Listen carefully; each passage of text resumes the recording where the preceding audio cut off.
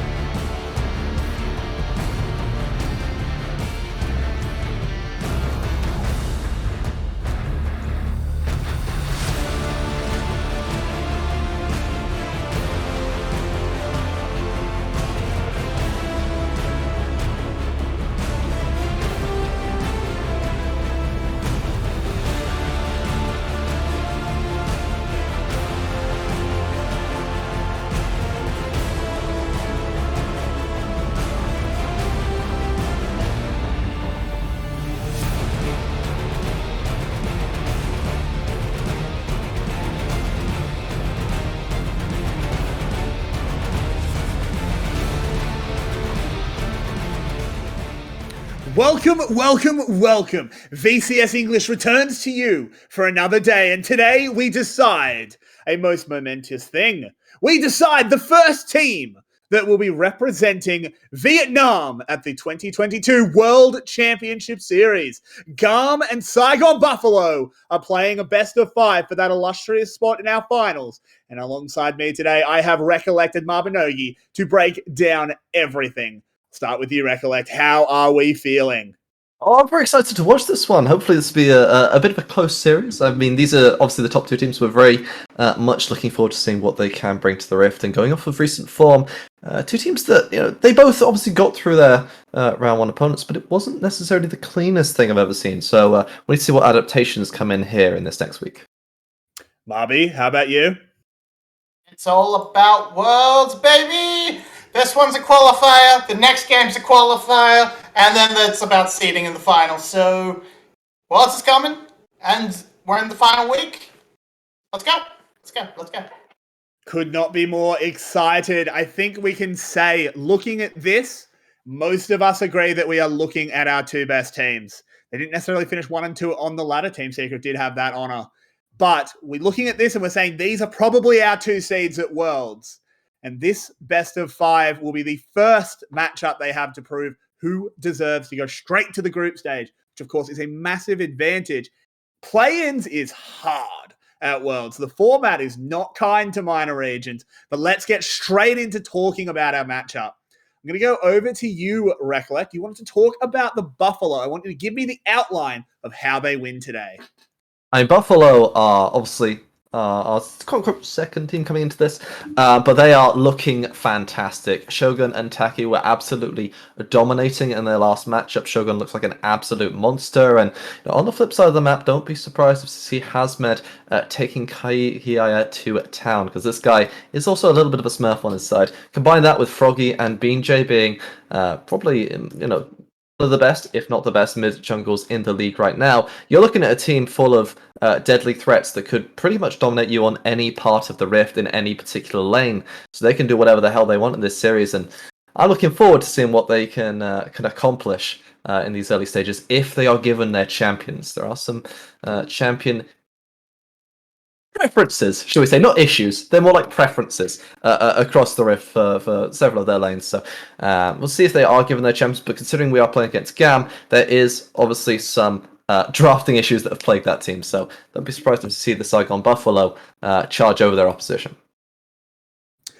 And Marby, I'm going to ask you the same question, but of course you are going to be talking to us about GAM, the Kings of Vietnam. How do they stay on that throne?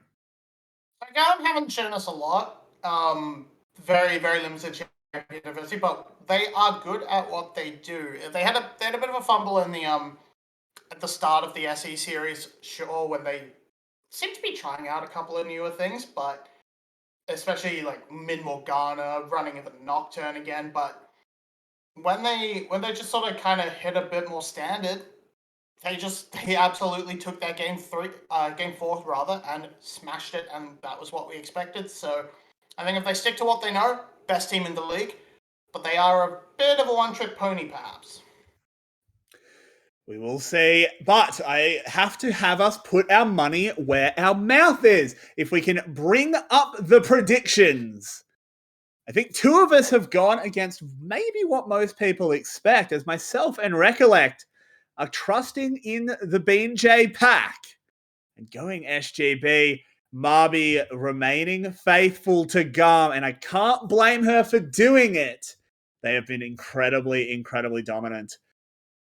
As we move into it. Sorry, go ahead. I just want to make a quick adjustment. I think my prediction was a 3-1 actually, so I just want to make that noted to I'm going to make sure I get full credit when that comes through. But yeah, sorry, anyway, but very much looking forward to seeing that one come through. Very true. So you're actually a lot more confident than perhaps me and Marby are. Me and Marby have both predicted the 3-2. So I think we can all agree that this is a tight run series. These two teams, both incredibly good and incredibly evenly matched. Now, I do want to dive straight into it because we don't know how far out of draft we are. The bot lane is the battlefield of this series. I think we all agree on that. That is where this series will be decided. And Marby, why is GAM's bot lane better? Exactly. Okay, Exactly. That's why it's a 3-1. So here's the thing. I do like GAM's bot lane. As I said, they're very rigid in what they do, but they do it extremely well. B is the best player in the league, I believe. When he is not sick with whatever the hell he had at the start of the split, but I do believe that this is a super strong, super solid bot lane that can win lane, and Style can 1v2 happily while B hits the rest of the map. The only weakness is they are very rigid in their draft. Style has played 6 champions, which when you look across the field at Shogun's 13, yeah, maybe they could be a little bit targeted more. It's a bit rough with the current 4th bans that you kind of have to do in this method, but yeah, bit rigid but good at it. And moving over to the other side of that bot lane, we have Shogun and Taki. Better than Guma and Carrier. I mean, I only watched one game of MSI, and that's all I needed. Why are they going to bring it to us on the Rift today? Let me hit you with the information here, because Shogun and Taki, they showed their power in our last. They are known to be this sort of bot lane that can absolutely take over a game. Shogun is arguably one of, if not the best player in my opinion. The split looks absolutely fantastic. I'm sure that if you give it the eye test, this team is more than capable of taking on GAM, and I think that kind of shows through when you get to see this guy fully pop up. I think it's one of the few guys as a non-consistent, should we say, VCS watcher that I'm always excited to watch. Play a little bit of League. This guy's mechanics are incredible, in my opinion. So I think if you give him the Shogun show, you don't know what's going to happen to you. It's going to be real rough. So as far as Saigon Buffalo is concerned, in that bottom side, they're definitely more than a match, should we say, for GAM. Fair enough. And I think the first game will tell us a lot. And speaking of the bot lane, SGB's got their side set on it as we head straight over into the draft. It is Zeri, Lucian, Pantheon, and Ari being removed. I'm not too surprised to see that Pantheon taken away. Bean J, an absolute menace on that one. Yeah, the interesting thing... Oh, after you. Straight away, you can sort of see that they're targeting where they know the other team is a little bit better than them. Take away the Pantheon and the Ari. Hit SGB's early game, because that's where they shine. In playoffs so far, they have a average... It's a 5k gold lead at 15 on average, which is ridiculous. But Buffalo, much more about this sort of GAM rather, much more better in these mid-game skirmishes to take away the Lucian, take away the Talia, and force them to either try and hold on for super, super late or have to fight you early, which they should not be as good at. The interesting thing here, though, is that they have left the Gnar open here for the side of Kiaya, which is something that has been defaulted to quite a bit throughout the split. I mean, is the most played in exchange for Hazmed also having that Gwen up. And whilst there have been a lot of adjustments made to the meta over the course of the season, with sort of drop in the priority and Renekton rising up as something that can actually be okay, unlike it used to be, which I guess is kind of why we see the Renekton instantly locked in. It does sort of change the priority system a little bit throughout this one. So the question for me now is Kiaya happily to play that more comfortable topside matchup, even if it's not as hard winning as it potentially used to be, perhaps last season? Or are we going to see another pivot come through? Because as far as the current meta is concerned, there's not a lot of top lane options that people are happy to necessarily play into it unless they have other supporting characters to work with. So the Kalista for Super Trade will be what's sort of given up for on this bot side. This is such a... I definitely understand why GAM don't want that to go into the hands of Shogun Taki, because they are such a lane dominant duo. But now you're looking at what the options are. Aatrox has come up. I don't think it's a fantastic Renekton counter, especially when Gnar is just there. But yeah, just lock in one of the best bot lanes in the game, and you're pretty much good to go. Especially with that Draven already off the board. Yeah, with the Kalista Renata already locked in. There are a couple of counters that people are happy to play. I think a lot of people are happy to play the Lucian Nami into it to an extent, but it's a little bit of an awkward matchup. You can still go into the Lulu route if you want to. Go think something maybe like the Siva Lulu would be a bit more defensive, or maybe something like a Karma for more utility. you could go towards this Aphelios, which is something that we have seen be piloted quite a bit here from the side of Shogun. So instead, going to that comfort, maybe we look towards the TK as defensive options, maybe we look towards Nautilus, move elsewhere, to give you more compositional options moving later on in the draft, as you do lack engage in that top lane role. Instead, securing that crucial jungle matchup, the Wukong. Both these junglers play it a lot. It was a contested pick, and it'll be Buffalo that get it. Common knowledge across most of the leagues would say Poppy would be pretty much your answer here, but it's not a really big VCS pick. Well, Levi has played it a couple of times. He has not won a single game on it, so I think we're gonna see it go down a little bit late, and Levi might find himself more going for the I will simply outfarm you route, take a Nocturne, maybe a Carthus Lily or something like that along the way, and just try and counter the Wukong's effectiveness that way. I also think that GAM are drafting themselves into a really good scenario, given the fact that they are kind of lacking in the range department right now. Kalista not known for being the highest range option in terms of the AD carry position. Obviously, nothing really to enable hard dives so far. I'd say Renata is more of a sort of counter-engaging champion, where she's great if you engage onto her, but being that initial go button isn't as easy to act upon. So Saigon Buffalo, they have options here. They could go towards maybe like the Talia later on in this draft. Having said that, it's already banned, so clearly not. Don't know why I said that. Or they can go to something maybe a bit more ranged themselves and play a sort of poking style and force GAM to play into them, given the fact they do have a decent top matchup or the sideline if things go badly. Yeah, SGB have obviously just got the read that GAM wanted engage from their jungle, but they forced Levi to go over to Trundle. Historically, this is a bad champion for Levi. He has never been a particularly good Trundle player. It doesn't fit his style. Not to say that he won't rock on it today. He is a player that can always find new depths to his skill and new heights to his skill. But traditionally, this is not a good pick for him. Yeah. On top of that, there isn't any... I was just going to say, there's not any particularly amazing people to take stats from right now, because Renekton doesn't have to go into the most armor MR this particular game, so you're not really taking too much away either. And combine that with this Thresh, you've got a very safe Aphelios, which doesn't have a lot of backline access onto them right now from GAM. Yeah, you're sort of needing something else to come out of this mid lane that can actually really try and jump on top of this backside. Not a lot really there that I can really think of. Rise looks to be the choice, just as the answer to Silas, and yeah, I can definitely see them having trouble getting on top of the Aphelios and shutting him down, but by the same token, GAM doesn't even necessarily want to be doing hard engage. They don't have a lot of it to begin with, so flanks and maybe trying to make SGB fight into them and they play kite back is their goal. I guess the thought is, well, maybe they can go into some sort of 1-3-1 type situation, maybe a 1-4, pivot the Rise into the Silas, but I'm not exactly unhappy to play Silas in the mid to late game. I think the champion has a lot of great ultis to take away here, those being obviously the Aatrox ult with his Kingslayer, making him essentially unkillable, taking Trundle stats as a counter, where you sort of, oh no, Trundle ulted my ally, but I ulted Trundle, they're mine, idiot! And it feels great, but so there are some great options here.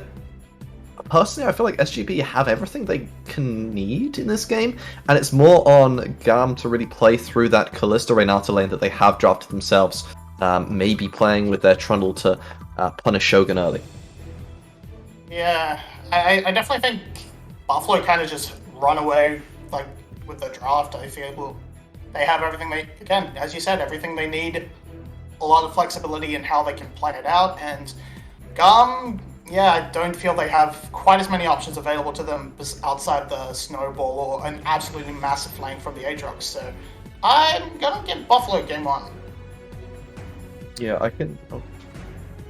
No, recollect? I thought you were about to talk. Sorry, I didn't want to interrupt.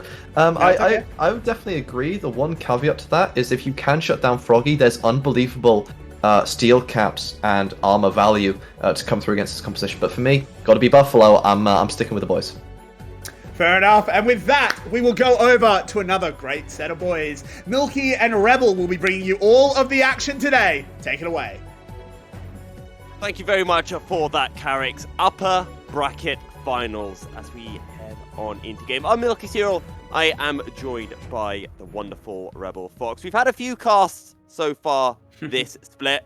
and now we've got one more to see which of these two teams will be representing Vietnam at Worlds. Of course, both of them could eventually head to Worlds. It feels like this is predestined at this point. I mean, what has been 4 splits now that Saigon Buffalo with this iteration or rough iteration of the roster has kind of been together. And in 3 of those splits, this has been the eventual final between the two. I know we're not quite to that point yet, but the fact that Saigon has been such an incredible addition to the league when they came in with all of their substitutes, just been the primary contender against GAM most of the time. We thought it was going to be Cerberus. Maybe there's still a future for that when Cerberus is able to kind of put their team together. But in the meantime, at least, Saigon Buffalo are the ones that are consistently challenging GAM for the position of number 1 inside of the VCS. Pretty much the only thing that's driving them to be a very competitive roster, as we've seen not a lot of other teams have been able to stand up to that type of adversity. And when we wind the clocks back and we look to 2021 spring, which is when Saigon Buffalo got this roster, the only real difference between these two teams was the fact that Arietti was playing in that ADC role over Shogun. Of course, they did switch around at some point in that split, and we saw Shogun getting a bit of game time. As speaking of Shogun, we're seeing the bottom lane having a bit of a trade, and Shogun and Taki coming out the worst of our bot lane duos. Yeah, I think we're watching both sides of the bot lane for a very long time, specifically in this series. I think they've had 2 of the better performing bot laners, and they've got the 2 best supports inside of the VCS, especially this split. I've held that they've been the top 2 in every split since their inception. They're 2 of the best permanently. Ron OP sometimes challenges that preconception. But for this split specifically, especially Taki and B have been absolutely positively the best 2 supports in the league. And that's what makes this bot lane matchup just such an interest, because both sides have such electrifying players, such important players to everything. As Levi finds his way to the bottom, does get shut out. Well played by Taki's positioning very well. Not going to get pillared backwards either. Wow.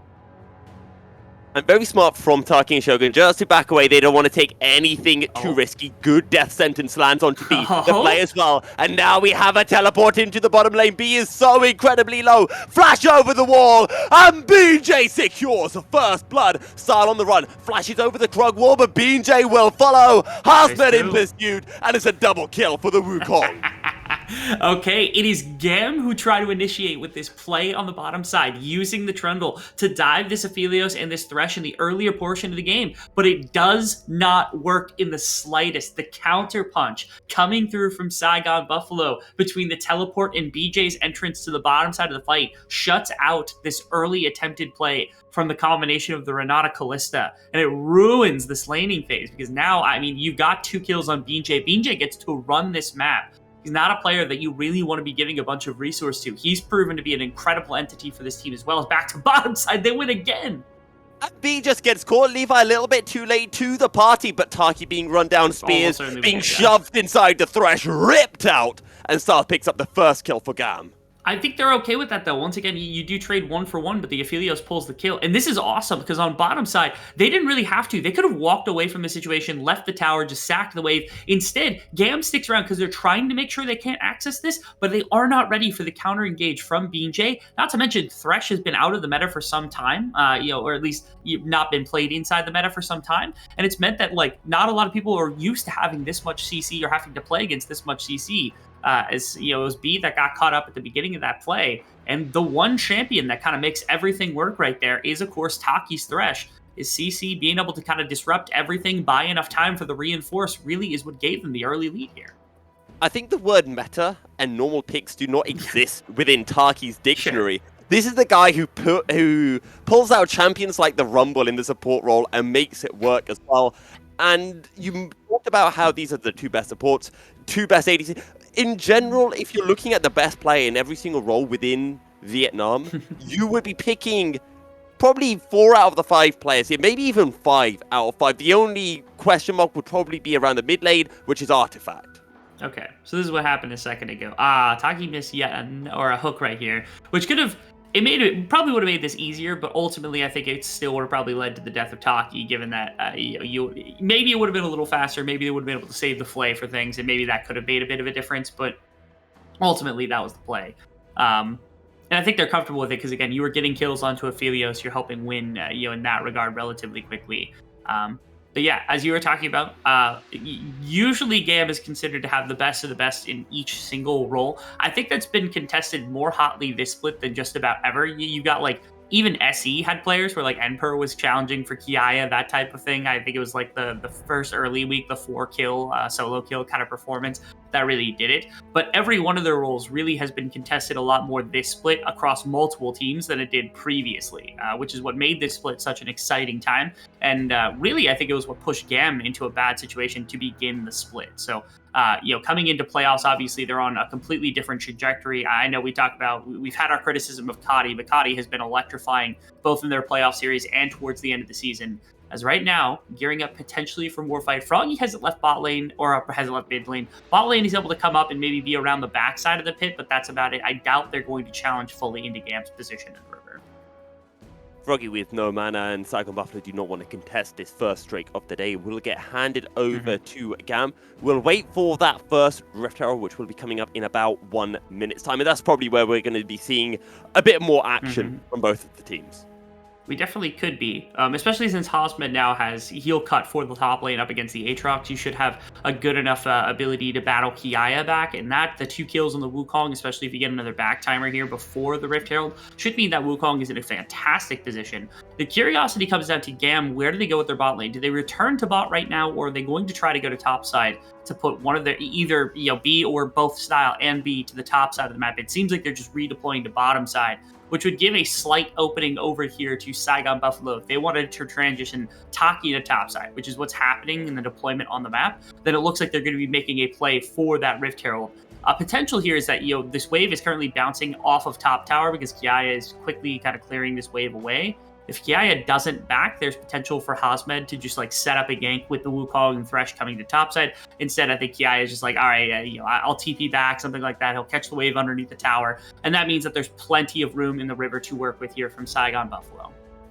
And while Saigon Buffalo are looking around this top side of the map, you can see Levi on the bottom side of the map trying to deny Shogun as much experience as possible and trying to accelerate style in this game. Yeah, it's a situation where, I think Levi knew the cross map was the right play to go for here because he knew that there was no setup to be had on the Rift Herald side.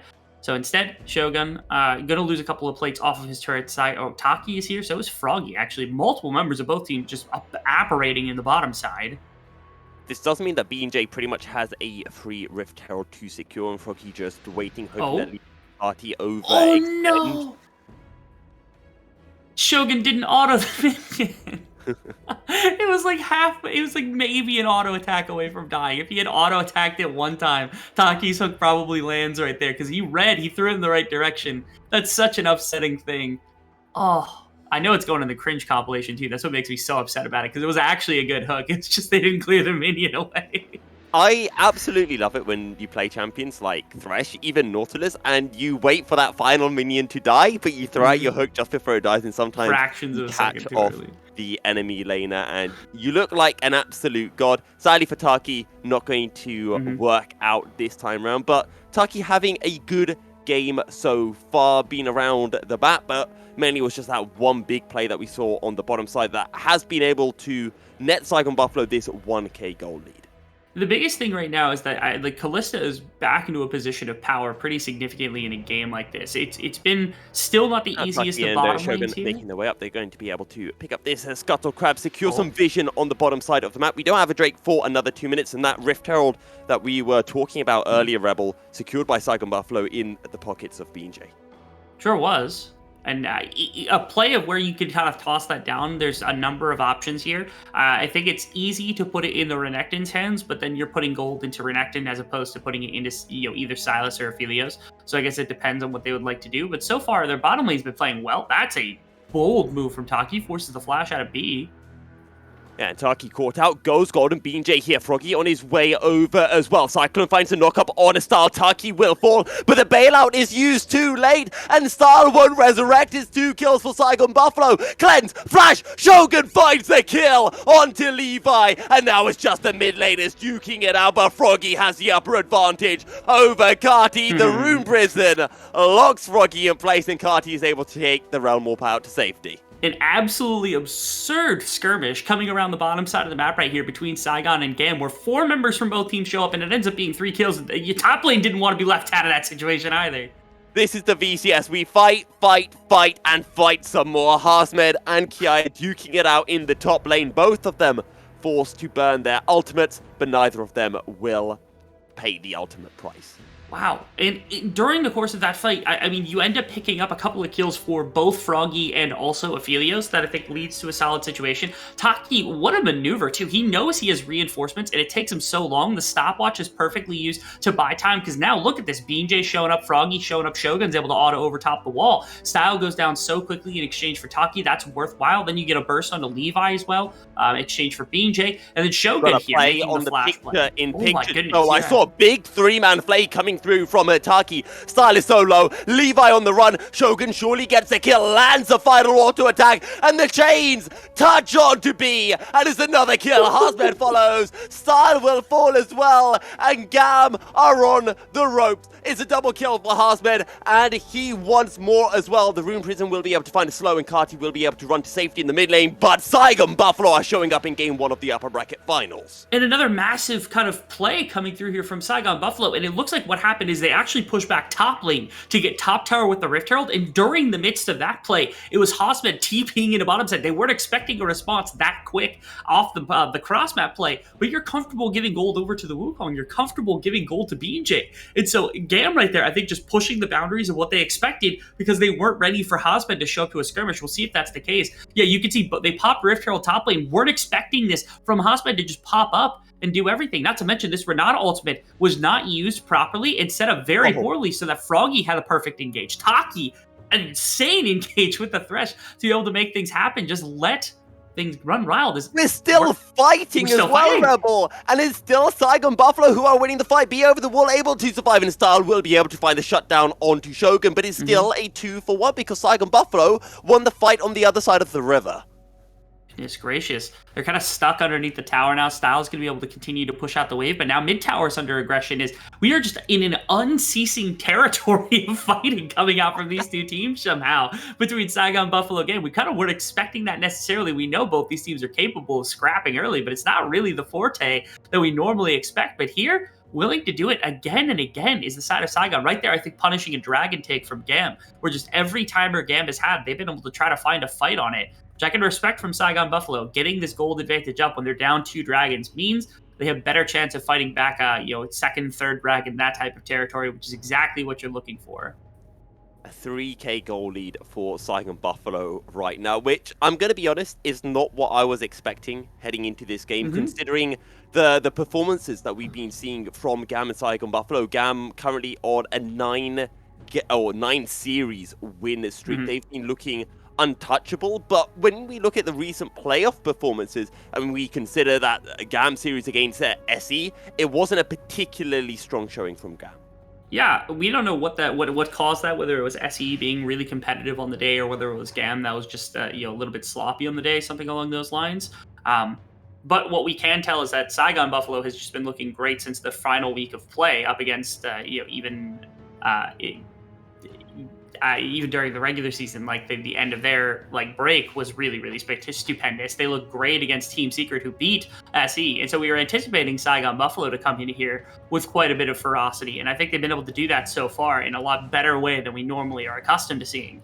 They're still giving over neutral objectives, which has always been historically the problem with Saigon Buffalo during these GAM series, is that they have really good fights. They look amazing in team fights most of the time, but they usually just give up too much on the map in general. But in this game, they've done a good job kind of responding to it. They're down 2 dragons, yes, but they pulled top tower. They've been able to put some pressure into mid tower a little bit during the course of the game as well. The one place on the map where you don't have push is bottom lane, and that's where they've been fighting around, trying to get some additional gold into Shogun, which has worked out okay. And they captured both Rift Heralds. So again, when it comes to objective control, clearly they had a much better game plan walking into this game than they had the last time that these two met in spring finals. And the solo laners from Saigon Buffalo have been playing particularly well, I feel, and I think that's quite clearly highlighted as well, just by looking towards statistics and looking towards KDAs. Harsmed being 2-0 on the Renekton, Froggy 1-4 on this Silas. He has been all over the place, picking up kills and coming in rather clutch so far for Saigon Buffalo, and we'll see whether he can carry this lead, carry this advantage into the mid stage of the game. Oh. Pillar onto B&J. B&J turns his attention towards Levi, but there's a huge cohort of GAM members showing up into the mid lane, and Froggy has not arrived yet, so Saigon Buffalo will be forced to back away momentarily. He will. Okay, just some Raptors stolen away here by Cotty in pretty significant fashion. I think Rift Herald was also taken by, it was taken by BJ in the midst of everything. Okay, so that makes a little bit of sense, as once again, under the tower. And Saigon Buffalo are just duking with GAM right now. They're buying time for Hazmet to shove in the top lane, maybe get some damage on it to the inner tower. And if GAM continue to stay mid lane, there's always that opportunity of one of those big Renekton flank plays. One of the biggest fears, I think, that have popped up right now for the side of Saigon Buffalo is that this Thresh is pretty squishy. A couple of times now where a Q or an ultimate lands onto Taki has been legitimately the death sentence coming in from Renata, which is an interaction that I think was definitely possible when they walked into this matchup specifically. The champion has enabled Taki to make some really impressive plays over the course of the game, but again, if you get popped that quickly, especially into the later stages, B is going to make such easy work of ensuring that there's always going to be a numbers advantage for GAM if all you have to do is expend Q or base ability in order to make that happen, or force out a summoner spell from Taki during the meantime. However, they actually catch a really amazing timer. A lot of the members of GAM were caught sleeping on a same back timer, which has allowed them to go in for potentially mid tower getting brought down. Should open it up for Shogun, and that's exactly what happens. Who gets the Lantern priority. Cyclone finds the knock up the box, has been dropped down, but Saigon Buffalo just trying to disengage after they pick up the mid lane outer tower. Drake spawning in 10 seconds time, and Saigon Buffalo want to be controlling the river. Yeah, they're down their one ultimate, but Styles down his ultimate as well. Okay, Froggy's not going to be able to catch Style. It's Hazmet. Hazmet in a 1v2 taking a lot of damage, but he's taking Kati solo, flashes over the wall. Meanwhile, the rest of Saigon Buffalo turn towards Style. Big hostile takeover from B, and it's a shutdown for Kiaya as Hazmet will be killed. Shogun on the run, knockup comes through, flame tethers drop down. Kiaya going on the tower, good play on the tower, but it doesn't matter. Style finds one, and he looks for BJ as well. It's a triple kill for the GAM ADC, but he will fall as well in overall 4 kills for 1 for the side of GAM. And it's massive difference making at the front end of the fight coming out here. Every single summoner spell blown by GAM, every single ultimate cooldown possibly imaginable, but they have wrestled their way back into a game like this, now getting third dragon, putting themselves in a position to get to Ocean Soul Point, which will make them so difficult to try to fight coming into the later stages, when you have to worry about the healing and such. As Saigon Buffalo wants to punish this dragon take right now. Hazmet teleporting in, one has already fallen, now they're looking towards a Kiaya as well. Umbral chains, Kiaya dashes over the wall, Froggy will follow, and Froggy will find the double kill. Okay, I mean, it's something, again, it's still a difficult position to find yourself in if you're Saigon Buffalo, because you're down 3 dragons this early. Yes, you have 3,000 gold advantage, but it wasn't sufficient to just easily break open a fight a second ago. You're still worried about the prospects of what happens in the future of this game, just because of what you just gave up. What was the problem in that previous fight? If we get a replay of it, we'll be able to break it down a little bit better. But that is a fear to be held, is that GAM's composition does well in some of this mid game. You saw the power of the Aatrox coming through with this bottom lane combination, and that was sufficient to really win things. I mean, Hosband nearly just one-tapped Kadi to kick off this fight, which I think is what really prompted Saigon to go for it. And they almost got an assassination onto Style, but again, this amazing ultimate from B combined with Style just being able to dance out of that, it's what really killed this entire thing. B's ultimate, once again, becoming this massive clutch tool to ensure they don't have to worry about any sort of engage after the fact. It means the GAM really in a good position inside of this game, now able to kind of posture around the dragon, now able to buy themselves time if they wanted. They are the ones that get to dictate the future around this dragon pit, unless they really yield control to Saigon. And Saigon Buffalo had control of this game. They arguably still do if you just look at it from a gold perspective. But GAM have been able to get Drake after Drake after Drake, and now they find themselves on Ocean Soul Point. And if they are able to secure that Ocean Soul, that's going to be helping them so much towards the late game, which might help undo some of the advantages that Saigon Buffalo had, especially when you look towards this ADC role, considering the scaling aspects of it. Yeah, and in the most important of kind of avenues inside of a game like this, right now Style is disgustingly fed. Right now, far and away the strongest member on both teams, and because of that, they need to find a way to get BJ, to get Froggy or Hazmet on top of this Callista to ensure that it's locked down. Again, this is where B has some of the most strength, is that you're disengaging for the Callista. You can be thrown in and you can attack somebody like that. There's a lot of ways to have a ton of value as Style inside of this game, but if Style ever were to fall inside of a fight, if Style were to get shut down, I think the game starts to flow back to the side of Saigon Buffalo. It's all about GAM's ability to protect their ADC while he just destroys the enemies. It's happened again and again inside of this game. It's Hosmed He's forced to burn the Dominus. He's forced out of the fight. Kiaya still pushing in the side lane. GAM happy to play this a 4v5 and actually almost finding a kill as well. And it's been a couple of times now that there's been this push up from GAM to try to break the mid tower. Hasn't quite been able to work. And with Hosmed down and with no TP, they're actually feeling comfortable about going for Baron since they know that Hosmed had to back right there. And so they're forcing it. They're going for it right now, trying to boat out a team fight. There's every tool available for Saigon Buffalo, so you do have to be terrified about that. Baron down to half health. Hosmed's not quite here, but he's going to be on an amazing flank. Hostile takeover lands onto just one, but Taki gets obliterated instantly. Levi is low, and it makes it a 1-for-1. Hostile takeover will only land onto Kiai. It's a double kill for Style, 2-for-1. BJ on the run. Realm Warp, no one will take it. They're going to just run directly at Saigon Buffalo. Kiai looking towards the Froggy. Froggy's going to go in. Will go golden. Kiai is low, but he's healing up so darn much. Froggy flashes away, but Kati flashes in pursuit, and we'll find the shutdown onto Froggy. 3-for-1 for GAM.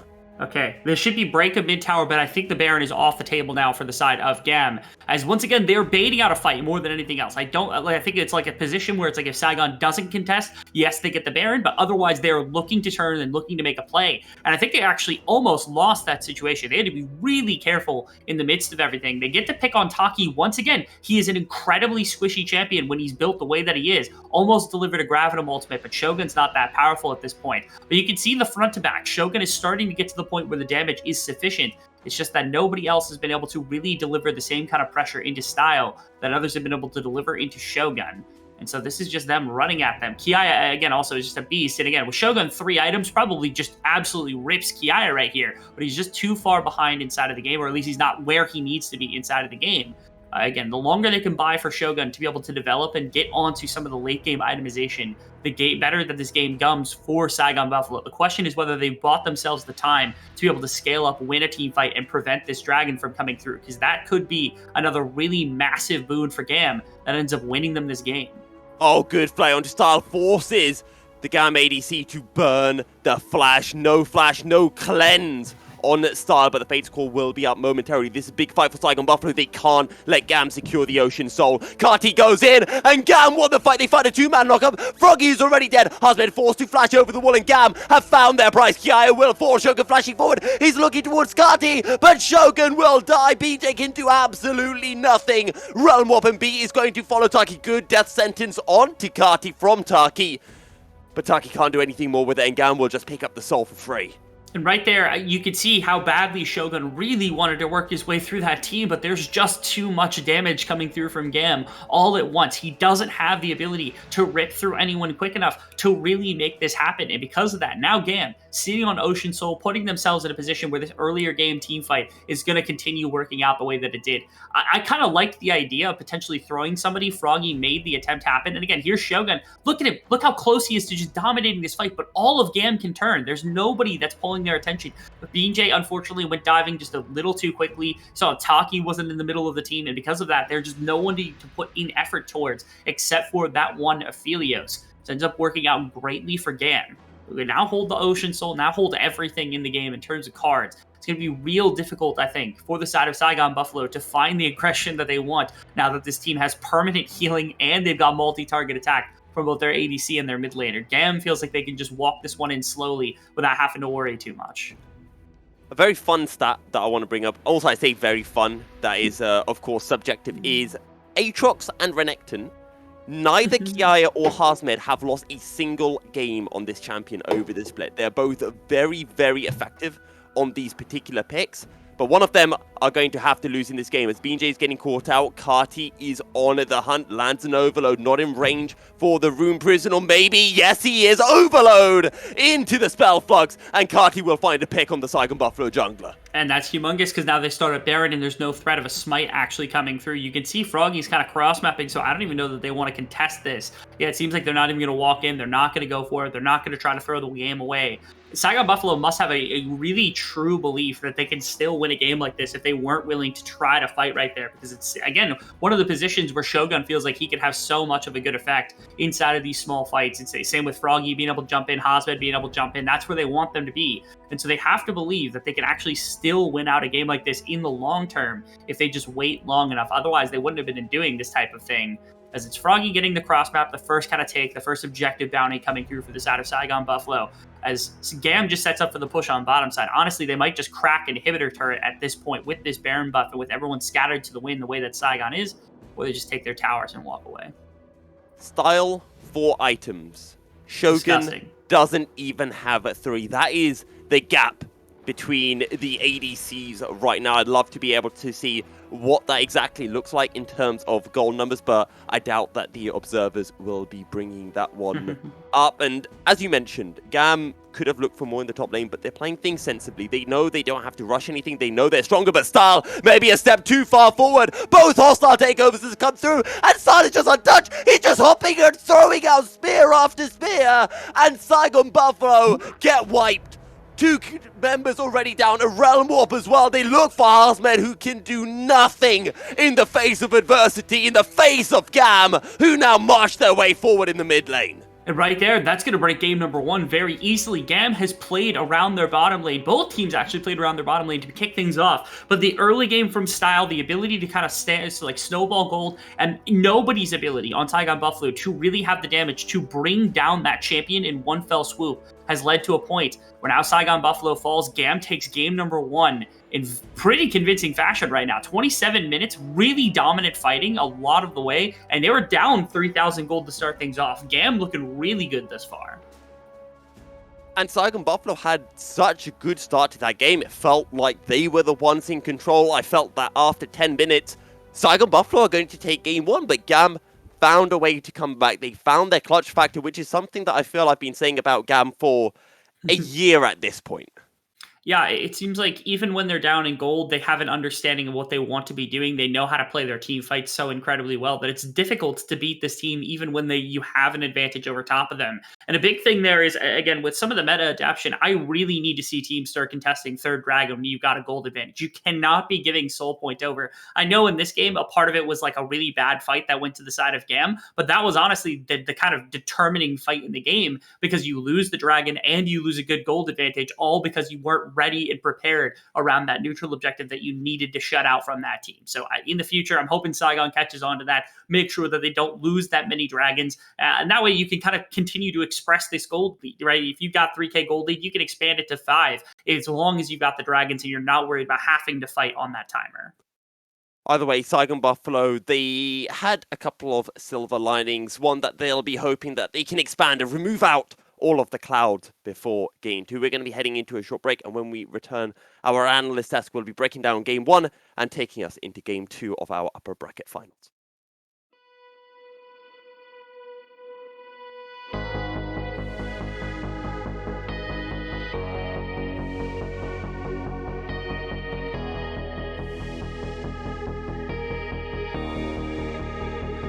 I'm not looking for words. I'm not running from hurt. I just want you by my side. In this moment in time, feels I'm crossing a line. I'm not looking to set things right.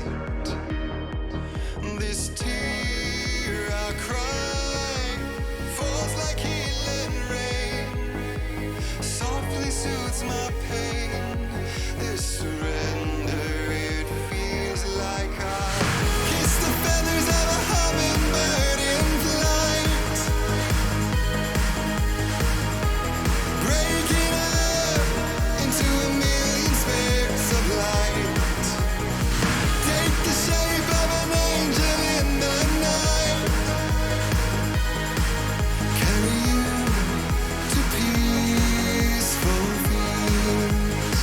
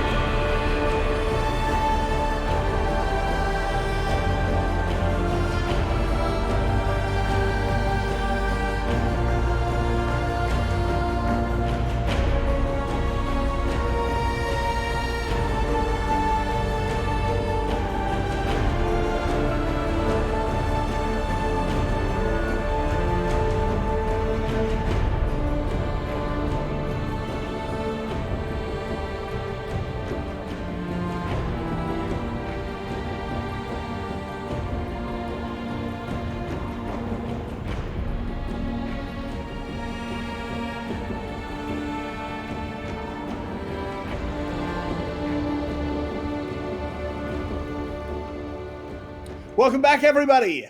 Game 1 looked like an SGB win early, but it's GAM's resolute fight back that gets them over the line in the end. Once again, I have Recollect and Marbanogi with me. My name is Carrix. Marby, I want to go to you first. You were the GAM faithful. How are you feeling after Game 1? I feel like my sort of rundown was correct. Early game SGB are really, really damn good, but mid to late game skirmishes and team fights, that's where GAM start to shine, and they absolutely crushed it. B kind of left himself in a bad position with that early flash ignite blown, but once the team fights came, he showed why he is the best Renata in the league, why he's one of the best players in the league, and absolutely turned that entire fight around. Entire game. Yeah, maybe he shouldn't be getting his hands on Renata again. He No, was no, pretty ridiculous. Well, yeah, if you're a GAM fan, you definitely want to see B on the Renata. SGB fans might prefer that one going over towards Taki or living on a ban list. Recollect, you were alongside me at the SGB faithful. Is your nerve broken after Game 1? There's definitely some warning signs that have arisen from this one. I think that obviously the early game was really good from the side of SGB. Fantastic turnaround on the dive and really well played from their bottom side, and good coordination in general. The issue started to prop up when it felt like they didn't know what their champions wanted to do against the opposition. They were too honest in their fighting, and by that I mean they would handshake fair fights, which is not what you want to do. You know, you always pick advantages where you are ahead, or you find angles where you have easy access to make things hard for the opposition. It felt like instead they kind of played to the tune of GAM, and GAM very well. They capitalized on it. They found the angles they needed, and they were able to secure those dragons to soul and obviously the game at the end of it. So looking into the next game, to me, it's more of an issue of, can we make that stylistic change moving into game number 2 and really raise things up a gear, or will GAM be able to maintain what they did this time around? Fair enough. And the matchup that really, really broke that one was in the bot lane. Early on, it looked like it was going to break towards SGB, but as we've alluded to, that absolutely turned back around. So we have some stats of our two ADCs. Obviously, they don't include the Game 1, so don't get too ahead of yourself. But Marby, can you break this one down for us? Just absolutely, both these teams live and die by these carries. They are the center points of both of the. I mean, center point might not necessarily be the right word, but they are absolutely the big sources of damage. 25. I mean, look at them. Both have 26% of the team's damage share. They are so damn evenly matched, and this has been a tumultuous split for both of these teams in certain ways. So, just absolutely fantastic teams. You can see there's a little bit more going down around the bot side for GAM, and we kind of saw it in this game. They were always sending people down there for better or worse, and I mean, very similar to champion pools, because that's the meta. I don't know what to say. They're great. They're both good. They are far and away our number 1 and number 2 ADCs of the league. Sorry, Artemis, your time is well and truly past, it feels. Fair enough. Recollect, what's your take on this bot lane matchup? Maybe with a bit more of a focus towards the other member of the lane down there, the supports. I mean, looking at the way that game number 1 went, I mean, B played so well. This Renata was... It was so fluctuating, though, because obviously the bad moments were quite bad, but the good moments were just so good, the highlight point. Whereas I'd say Taki, a little bit less of those sort of high points, but a lot less of the low points too. So the question when looking at these two players is, what do you prefer? Do you prefer that fluctuating style where, the highs can just be mountainous? Or do you prefer someone who's consistent and maybe more... you have a higher expectation of what they will do consistently, So obviously each team likes different things, right? But to me, it's really going to be a tale of how often we can see B hit those highs as to whether or not GAM will be successful moving forwards. And into draft we go. Lucian, Zeri, Callista, Ari, Pantheon removed so far. GAM thinking about this third ban, but honestly, it seemed to work out for them last time. Of course, they won't have access to Splitter. There's the Sivir taken away. This kind of forces an Aphelios first pick, in my opinion, or we're really getting knocked down the ADC tier list. Lucian's still up, so that is definitely that combination is available, but I still think you're going to see high priority on the Renekton, on the Wukong. Once again for Hearthman. Let's see this time if he goes a bit more for the tankier build. The Orc Prowler's Claw is when it looks good, it looks really, really good, but 99% of the time it looks like garbage. So I want to see just a Gore Drinker or even a Sunfire tank. They just bit more beef on my Crocodile. And Jinx can fulfill that hyper carry role for style. It was his third most played on the graphics, so bring it up. All the most played before. Yeah, now, the most likely thing I'm expecting will be what Jinx Aphelios trade, right? Coming in, but there is an angle, if we want it to be a bit psychotic, which is go towards the Ezreal Yuumi, as both of them are still up. The match with Jinx is pretty good. Lucian Nami too? Lucian's banned. Ah. Draven's up. So nice. Draven's up, and Shogun has a mean What? Draven. And what did they draw? Oh, Talia, that's what they drew. Yeah. I don't know how I got those two confused. Anyway, the Aatrox again, just going for the same match. Upside worked out well for Kiaya, so why not? It does feel a little bit interesting though, because I felt like Hasman did have the advantage early on. It's once we broke that team fighting though, that's when the Aatrox came into fruition. And this time they're giving away that Wukong again, so maybe SGB showing that they're prioritizing these jumps a little bit more. That Talia, which I guess is probably going to get banned out in that second phase now that it has sort of been given over. With that melee solo laner, the Sejuani works so well. Just gonna lock that in and not gonna let Levi get pushed down the tier list quite so readily this time around. Supports still left to be taken. I imagine maybe Enchanter. Or we go Leona Nautilus. I don't think we're going to get quite to Leona Nautilus. I wouldn't be surprised to see maybe Lulu and Renata being left open. Oh, never mind, Renata's gone.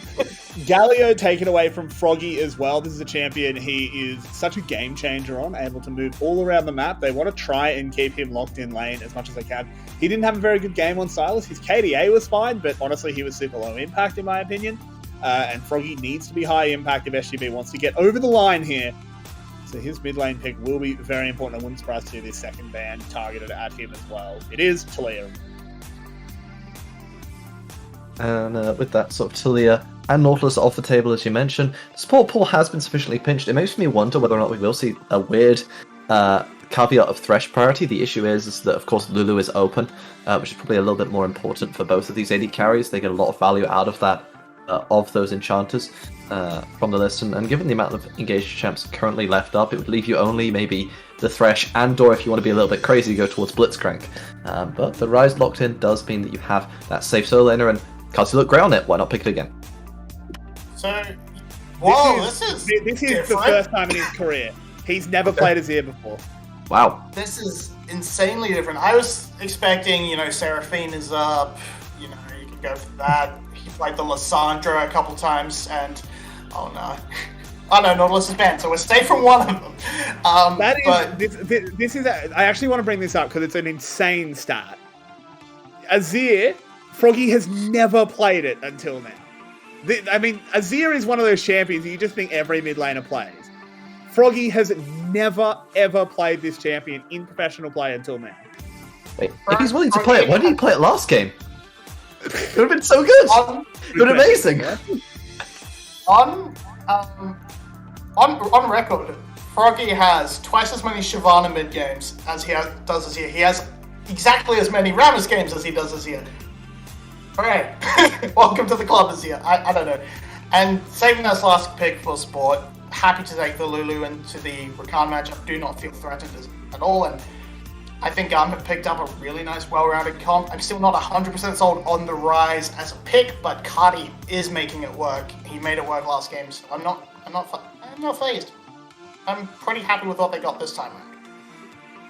Yeah, I definitely feel like it's more well suited than last time around. Obviously, Saigon Buffalo kind of sticking with a similar theme. Although this time, the one adjustment I would say that they've made is the fact that their comp can play a little bit more moving forwards and doesn't rely as heavily on flanks. So potentially that will help to deal with one of those issues that did plague them in that mid game where they couldn't find the right angles. However, I feel like GAM's team fighting this time at least feels a little bit more coherent. It feels a little bit more structured. So I feel like GAM are looking pretty good for this one. Yeah, You gonna lock that into your prediction? Yep, You're absolutely. taking GAM 2-0, and you're still predicting SGB 3-1 overall. Well, so... I guess not now, am I? What can I say? I have no idea what I'm talking about. Where are you looking for this game? here is a really mechanically demanding champion. And look, Froggy's okay, but mechanics have never been his thing. I don't know. I don't know. I'm gonna have to see this Froggy Azir come to fruition.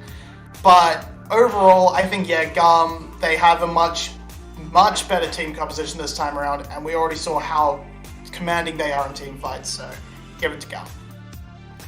And with that, I will give it over to our casters for this series and for this game. The amazing, illustrious, wonderful, intelligent, handsome Rebel, and Milky. Take it away, you two. I knew you were starting off in a way that was going to end like that. I think what Carrix was doing was preemptively flaming me because he knew I was going to flave the ever-loving crap out of him for saying that Froggy's never played Azir because he's played it 3 times. Okay, so on one hand, yes, technically he's played it 3 times. On the other hand, I don't think anyone, especially Froggy, would be mad if we forgot those games because they were some not great games. There was a very specific reason why in the first split that they played that they had another mid laner who specifically stepped in when they needed mages to be played. We all love you, Ruby. We don't know where you went, but please come back to us. He went and formed a new anime series, but it's spelled differently. Yeah, it's RWBY. I've never watched it, but it's a thing. It was like some weird animated series and it became an anime. Anyway, enough about animes and shows. Back to the main show, which is GAM against Saigon Buffalo, Game 2 of our VCS Upper Bracket Finals. And Game 1 started very well for the side of Saigon Buffalo. They got a very good early lead, but they weren't really able to translate that. No, they were not. We'll see if they have a better way of doing so in this game. There's not quite the early game in this one. That was held before. Oh, back and forth a little bit in the bottom lane. Again, it was interesting just because, again, it's an early level Lulu who's got a good amount of damage into Rakan, just pumping in damage. They ended up winning the health trade pretty significantly as well. As B is just kind of commanding this. It's very, very easy to do so as the Lulu against the Rakan in the very quick early levels of the game. It was something they built on in the last game as well, where like Style was on the Callista. They were able to force into that lane effectively, use it very well in order to get some of the early game dragons. And that was a lot of cause for concern among the problems here. So we'll see if there's a salvage for Saigon Buffalo, whether or not Beanjay can cover for the bottom side of the map, whether the mid and jungle or mid and top lane, my apologies, are as good as they were in the last game. So it feels like they weren't that far of a cry away from taking a game off of GAM. GAM's got plenty to fix in this one as well. So I've got a bit of a Milky mini game for you here, Rebel. Okay. Which one of these 2 supports out of Taki and B as there's a first blood for Kati, and I guess this is why we forget about Froggy's Azir games, and this can be another one of those forgetful Azir performances.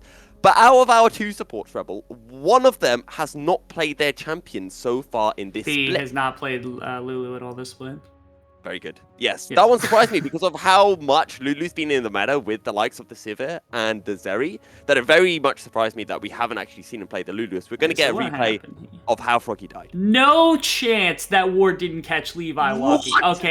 Okay, so Froggy did it on Galio earlier this split, so I guess he was due for some recompense, but that was some absolute nonsense that I just witnessed with that ward. To be fair, Froggy flashed over the scuttle vision area, whereas Levi just walked past and it was cool. It was cool what he did. It was amazing. That right there, I will give 100% credence to Froggy. Froggy, that was a well-earned death, or I guess a well-played pathing from Levi, because that was some shit. I will give you that. We get a quick engage onto V in the bottom lane. However, nothing really comes of it, and we're all nice and chill here at the start of game 2. GAM with that first blood that we saw in the mid lane. We caught that replay of Levi getting some early work on this Sejuani. We saw his Trundle, which was actually the second time he played Trundle this year. The first time this split, and this Sejuani is, again, his second game on a champion this year. He's had one previous game on the Sejuani, which he did perform very well on. However, BJ looking to make moves on the top side of the map. Kiaya is very low. One more auto attack. BJ picks up the kill, flashes out of the tower before Levi arrives. Yeah, double flashes here from the top in jungle combination because of Levi's presence, but it is first blood going, or my apologies, first kill on the board here for Saigon Buffalo, as well as a shoved lane should buy Hosmet at least a free back timer here. I don't think they can infringe on this because Sejuani has stepped backwards. So instead, they'll just walk away, leave this wave likely where it is. Kiaya has to be a little careful just because, the presence of BJ could mean that he's still standing around the area. And there it is, towers underneath. Hosmet can kind of return. Doesn't necessarily need to TP, I don't think, this early in the game. I don't know that Aatrox has that kind of wave clear to start with. Oh, Taki actually finds a 2-man knockup. Cardi and BJ waiting in the brush.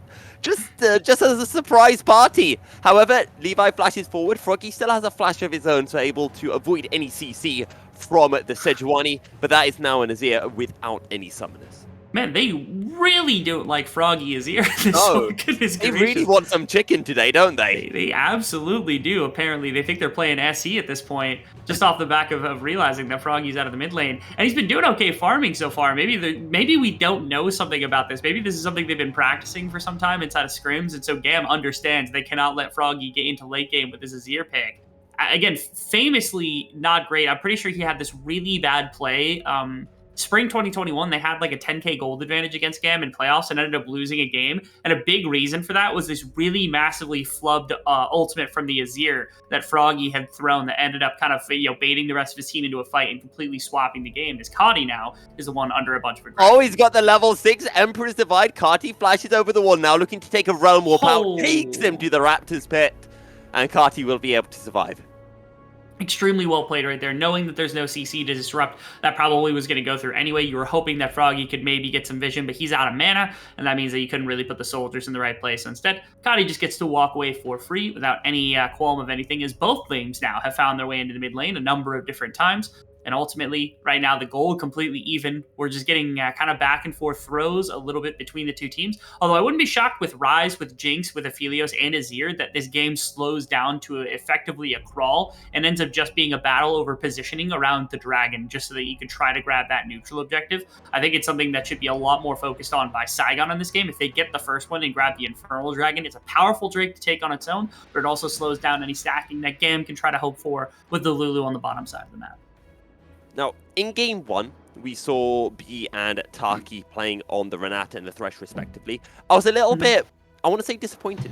And I know that's surprising because B was MVP for us, and I agree that he was MVP. But we didn't see much roaming from our supports, and we always praise B and Taki for being these mega big roaming supports. So that's what I want to be seeing from Taki. Maybe not so from B on this Lulu, as we've got some aggression towards the top side of the map. Hasmed pops the Dominus, Kiaya uses the World Ender, and the top laners trade their ultimates.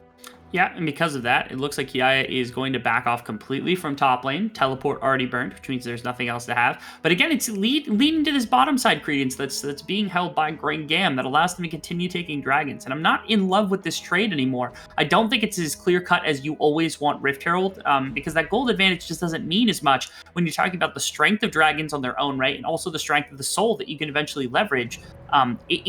It's so much to give away, right? You have 4 seconds till Rift Herald does up. Maybe they're going to be able to grab Rift Herald on cooldown. We'll see. It looks like BJ is going to do that. And Levi will posture here like he's got some semblance of a chance at a gank into bottom side. Seems like that's not going to happen. But again, I don't love this anymore. I feel as though Saigon really, really should have put some more effort into making sure the dragon was at least contested before anything else, without going for just like the absolute trade of Rift Herald. And I've been watching a fair amount of League this split, not just in the VCS, but you look over to the LEC, you even look over to the ERLs, EU Masters, and since the Drakes have been buffed, we're seeing that first Drake being taken much later than usual. Usually, I want to say around 10-11 minute mark. That has not been fact-checked, but that's my estimate. I think that's right. I would agree with you in that sentiment. Again, I have no numbers to back this up. I haven't checked anything like that. But from just like a thermometer's viewing of every single game that I've cast, it does seem to take quite a bit longer, a couple minutes longer. You know, you're not taking it on cooldown anymore now because teams are playing around it a little better. But here, VCS, I mean, we're willing to trade gold for dragons. This was something we were doing a long time ago. Heck, we were flipping on Rift Heralds just a split or two ago. And so it's not shocking that teams are still stuck in this mindset of, oh, we get Rift Herald, we get a bunch of gold to start with, and then we can start commanding fights. But you have to command those fights, which was the problem for Saigon last game. I also forgot to mention this to you. Yo, I saw you on TikTok casting a game. Wait, what? Yeah, no, it was. I don't do TikTok. I refuse. Yeah, I know. You were in another clip. It was an EU Masters game where a Wukong was trying to like faked going over Krugwall twice. Oh yeah. I saw that. Yeah, I saw the. I forgot to mention that. Yeah, you're famous though. We have a famous. Am I? play-by-play. How many TikTok? Are they? Is it likes on TikTok? Yeah. It had about 27,000. Oh damn! Let's go. Milky's Hero will be popping. Yeah, that's what I'm saying, man. Maybe this is my opportunity to branch into TikTok now. You know, maybe it is. Maybe it is. Viral stars or whatever they call them. Viral. I'm gonna have to look at that. It was really funny that Wukong play. It was so dumb. I don't know how that really happened. As Karti doesn't have enough mana, so he's going to pick up the yummy fruit, get himself back up to full HP, and mana, make his way back to the mid lane. But this game, Rebel, has been a lot slower than what we saw in game 1, where I think we had something like 17 kills in the first 11 minutes. This game, we just have 2 kills in the first 11 minutes. Yeah, we do. Okay. Just to start things off. And I'm okay with that. I'm really comfortable with the slower pace of a game like this. We don't get to see a lot of really slow-paced games unless Cerberus is on the board. So I always like seeing the late-game team fights much more than I like seeing a lot of the early-game scrap, because it feels like early-game scraps end up just leading to, especially the way that the current kind of objective system works, whoever's putting dragons in, usually you can flip enough like fights to actually like eventually, if you've got 3 dragons, the game is just ultimately lost for you unless the other team is really, really active around making sure you're not allowed to take dragons, and they win the fights around those specifically as well. Like if you end up yielding like a 5,000 gold advantage or something like that, which is what happened with GAM in the previous game. But this one being as slow as it is, I wouldn't be completely shocked to see Saigon Buffalo end up in a position where they're tied in dragons, but maybe GAM comes back in the gold a little bit. There's going to be a couple of plates maybe to charge. Will it? It will. Okay, great. And just a little bit of gold split between BJ and Froggy right there as 2 plates get moved off the top tower. But again, not even close anywhere on the map to towers going down. Only like 11 minutes in. So it's possible we don't even drop over half the health of an entire turret before plates get dropped off, which is such a rarity in League of Legends right now. And it's kind of expected as well, because when we compare the drafts, or at least the champions in some of the roles, to game 1, we're seeing style on this Jinx versus something like the Kalista, which wants to see a lot more aggression. We've got Froggy on this Azir, which wants to scale a lot more compared to the Stylist that wants to skirmish in the early stages of the game. What I am a bit surprised about is the fact that we haven't seen that much fighting in the top side when you've got this Aatrox and Renekton that all they want to do is be fighting. Ooh, okay. I'm watching right now. BJ's heading to topside. I know that Levi's kind of been around this area for a hot minute, just waiting for the wave to get delivered so that Kiaya can take a break. I was kind of hoping that there was going to be, any semblance of a play made up to topside, because it's the one place that Levi can really make a difference. In fact, actually, it's Kiaya who's posturing for it. He's still standing very far up in the lane to ensure that Hasmed is a little uncomfortable. And that's why, for a second there, I was convinced Taki was actually going to make a move up to topside as well to attempt to punish if Kiaya gets really aggressive, if he and Levi go for a play up against Hasmed, that he would be there in time. B has been off the map for them for some significant portion. I think he's just been chilling in the topside jungle, and maybe that was what I was expecting Taki to get prompted by that specifically, but now that he's gotten B on the bottom side of the map, they're going to be able to wrestle back some of the control. They've got BJ here as well. Instead, they just get this dragon off the back of no gank from Levi and off the back of knowing where B finally is. And this will be Saigon Buffalo's, not just their first Drake of this game, but the first Drake of the series as a whole. As a start, just tries to get a sneaky Super Mega Death Rocket in to attempt to steal it away, but it is well blocked by Shogun. I do want to touch on some itemization, though, because, as you know, Rebel, I am a very high elo support. Gold 2, 48% win rate, by the way. And B has picked up the Boots of Swiftness, which I would have expected the Lucidity Boots to be coming from this Lulu. So I want you to break that down for me and let me know if you approve of this decision. Okay, well, I always approve of the decision to build either Mobies or Swifties, no matter what the champion is. And the reason why is that move speed is the Solid. best stat in any game that exists. If you go fast, you feel better. That's just factual. And so if B is playing True. hedonistically and says, you know what, I want to go fast because fast feel good. All right, B, you are a champion in my eyes. Absolutely 100%. Like logistically, I suppose the idea here is that like if you've got red buff, if you've got gravitum, or if you've got anything that gets thrown out in terms of soldiers, like when the Q comes in, all of those are slows that can put B in a bad position if you have to stand forward to use an ultimate on Kiaya or Levi or something. And so in an attempt to not get slowed nearly as much, B is going to be fine. And the Merc Treads can help defend against like hard CC, but if you're getting hard CC'd, you're probably dying anyway. Like you're not likely to end up in a situation where that small amount of tenacity you get off the back of like a root or a stun that comes through is actually going to make a difference for Lulu. And so I assume the Swifties are a way to get around the map a little bit faster so you can roam. You're seeing that right now where B headed up the top side. And then again, a little bit of defense against the slowing, but for the most part, I think it's just for B's map effect. Yeah, and if we compare items to Lord of the Rings, right now Shogun is Sauron because he has the one item to rule them all. He doesn't need anything else. Just that one Gale Force is what he intends to decimate GAM with. Okay, and there, I mean, if I'm like Saigon Buffalo, I'm 100% cool with what just happened. They just gave first tower of the game, Right. the game away for Rift Herald to get popped in the mid lane. They do have an overload in mid lane, but Froggy's here, and honestly, with the Azir, might be sufficient to actually just keep them away. Yeah, like, that wasn't worth. Like, nothing about that situation ended up good for GAM. Yes, you get half the mid tower down, but you got no place for it. You gave up first tower to Aphelios solo. Like that felt wrong in all ways. And we saw in game 1 when Shogun was on the Aphelios and had a big item disadvantage to Star, who managed to rack up a whole number of kills on the Callista. We saw how close Shogun was getting to being able to turn up fights, and now in a situation where he's been able to pick up that first tower, he's got a serrated Dirk, he's got the tier 2 boots now. When we do eventually start to see those fights, Shogun is going to have so much more of an impact. It's such a weird thing though, because he's gone to Collector twice in a row into incredibly beefy topside, right? Like this Rise is going to be really tanky, Levi's already going to be really tanky, and then even the Aatrox, which has been played twice in a row, is also going to be exceptionally tanky. And so the Collector just isn't going to get the same value as LDR is very early, which tells me he wants to play like an assassin type playstyle where he wants to Gale Force on top of style and just win the auto attack trading battle, which is he did it against Ariety, when they played last time, or when they last played against Wales. I seem to remember him taking a very similar strategy where he was just building Collector and he was playing 1-to-1 ADC versus ADC. But it's such a Shogun thing to do that not a lot of other ADCs kind of match, which is of interest. I wonder if it harms the team, but this time they at least have another kind of front-to-back fighter with Azir, so maybe he feels more confident in doing something like this. In the previous game with the Sylas, I don't think it worked as well as he wanted it to, and I think it hurt the front-to-back, which is what the team was playing for in all things. But in this game, maybe you can be a lot more aggressive with your positioning, given that there's another carry behind you. Now we're seeing Levi just posturing around this mid lane, looking for a potential opportunity to gank onto Shogun. Will get spotted out though by BJ. Shogun can't really match, although Taki is here. This would be a 3v4 if Saigon Buffalo want to take the fight. Hazmed in tow as Kiaya continues to push in the top lane. But this is, again, just going back into what we kind of touched on with the draft, which is the scaling element of the compositions. And both sides kind of want to fight, but then also realizing we probably shouldn't fight, so let's just take a chill pill and wait until 40 minutes. Here we go.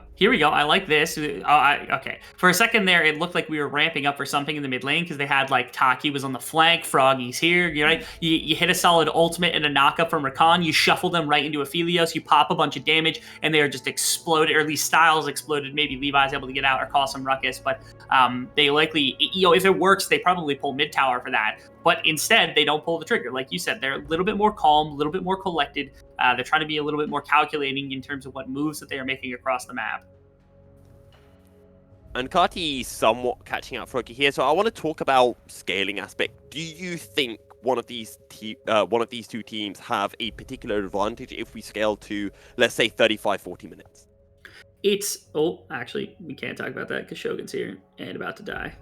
Permafrost comes through, Cyclone, there's a teleport as well for the side of Saigon Buffalo. Moonlight Vigil only lands onto Style, and Saigon Buffalo are just going to back away, so it's a trade of ultimates, but GAM find themselves with priority in the river to pick up this Ocean Drake. And both teleports were used only a little bit ago. I don't know if they were canceled or what happened, but GAM will pick up Dragon off the back of this. I wonder if this costs them mid tower, though. Yeah, it costs them mid tower, which is, again, it's a price, to say the least. And with the Dragon taken by the side of Saigon is a lot worse than what we saw in the previous game, where this would have been third Dragon for them. That would have been absolutely worthwhile. And right here, it's also the first circumstance where we see, some potential of pickoff. Okay, now it's a winning play for them if they're able to grab bottom tower and nothing else gets responded to. Seems like Kati doesn't have the wave for it quite yet, though. Froggy can't really step up for anything. But yeah, GAM is doing a good job of just like that time they just push into the river. They say, okay, we'll put some damage into Shogun, burn his ultimate. Now they can't really team fight nearly as effectively. We have push on bottom side. Everything is perfectly fine. It's setup that comes through from GAM that they can force a little bit better into making sure that the second dragon goes to them instead of Saigon. But still a very close game. In terms of gold right now, it is Saigon Buffalo who have that 1k gold lead. And I can't help but think, Rebel, that looking towards the top lane is Kiai and Hasmed have had no involvement. And again, I want to bring up how much these two champions like to skirmish in mid games. We know how much an Aatrox and Renekton could potentially turn mid-game fights. And I'm very excited to see when we do eventually get that skirmish that Kiai and Hasmed will be a part of. And I'm excited to see how much of an impact that they can have. Yeah, it's such an interesting kind of combination of champions on both sides because it feels like they've got skirmishers, they've got members that want to sit kind of at the front of a fight and affect anybody in front of them, and the opposite is like, I would say Azir can kind of play in a front-to-back type system, but the Aphelios is going to be better at it, and instead Azir should be focusing his damage elsewhere. I think we're okay. Kiai is not. He's got ultimate, he's got flash, they aren't getting anything from him. Instead they're just focusing on topside setup. It just highlights the state of the game right now. BJ and Taki feeling, look, we've got nothing we can do. We've got Froggy in one lane, we've got Shogun in another lane just to pick up CS. So let's just sit in this bush and hope that Kiai maybe oversteps so we can find a pick on the Aatrox. It's a solid interest. And again, they don't go for anything aggressive. They don't have to really go for anything aggressive. Oh, actually, Kati, really weird situation now. I'm trying to work out if this will end up in a kill or if it's just going to end up in them running away from each other. That's exactly what happens, Rebel. This has to be the slowest game in the VCS we have had all split. 2 kills in 21 minutes. Okay, mid tower will go down at least, as that little competition with BJ burning the ultimate, I think, does burn quite a bit. You're right, though. I do wonder when the last time we had a game this slow was. Like, I wonder if our stats people could try to check something like that, but I don't know if we have those types of stats readily available, nor will we track those types of things. But now with Saigon Buffalo... Don't question Beast's unlimited knowledge. Beast is unlimited knowledge pool. I get that, right? Yeah. But I'm not going to try to push his bounds further than he has, right? We can't break him. VCS still has to go to Worlds, so we need those stats for proper timing and things of that sort. So I'm just looking at where they're positioning right now because they're forcing their way directly up mid lane and into the shallow portions of GAM's jungle, as well as taking a couple of camps. Will they find something? Oh. They're going in. However, the quickness, and it is a glacial prison instantly from Levi to stop Taki's engage. And once again, we're back to a bit of peace and tranquility on the rift. Saigon Buffalo say, look, we went for a play. That's it. That's our quota for the next 3 minutes. Done. Now, the trade-off here is finally the summoners do come off of style. Flash and Cleanse are both burnt in the midst of all of that, which means that now, I mean, BJ is a legitimate threat to get on top. You have to worry about Taki, who didn't even burn Flash in that situation, to get on top of style as well. And I think it was actually the right play. They somehow tricked GAM's ADC into using 2 really important summoners, when really a kill probably would not have netted them that much. If they get a kill against style, they get the gold for it, but then they're under tower, they're stuck there by Levi, maybe they end up trading 1 for 1, but even if they don't, they probably have to back off anyway. And so GAM, I know that he was being defensive and making sure not to die just in case, like, okay, they can push for Baron or something, but that position was solidified enough that I don't think that Style should have been that worried. And now, I mean, if there is a fight around Baron or around another dragon here in a couple minutes time, that's a good thing. That's a great thing. They're going to have to play a lot more defensively around the fact that Style doesn't have these sums up. Absolutely. And Drake is up in 45 seconds time, and that's going to be the focus for Saigon Buffalo, because if they are able to secure it, it would deny GAM from being at soul point, which will buy a bit more time in the game to scale. but the Glacial Prison locks Taki down, and that's a kill for the side of GAM. Realm Warp from Kati, looking towards Shogun. In goes Froggy, finds a big Shurima shuffle, and Style has already fallen. Froggy coming in, so Don, Clutch, and Saigon Buffalo are absolutely decimating GAM. Kiaya flashes over the wall, and he will be the only member who survives of the reigning VCS champions. Oh, see, that's the type of ultimate that you actually want to see coming out from Froggy. Oh, poor Hosmet is just scratching his head at what happened right there. But Saigon Buffalo, they're looking for invade into the enemy jungle. They're trying to set up in some of the shallow portions, and Taki gets caught out. But a massive ultimate and big team fighters coming up clutch here from the side of Saigon Buffalo to net them now Baron. If they wanted to, they could even redeploy into bottom side, go for Dragon. That's another option. The problem is the timer is going to be really bad for it, which is the one knock I will put against this play for now. But Saigon Buffalo with the Baron buff are going to be massively ahead in gold. You can see that they're ahead in team fighting, and I think they've thrust themselves into a much better position to punish this. As again, this is Taki, he's just getting caught out, and part of it is blind vision, part of it is they want the setup, they want to be able to put themselves in a good place, and we're waiting for the Azir, because they force so many members into this small little area, and you gotta love that Froggy finds somehow in the midst of all this massive engagement, and no one can put Shogun under any damage either. They can't really turn because Hosmet is there, and so they have to just run around the Azir wall, and again, Froggy goes down, but goodness gracious, that's a hero play right there from the mid laner. As again, game 2, spring 2021, that ultimate was thrown again and just did nothing. And so this is the growth from this team and from Froggy being able to pop an Azir ultimate and being able to have that kind of an effect is humongous. And we talked about how Saigon Buffalo, this is a team that have been together since the start of 2021. They've been growing and growing. We saw in spring, again, they came second, falling short to GAM in the finals. Again, losing 3-1, but they went to Ebasai. They did Vietnam proud, and they have grown even more in summer. And now it's feeling like they can well and truly challenge a GAM in a best-of-5 series. You know, I had a meme about this when I talked about you guys when we were in chat, like between games. I said the first game from both, spring 2021 and also spring 2022, the last 2 times they have met in the playoffs.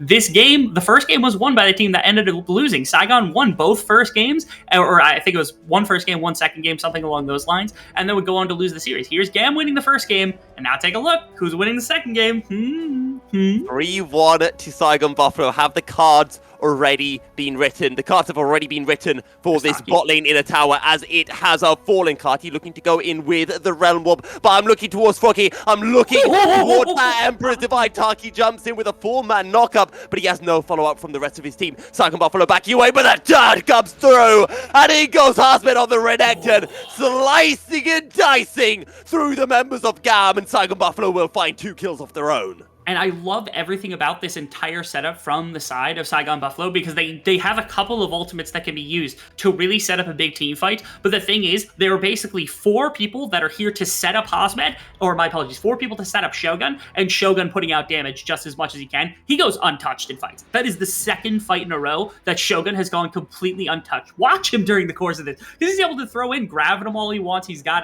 Severum as well to set up some of the attack speed for whenever he pulls White Gun here in the middle of this fight. And this is the big thing. Taki, I love the knockup because it shut down so much of what GAM was going to be able to do on the counter punch here. It takes him a second to really get in. It lets Hosmet flash and set up Shogun once again to just deliver auto attacks into this team for absolutely nothing. Look at that. 2 members at the front for Shogun to just absolutely easy pick, and nothing else for this team to do. Shogun is now insanely powerful. The team is obviously playing around him effectively. Look at that, 3.5 items, Last Whisper on the way. This is the Saigon Buffalo we were wanting in game number 1, and this is the series we were looking forward to, Milky.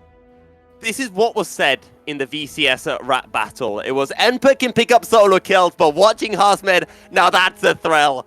And this Renekton has been a thrill to watch so far this game. Saigon Buffalo starting to get their grip over this game. 6k gold ahead of GAM. Baron in 2.5 minutes, Drake in 2 minutes, so nothing particular to fight over right now. So that makes me look towards these items, Rebel, and start looking to see what What big items are we going to be seeing being picked up from either GAM or Saigon Buffalo? That's the thing. I don't know if there's actually a breaking point here where like GAM hits an item that they desperately need. The biggest thing is that they have nobody really right now that can dive Shogun effectively. The best option for that would have been Kiaya, but Kiaya has gone for like the tank Aatrox, where you got Gore Drinker, and now you're into Randuins as quick as possible, just to make sure that when you're sitting in the middle of the team, you can slow the attack speed of Shogun and things.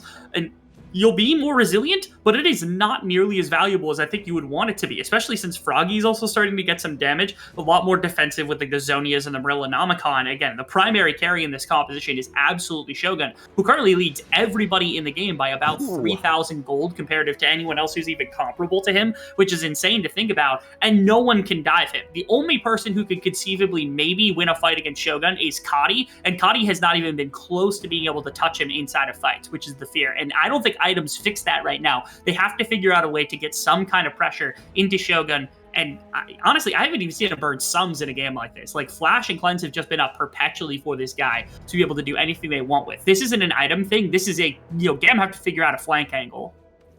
And it's very hard, and I want to say that this is the case for both teams to be able to have easy access onto the backline, because there are so many tools that both teams have to dissuade those dives. When you look over at the side of GAM, they have the Luluwal, they have the Sejuani. You look over to the side of Saigon Buffalo, you've got the Azeroth, you've got a Cyclone as well.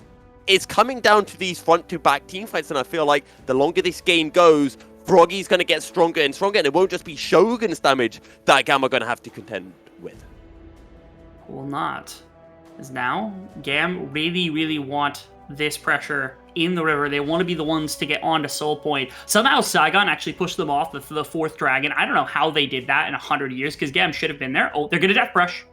Yep, and Harsmed almost dies, but goes golden! And look huge. at Froggy with that Emperor's Divide. Kiaya desperately trying to find some damage, but will get wiped by Saigon Buffalo. It's a triple kill, it's a quadra, and it's a pentakill for Shogun in the upper bracket finals. He saw Eddie do it last week, and he said, if you can do it, I can do it better, baby. The entirety of this team playing around this ADC so effectively. This is insane to watch. I love it. This is why I have him as the number 1 ADC this split. He is one of the best team fighters that I've ever seen in the VCS. He's up there with Artemis. He's up there with Style. And honestly, in some circumstances, I think he just cleans those two. Right there, his team put him, they give him in a position where he can put them on his back. And they do great to tie up this series. Saigon Buffalo bring us level 1 game apiece, and that was a banger game. You know, the first 20 minutes, Rebel, nothing happened. But this is why I love scaling games, because you've got so much time to ponder over what's going to happen. You've got so much time to set up what's going to happen, and then all of a sudden, the game explodes beautifully. And the biggest thing to me now is, like, I think that's 2 games in a row where GAM has gone that they haven't had. Like, first game they had Callista and they were able to kind of challenge the positioning of Shogun. That game they didn't really have the same thing because the Aatrox wasn't going incredibly well inside of this one. So GAM, to me, have to find ways to really contest that positioning to really make sure that Shogun's going to get shut out of a game, because he right now is their win condition, and that's a great win condition to have because he's playing out of his mind, at least already during the course of the day. But I think this spurns a lot more interest than any other series we've seen. Usually it's, GAM is there as the determined champion and Saigon's trying to challenge them. They take a game and it's like, all right, you can have your pity game once in a while. That right there felt like Saigon Buffalo dominating GAM and putting this in a position where the series is hotly contested. In the regular season, we had no pentakills. In the playoffs, we've already had 2 pentakills, and who knows, maybe there is more to come. But Saigon Buffalo are taking the fight to GAM, and we're going to take the stream to a break. Our analyst desk will be back shortly to break down Game 2 and take us into picks and bans for Game 3, so don't go anywhere.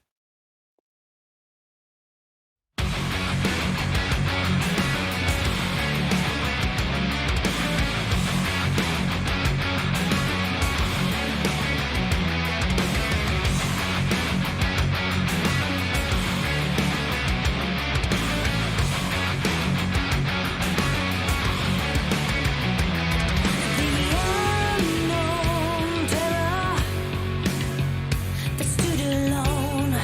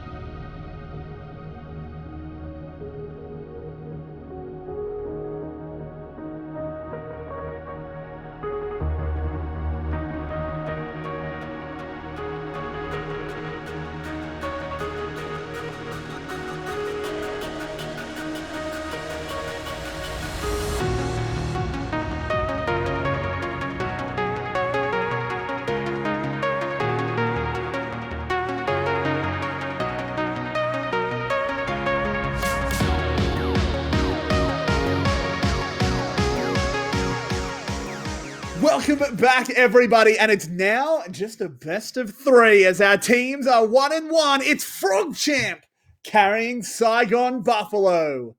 Back in Game 2, once again, I have Recollect and Marvin Ogie with me. And Recollect, you gave up on them.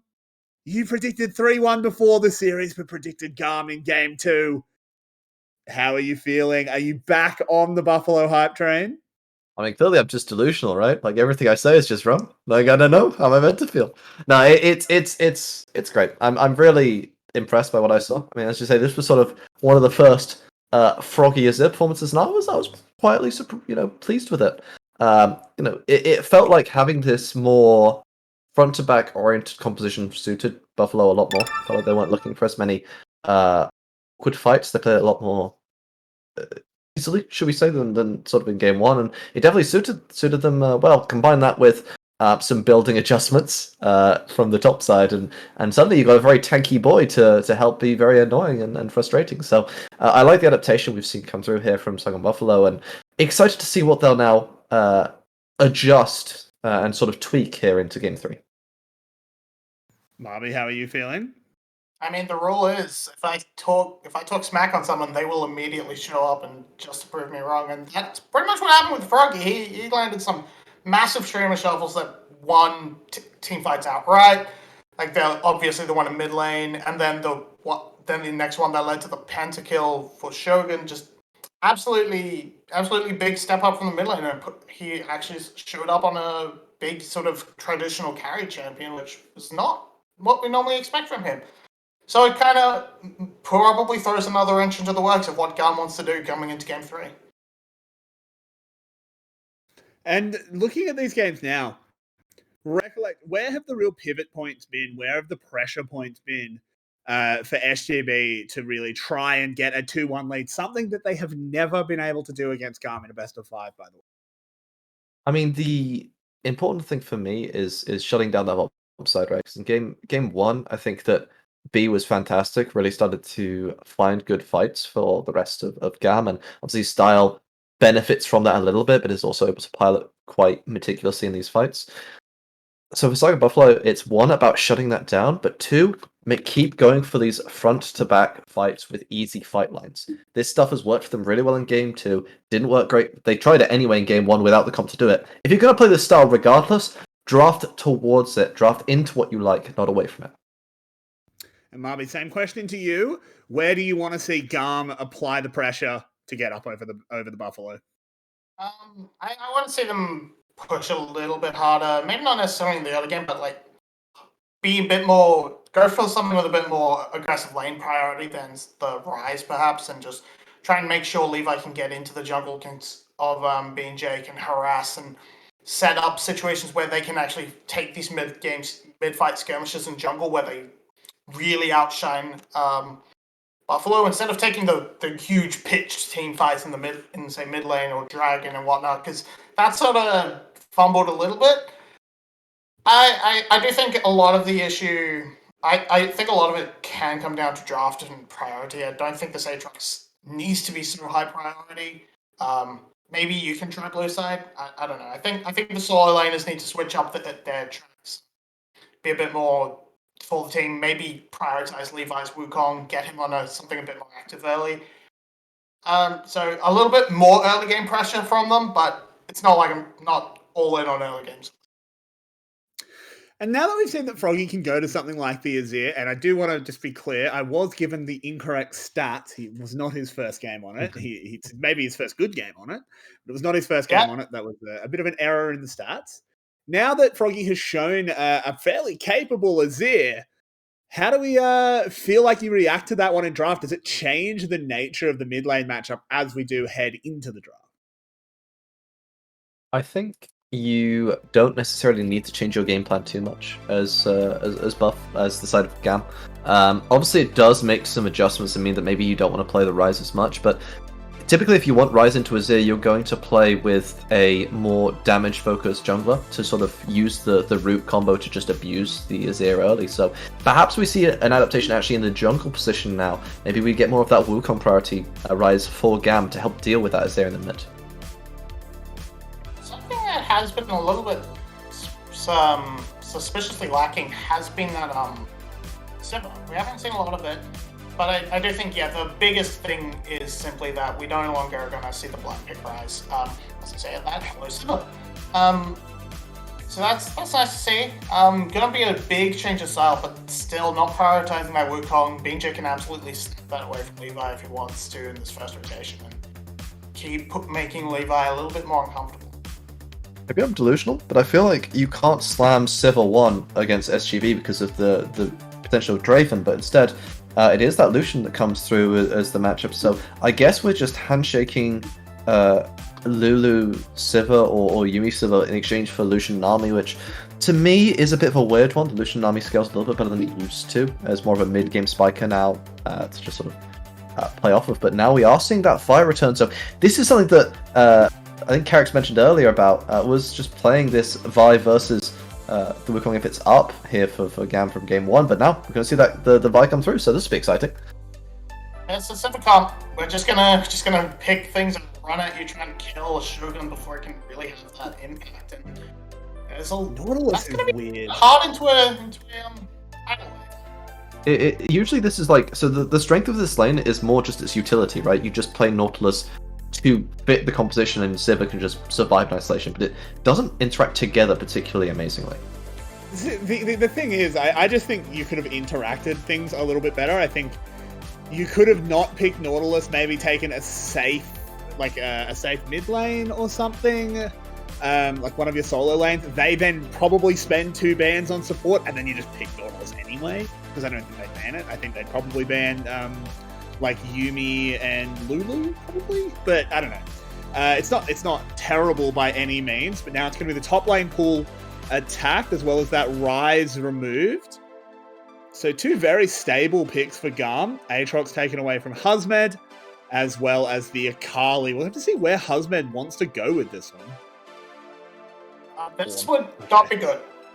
Not that it's a bad pick overall, but it's bad for SGB. Husmed is not great on the sword, has a really low win rate over his career, and doesn't really fit their playstyle at all. Don't you just slam Nah here? I feel like it's just absolutely just Nah all day long. Or you can just go Camille if you want to. I mean, Kiaya has played into Ornn literally last week. Oh, sorry, my apologies. I guess you can slap a Fiora instead. We'll do a similar job. There's a lot of options here that can be played into things like this Ornn. Interesting that we see the Victor. So Vi is typically...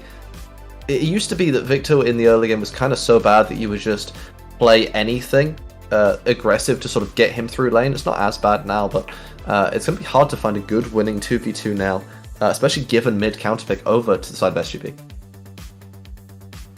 That Jax lock in, so I imagine that's going to be maybe not the most attention. They don't really spend too much time onto Kiaya from the side of GAM, but gives you that big split push threat as the game progresses, unless Froggy can find an answer.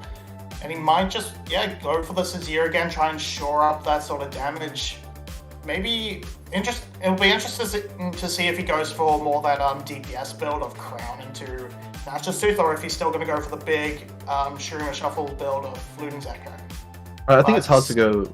I was going to say, I think it's hard to go Crown this game, right? Because you're into Victor Sivir for the insta-proc. That's the thing. So that I'm not sure. I am worried. GAM is going super hard into the scaling this time with the Jax, Victor, and Sivir, with Nautilus and Vi. So Levi and V, they've got to really leverage the early game for the rest of the team. That said, if anyone was going to do it, Levi and V are a good bet to get them through a rough early game. Interesting as well, because it kind of, when you only look at GAM, you're like, oh no, potentially 3 losing lanes, but Jax against Ornn doesn't really play out like that, so they may be able to play around their top side, go for early heralds, that sort of thing. And remember, if you win a herald fight as a Victor team, you get that glorious evolution going so quickly. It's pretty great, but I need to ask both of you, who are we predicting to move up to 2-1? Marvin, you can go first. I really think this is a really good setup for Saigon Buffalo outside that one pick for Hasmed, but I don't think he's bad enough on it to pull it all the way down. I think he'll just do a fine job, and I think Buffalo can take this game easy. Recollect? I think this game is one where it's really close, and little adjustments could make it go either way. If Kati can get any early marks towards Hex Core, you know that the game is just going to blow wide open from there. But I feel like Lucian Nami in the early stages might just be enough with Bean J. I'm going to give it over to Saigon Buffalo. And with that, I will move over to my favourite British-based caster, Milky Cereal, and the amazing Rebel Fox. Take it away, you two. Bring us game 3. Thank you very much for that, Carrix. Now, Rebel, something interesting I want to bring up straight off the cusp heading into game 3 is how different these drafts look, and as a result, how different the playstyle will be in this game compared to what we have already seen. Because in games 1 and 2, we saw Renekton and Aatrox in the top lane both times, and now we've got much slower, much more scaling top laners in the likes of the Jax and the Ornn, but it's the aggression towards the bottom side for Saigon Buffalo with this Lucian, and maybe that's going to be the focal point for Saigon Buffalo here in game 3. Yeah, it's a little bit of a faster composition from Saigon Buffalo, and I wonder if they're going to use this just to leverage for dragons, because obviously I feel like dragon control has been something that GAM has really prided themselves on. The last game, I think they got slowed down, and that could have been a really big kind of issue to press for them. Had they not lost those dragons, that they would have been inside of that game, able to compete a little bit better, even if fights weren't going their way. So in this time, Saigon Buffalo, instead, they get their Lucian Nami. They say, okay, this is sufficient for us to be able to work with when the time comes, and that means they're going to be able to force some of the early dragons back into their favor, instead rely a little bit on the late game damage onto Froggy, who played pretty well in the last game, now has a bit of a different setup in terms of the runes. And I think Mobby was one that talked about it, where it's like, okay, you could go for the DPS type build, go for Browner Ludens with Nasters, and, you know, kind of cinch a little bit of the late game damage loss of going for the Lucian instead of going for something like, I don't know, Zeri or any of the champions that were kind of taken away or pulled off the board. Now, in every game so far, we've seen a player or multiple players picking a champion for the first time this split. Mhm. So, do you know who is playing a champion for the first time this split in this game? I don't think it's Hosma, it's Ornn, so there's that. It's so if not. I had to guess, it would probably... I know Ki has played Jax before, but I don't know if he's played at this split, so I'm going to guess Ki is Jax this split. Kiaya actually has 4 games on Jax this split. It Okay, is so Shogun it's- and Taki. Neither Oh, of them really? have played their champions this split. Yeah, Oh, okay, interesting. Wait, Taki has certainly had a Nami game this split. There's no chance. not this split. Oh, okay. That's criminal then. All right, well, this is about to be bad because BJ's on a deep flank. Somebody's getting messed up. B uses B&J as a method to be able to drag himself out of the lane. Good flash from Style as well. But that's a lot of summoners being burnt in the bottom lane. Both of them being burnt by the ADC as well. Yes, right here, Taki burning the flash in exchange for Style Summoners once again.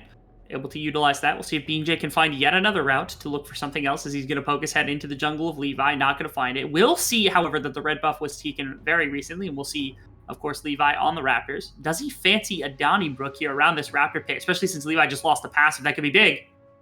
Levi is low as well. B&J has the health advantage, and he's going to force Levi away from his jungle. And B&J will pick up the Raptors. Doesn't leave a present behind for Levi. Now B&J turns towards the mid lane where Kati is teleporting in. And B&J, he wants to contest over this Scuttle Crab. I don't think he has W, so he can't block the auto here. Does this Will he work win out this? for Levi? I think he's Surely fine. Yeah, I think B&J he's fine. He wins has this attack one. speed buff. Kiai is Wow, making his okay. way over, but Kati flashing forward. B&J able to secure the scuttle, but is now on the run. The gravity field, and B&J will flash over the wall and out to safety. A lot being invested by B&J and Levi in this scuttle fight, and the mid laners want a little bit more. But Froggy with this as he has a bit more DPS than the Victor at this stage of the game.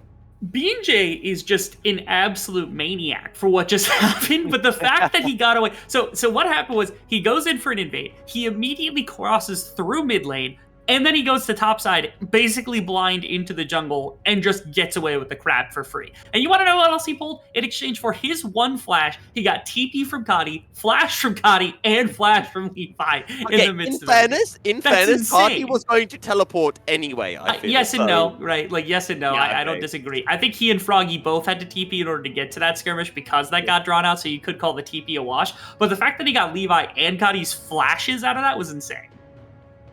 Meanwhile, we've got some aggression in the bottom lane as well. So this is some aggression that we were missing in Game 2. Although that being said, we still haven't got any kills. So maybe this game is more similar to Game 2 than I am letting on. But this gives us a good opportunity to talk about BJ. Because over the course of this split, we have been really praising BJ as arguably the best jungler in this split. As BJ is having another little think about the bottom lane. White flag, dude. Style raises the white flag. He did that the last time as well when BJ ganked.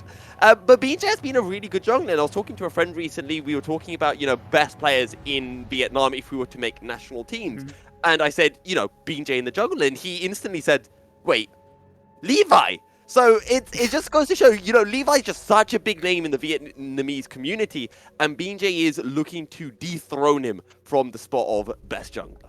Yeah, this split specifically has been that. We've seen the potential there ever since kind of BJ entered as like the Udyr and the Hecarim player when the meta was in that area. And then that winter split, I think, soured us on him a little bit. He was looking disastrous. I remember I was even talking about like, oh, maybe he needs to be replaced. But after that, and since the beginning of this split, he's looked like nothing more like worse than an absolute top half jungler. And for a lot of the split, it's actually looked like arguably one of, if not the best jungler inside of the VCS. I don't think you can definitively give him the title by any means whatsoever, but he certainly is one of the very few that has challenged Levi consistently over the years. The other one that comes to name, obviously, is Redacted, because he no longer plays in the league for a number of different reasons, obviously, because Ego's just not around anymore, and he was one of the other I'm guessing he got junglers. redacted.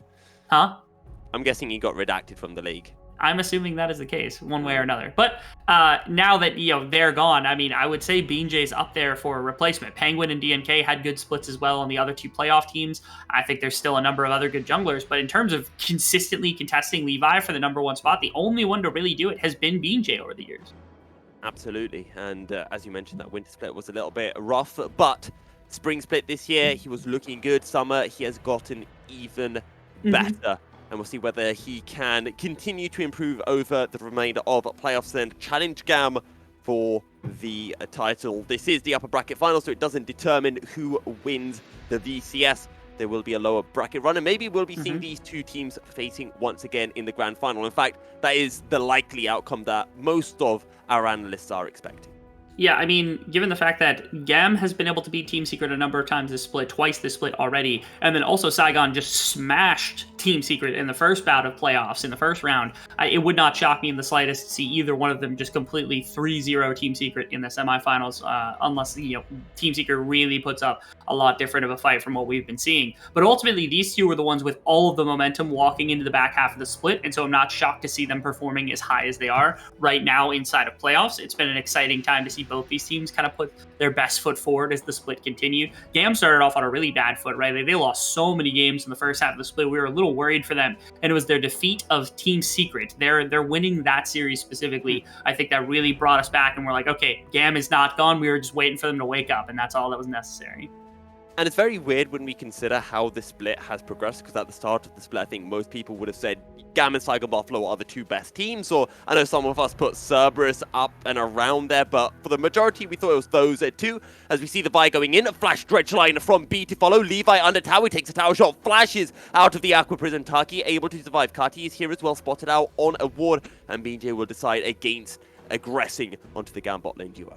And an incredible play coming out from Levi just to get as aggressive as he can, try to pull his bot lane away. But Shogun is able to stay so far back. You could see the slide alongside the flash to get him out of any real danger. And Taki blocking the re-engage as well. Had that landed onto Shogun, almost certainly Shogun would have had to press cleanse and try to get away, but might have died anyway, just as a result of everything coming through. As Nautilus CC is not super easy to try to get off. You can't really ruin it with the cleanse. And so Taki blocking that one, then burning their own summoners to ensure that his ADC is safe. And I think had that been a kill, it would have almost certainly been GAM being able to walk over to Dragon, because BJ was the only reinforcing member. If Shogun's gone, they don't have that much damage, and they could probably walk away with it. Instead, GAM have to leave the bottom side of the map, come up to top side. There's a good amount of setup around Rift Herald. There's not much, Hazmed's only just now getting back. Froggy's only just now getting back. They've got multiple members here. In fact, all 5 are here from GAM, ready and raring to fight around this Rift Herald.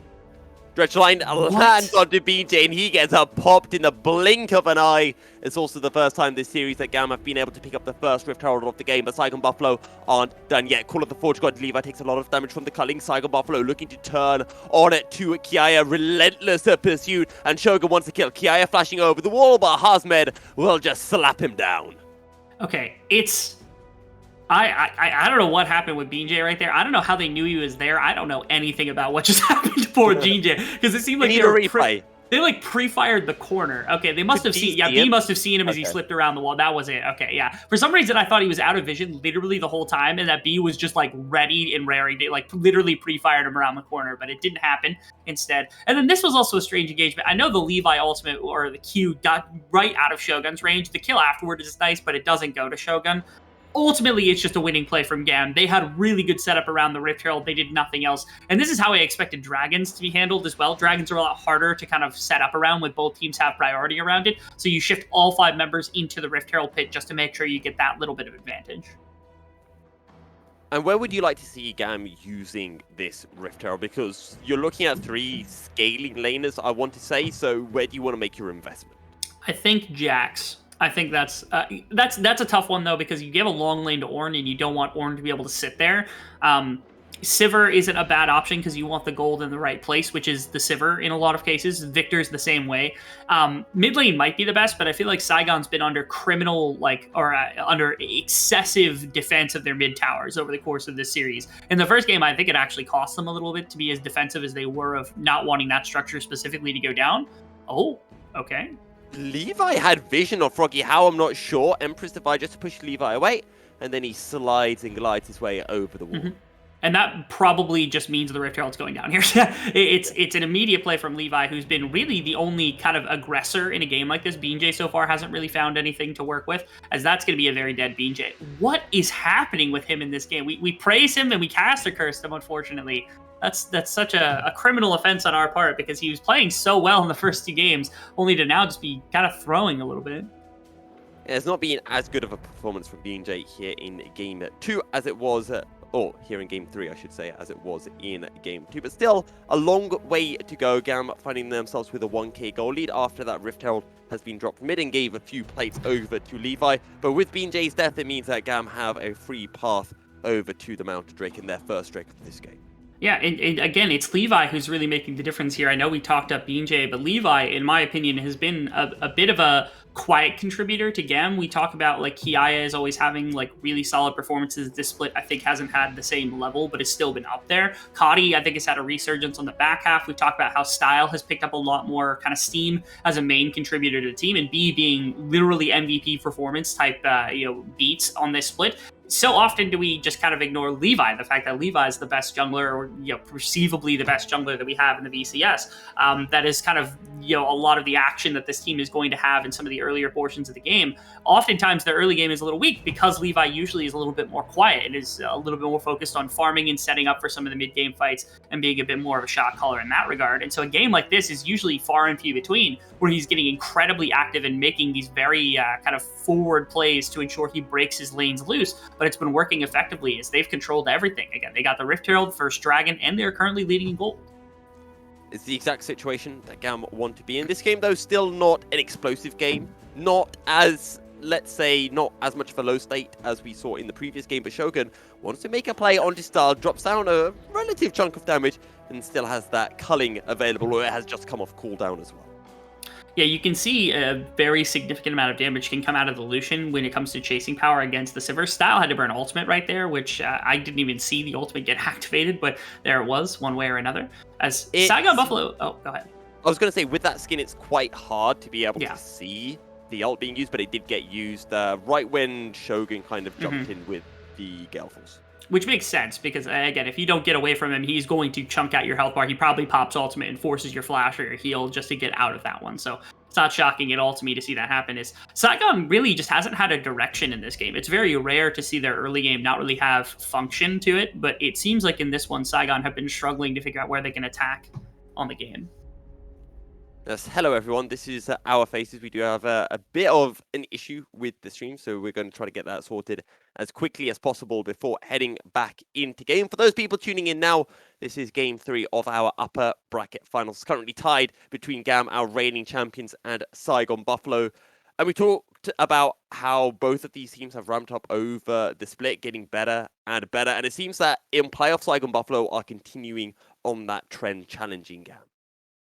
They are doing their best. This game hasn't been exactly precise in being able to have done so. I think it's the worst game we've seen from Saigon so far, but it is a game that can still take a decent distance. They've got the Ornn, they've got the Azir, they can still wait.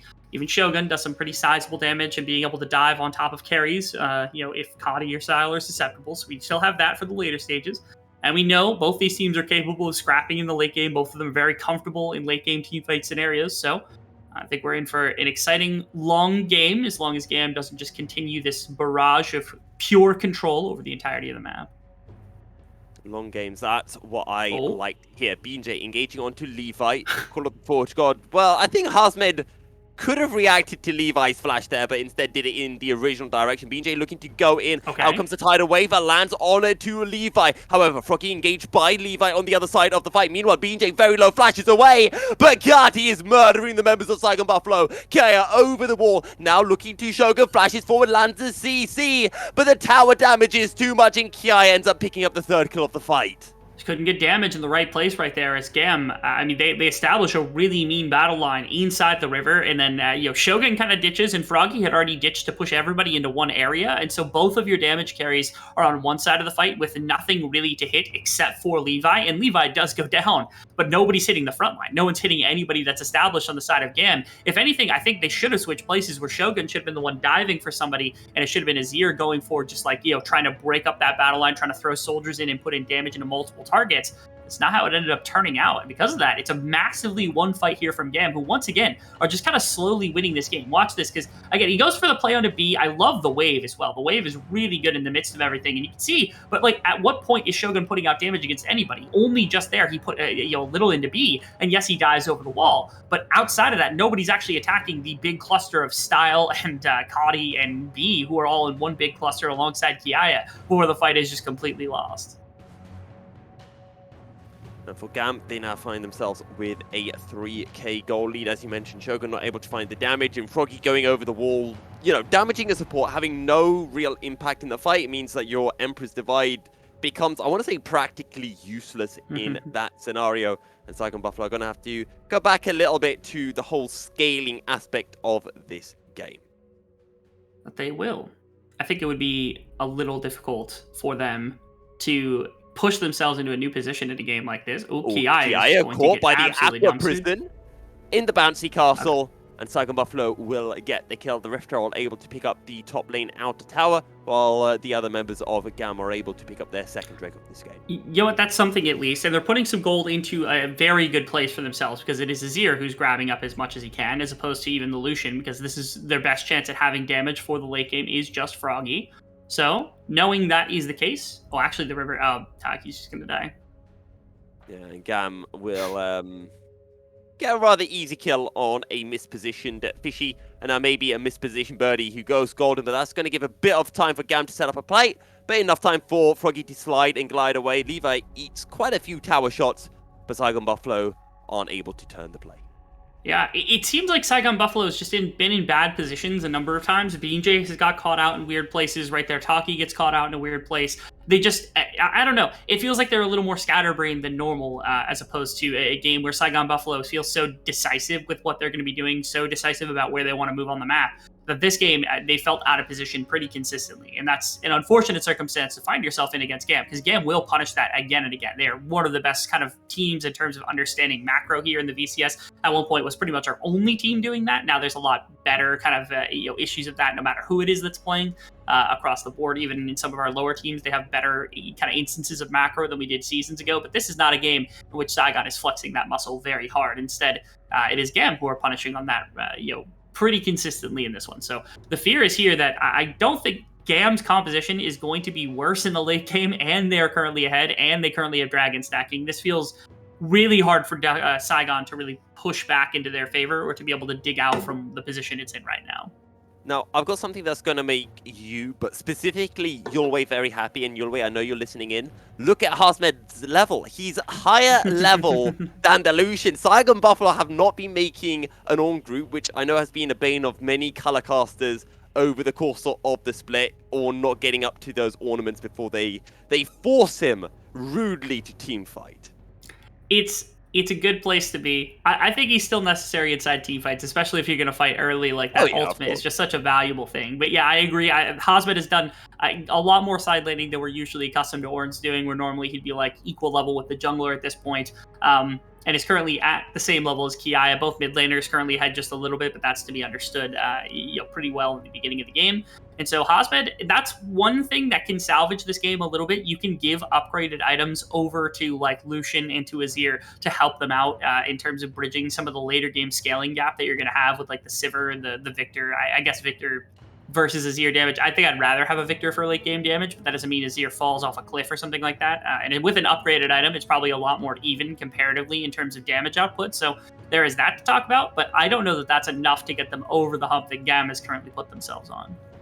I feel like it also comes down to how the fights play out, because if you've got, very quick burst fights or extended fights, it becomes different. Like, probably the Azir is better than the Victor in the extended fights, but then you look towards the Jax versus the Ornn, you'd rather have the Jax in the extended fights, and same maybe in the Sivir versus Lucian matchup. In the burst fights as opposed to the extended fight, is that what you're saying? Or the extended fight? I'm saying I think Jax is better than Ornn in an extended fight, and Sivir is better than Lucian in an extended fight. Yeah, I mean, it's getting to a point where like the gold value might actually even be like, yeah, it doesn't matter whether we're in a close, like a long fight or a quick fight. Like, unless it's Saigon that just gets a sucker punch with something out of nowhere, then maybe it doesn't feel like they actually are in a position to do anything for the most part, which would be really disastrous. Yeah, for quick hits, again, you can do some really mean things with Lucian, even at this point in the game, when you've got all this extra, like, Nami damage tacked on top, right? You've got Imperial Mandate, you've got her E to be able to throw onto everything, you got the slide with the E with everything else, and you got First Strike for a bunch of upfront damage. And again, it means that, like, this Lucian is like a pseudo-assassin being able to jump on top of a primary target, and if you've got that E, you can really destroy someone's health bar incredibly quickly as Shogun. But again, that starts to lose effect over the course of the game, not only now because you're playing against the Sivir, but eventually that just doesn't matter, I think, in the grand scheme of things, especially against like Kadi. If the crown is up, like, you don't kill him. Like, it just doesn't happen. All your damage goes to waste, basically. And so, like I said, I feel primary carry is Froggy, and in an extended fight, Froggy can do some things, but like you said, the longer the fight goes, the easier it is to bring down Beanjay and Hasmed and Shogun and Taki and just strip away the layers of Saigon's team fight. So GAM, I think they're feeling great about themselves right now, especially if they get this dragon. This game might just be on a path to ending very quickly. This game is feeling, I want to say, somewhat similar, or let's say more similar to Game 1 than it was to Game 2. Mm-hmm. Saigon Buffalo didn't get an early lead against GAM, but it has felt relatively quiet, and GAM are the ones who are going to be finding themselves on Soul Point very shortly, even though it's taken more time to get there than in Game 1. Okay. Do you notice there's no objective bounties up? So this game seems to think that Saigon Buffalo is still in a fine position in the game. I wouldn't necessarily agree with that, but it's not they're terrible. Okay, yeah, sure. Oh, okay. Yeah, Hasmed's just poking around a little bit. Problem is Beanjay has been pushed out very hard. Bees are also being pushed out rather hard, down to half health. The Saigon Buffalo trying to work their way into the river as GAM control the vision currently. Levi over the wall, looking for that potential engage. Look how low Style has been chunked down. Dredgeline comes in into the depth charge. In goes Levi, but Froggy goes golden. BJ on the run, now going in onto Levi, onto the backline as the Emperor's Divide pushes Kiai away from Saigon Buffalo's backline. BJ still alive, but will die as the KTE is dropped down. GAM will find a kill, and GAM will find the Drake. And somehow and in some way, it is Beanjay who tries to deliver like some kind of pressure to the back line, but nobody is able to win on the front line here for either team. And so it ends up being him chased out of the backside and ends up going down in an attempt to assassinate Levi. If he gets the assassination, I don't even know that pushes them off the dragon, because the hell trade was purely in favor of GAM right there. But this is, again, this is another game where it's like, it feels like if BJ isn't down as far as he is, maybe this play ends up working out effectively. Maybe you find something. But given that he's just so far down in terms of gold, Saigon Buffalo have to give up Dragon. They have to give up another team fight. They're only down 3k gold, but it feels so much more sizable than that. Because really, how do you play out a fight like this? Like, this is a really weird position. Hosmed loses most of his health bar to kick off the fight before there's any interaction. He pops this ultimate, gets stunned up, only hits Victor with it, which I was expecting a little bit better. And look at this, like, you're not getting through Levi, you haven't touched Ben, like, you haven't touched anybody else. Kiaya gets kicked out, but there's no damage coming down onto anybody. And BJ, in the meantime, was trying to put some disruption onto Kati, but again, it just doesn't work. The team fight feels so disjoint. It feels like Saigon is a lot more disjoint this game than anything else that we've seen from them for basically the last, like, 3 weeks. I think they're in a difficult situation, and how would you like to see Saigon Buffalo playing out these team fights? Should they be initiating the fights, or should they be waiting for GAM to come into them? I do think the Ornn ultimate has been misused a couple times by Hosmed. I haven't seen an Ornn ultimate actually do something really tangibly effective inside of a team fight yet, so I'll give that criticism to Hosmed. He is level 14, so the Ornn items are delivered, but you've got like Nami Wave on top of Ornn ultimate, and you've got Froggy Wall to disengage. It feels like you've got more than enough to kind of pump a bunch of this burst CC into a number of members that Shogun should be able to get a pick. Yeah, Hosmed's engaging. Levi's taking a lot of damage, and Shogun is going to pull him all the way into the backline. BJ is still alive. Saigon Buffalo will get 1 kill, but in comes the Kiaya. The Emperor's Divide pulls Kiaya onto Shogun, and the ricochets are going to murder the backline of Saigon Buffalo. It's a double kill for Style, and it is 3 kills for GAM. The dredge line lands, and it will be GAM's 4th kill. Surely Hosmed doesn't get a kill onto B, and indeed he won't, and Baron will be GAM's prize. And I guess I can see the vision of what happened right there. I really do like that Shogun pops the ultimate and is fast enough to be able to get away to almost kill Levi before the ultimate even tags him, which was really gorgeous. The chase in from Kiaya I thought was a little bit much. I was like, okay, GAM is not in a good position to continue fighting this in any way, unless, of course, he gets pushed right on top of Shogun, in which case that is problematic. And it nets Baron. It nets a massive gold advantage. At minimum, it's going to get them soul point. But the thing I want to watch about this fight again is that big shift, because I think that's the one thing. First off, love this. Shogun's a beast. Like, there's nothing else to talk about. BJ almost gets clapped right here. Hosmed also has to flash out. This right here, pop him backwards. I get the idea of being like, hey, if Kiaya is going to extend like this, we can punish him. But the problem is he's almost full health. You don't get the pure one-tap because Lucian is all auto damage, doesn't have the ultimate to bring him down either. And so due to all of that kind of compounding together, again, I get the idea of like, hey, we can assassinate Kiaya, and then the team fight is like ours basically to win. But he did enough damage against Shogun to shove him out. He didn't die instantly the way that was intended. And because of that, Froggy looks like an idiot for that ultimate, even though I see what the intention was behind it. Kiaya enters evasive stance and will avoid all auto attacks. I think that might be a good time to bring that up. But then Styles ricochets at the end. The unseen threat, really, that was able to really pick up the fight for GAM. Yeah, as you mentioned, pick up that double kill as well. And now GAM find themselves in such a good position. Kati 6-0. We've spoken about Kati before, how he's improved over the split, and we know Kati has this habit of always ramping up when you get to playoffs. He could look like an absolute Inter, but then just like Caps, you get to playoffs, then all of a sudden, he starts playing like the best mid laner in the split. And this game specifically, I think, has been really, really Kati favored. There's not a lot of members that are going to put him very far behind. The best chance you have at diving the Victor is the Wukong. The Wukong is so ridiculously down bad in this game. It's horrible to watch, unfortunately. He's just fiending for some kind of aggression, fiending for something. But BJ is getting popped before he even has a chance to enter fights for the most part. And that's been the difficulty of this game. I think BJ falling behind has been a massive knock to the game plan. I don't think Hosmed's ultimate's been super effective. And the Lucian Nami, once again, I think disappoints compared to what we wanted to accomplish. I don't think it's been horrid, but like, if you're getting out of this entire game is that like Lucian Nami is supposed to be some sort of challenge against the Sivir, this was not a game to watch for it in the slightest, because the Sivir has gone untouched. And like you said, the ricochets were enough to get a double kill. Until that point, there's been very low impact from Style, but Style presses ultimate now and can kite around infinitely for this team, as Saigon Buffalo now caught on their side of the map. Levi flashing forward. Cease and desist onto BJ, but Levi will get rushed down. Hosmed caught in the gravity field. The Chaos Storm is enough damage to allow Style to make this a 1-for-1 play. But Saigon Buffalo forced under their inner tower, maybe thinking about an opportunity to re-engage, but all of their ults are down with the exception of Taki's Tidal Wave. Okay.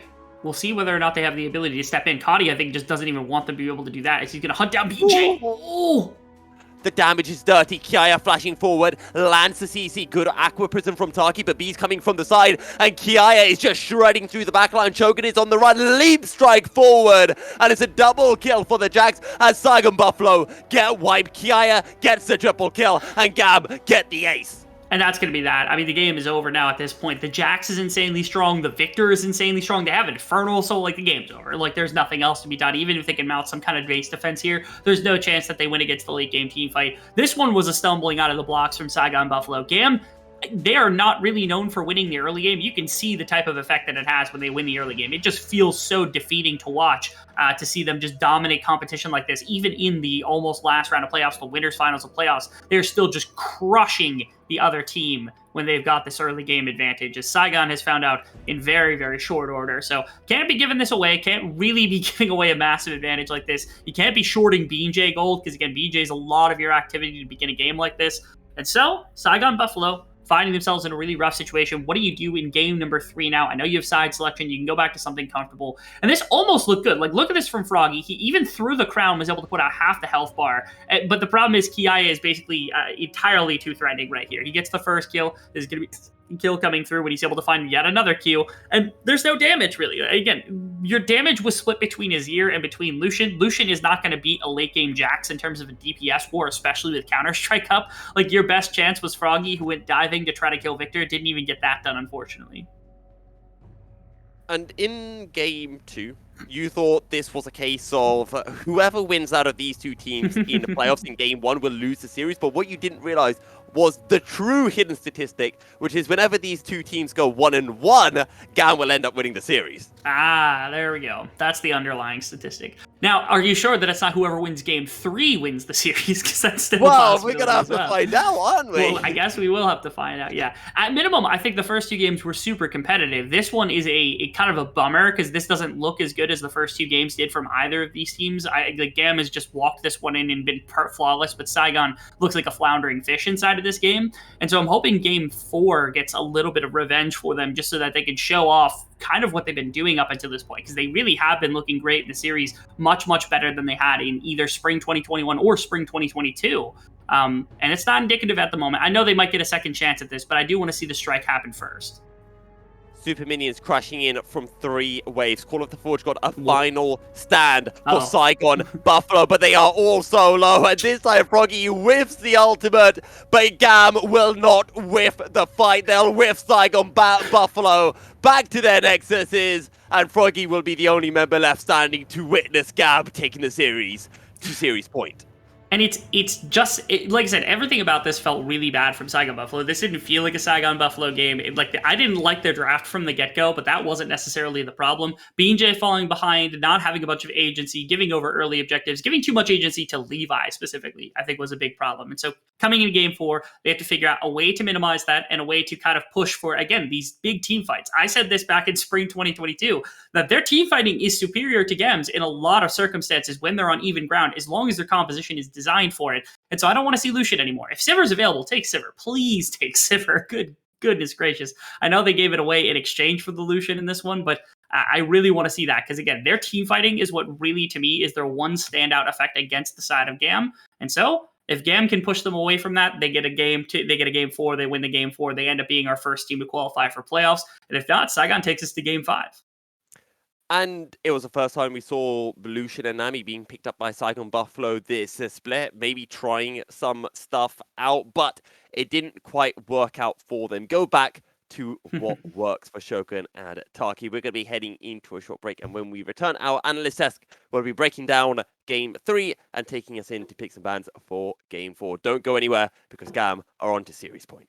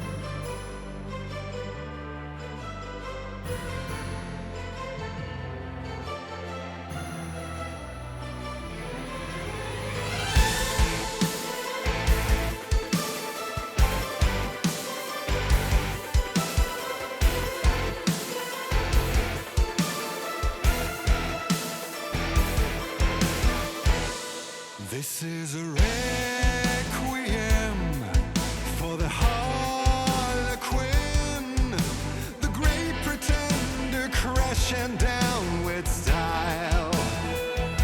Here's to the fall of man, faint to dust, fortune to sand. The great surrender finally arrived. This is how the requiem loves the Harlequin. Wake up, your chains are porcelain. Like a phoenix from the ashes, we will rise again. This is what the requiem loves to hear you sing. To the beat on your fool heart ever ran. One more time, we'll cry into the night again.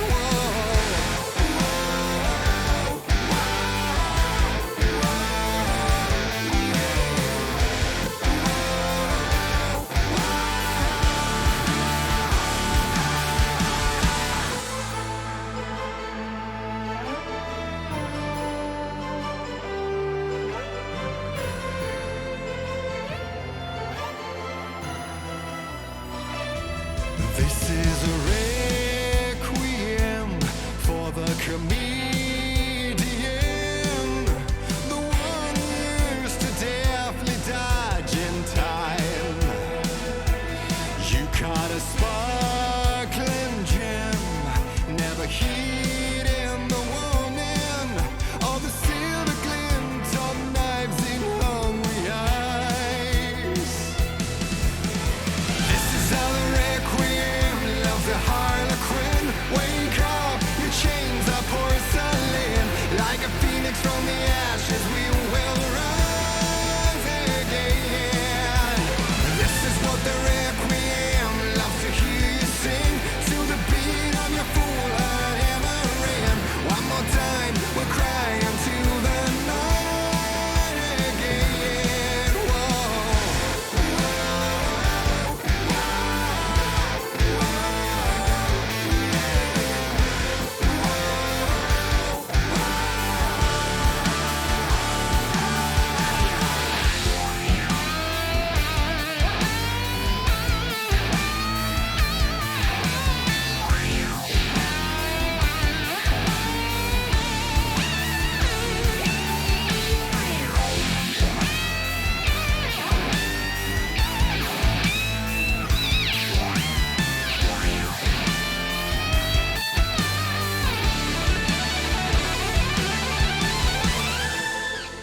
So how does it feel now? Tell me, can you let it go? The wrong you can undo.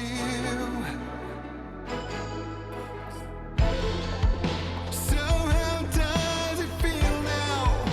Tell me, can you let it go? The wrong you can undo.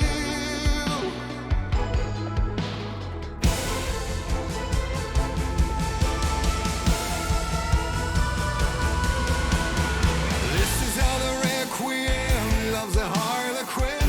Breaking up this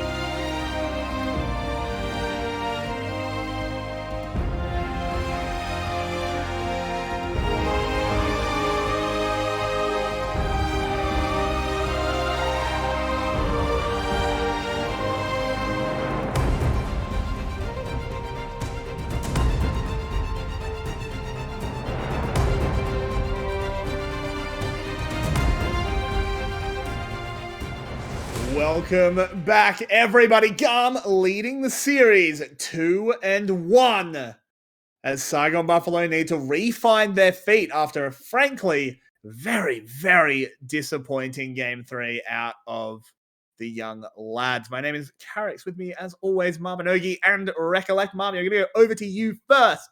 What went right for the lads in yellow? BJ went absolutely right for them.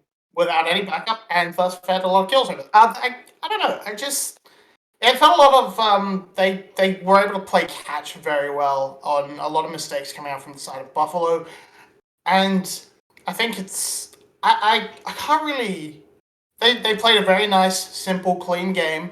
Very very good team fights. Very good placement around their win conditions. Levi was able to affect the lanes, and Jax was able to scale up nicely and get to a pretty good, comfortable position where he was soloing out the backline, and they just played a Civic comp, and they played it very nice and calmly and very well. And Recollect, I'm going to throw a similar question over to you. This one might take a little bit longer to answer, though. What went wrong for the Buffalo? It'd be easier to answer what went right for the Buffalo, wouldn't it? This was a strange one. It felt like a lot of unforced errors, I guess is the easiest way of putting it here for the side of Saigon Buffalo. BJ, as previously mentioned, didn't have a very good game, sort of struggled a lot, I think, throughout that one. Combined that with some an inability to push through their early game with the Lucian Nami meant that they kind of had no segue to get into that mid game where they really need to be shining. Because obviously in the late game, the Jax is going to become a problem in the side lane, which never really came to fruition in terms of the side lane aspects, but obviously Kaya was an issue.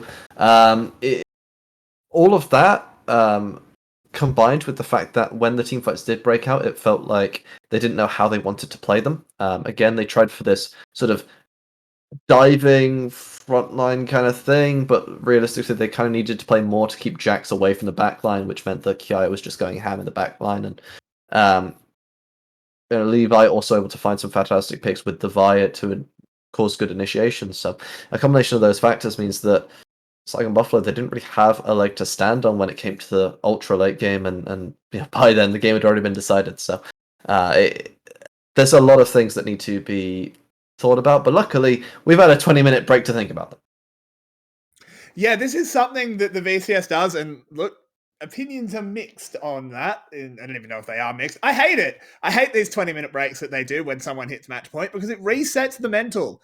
Saigon Buffalo get to go away, spend a fair bit of time with their coach, have something to eat, have something to drink, and figure things out. So coming into Game 4, they should not be on tilt. They should be back at a level. And Marby, what do you think they need to do in the draft to help get themselves over the line?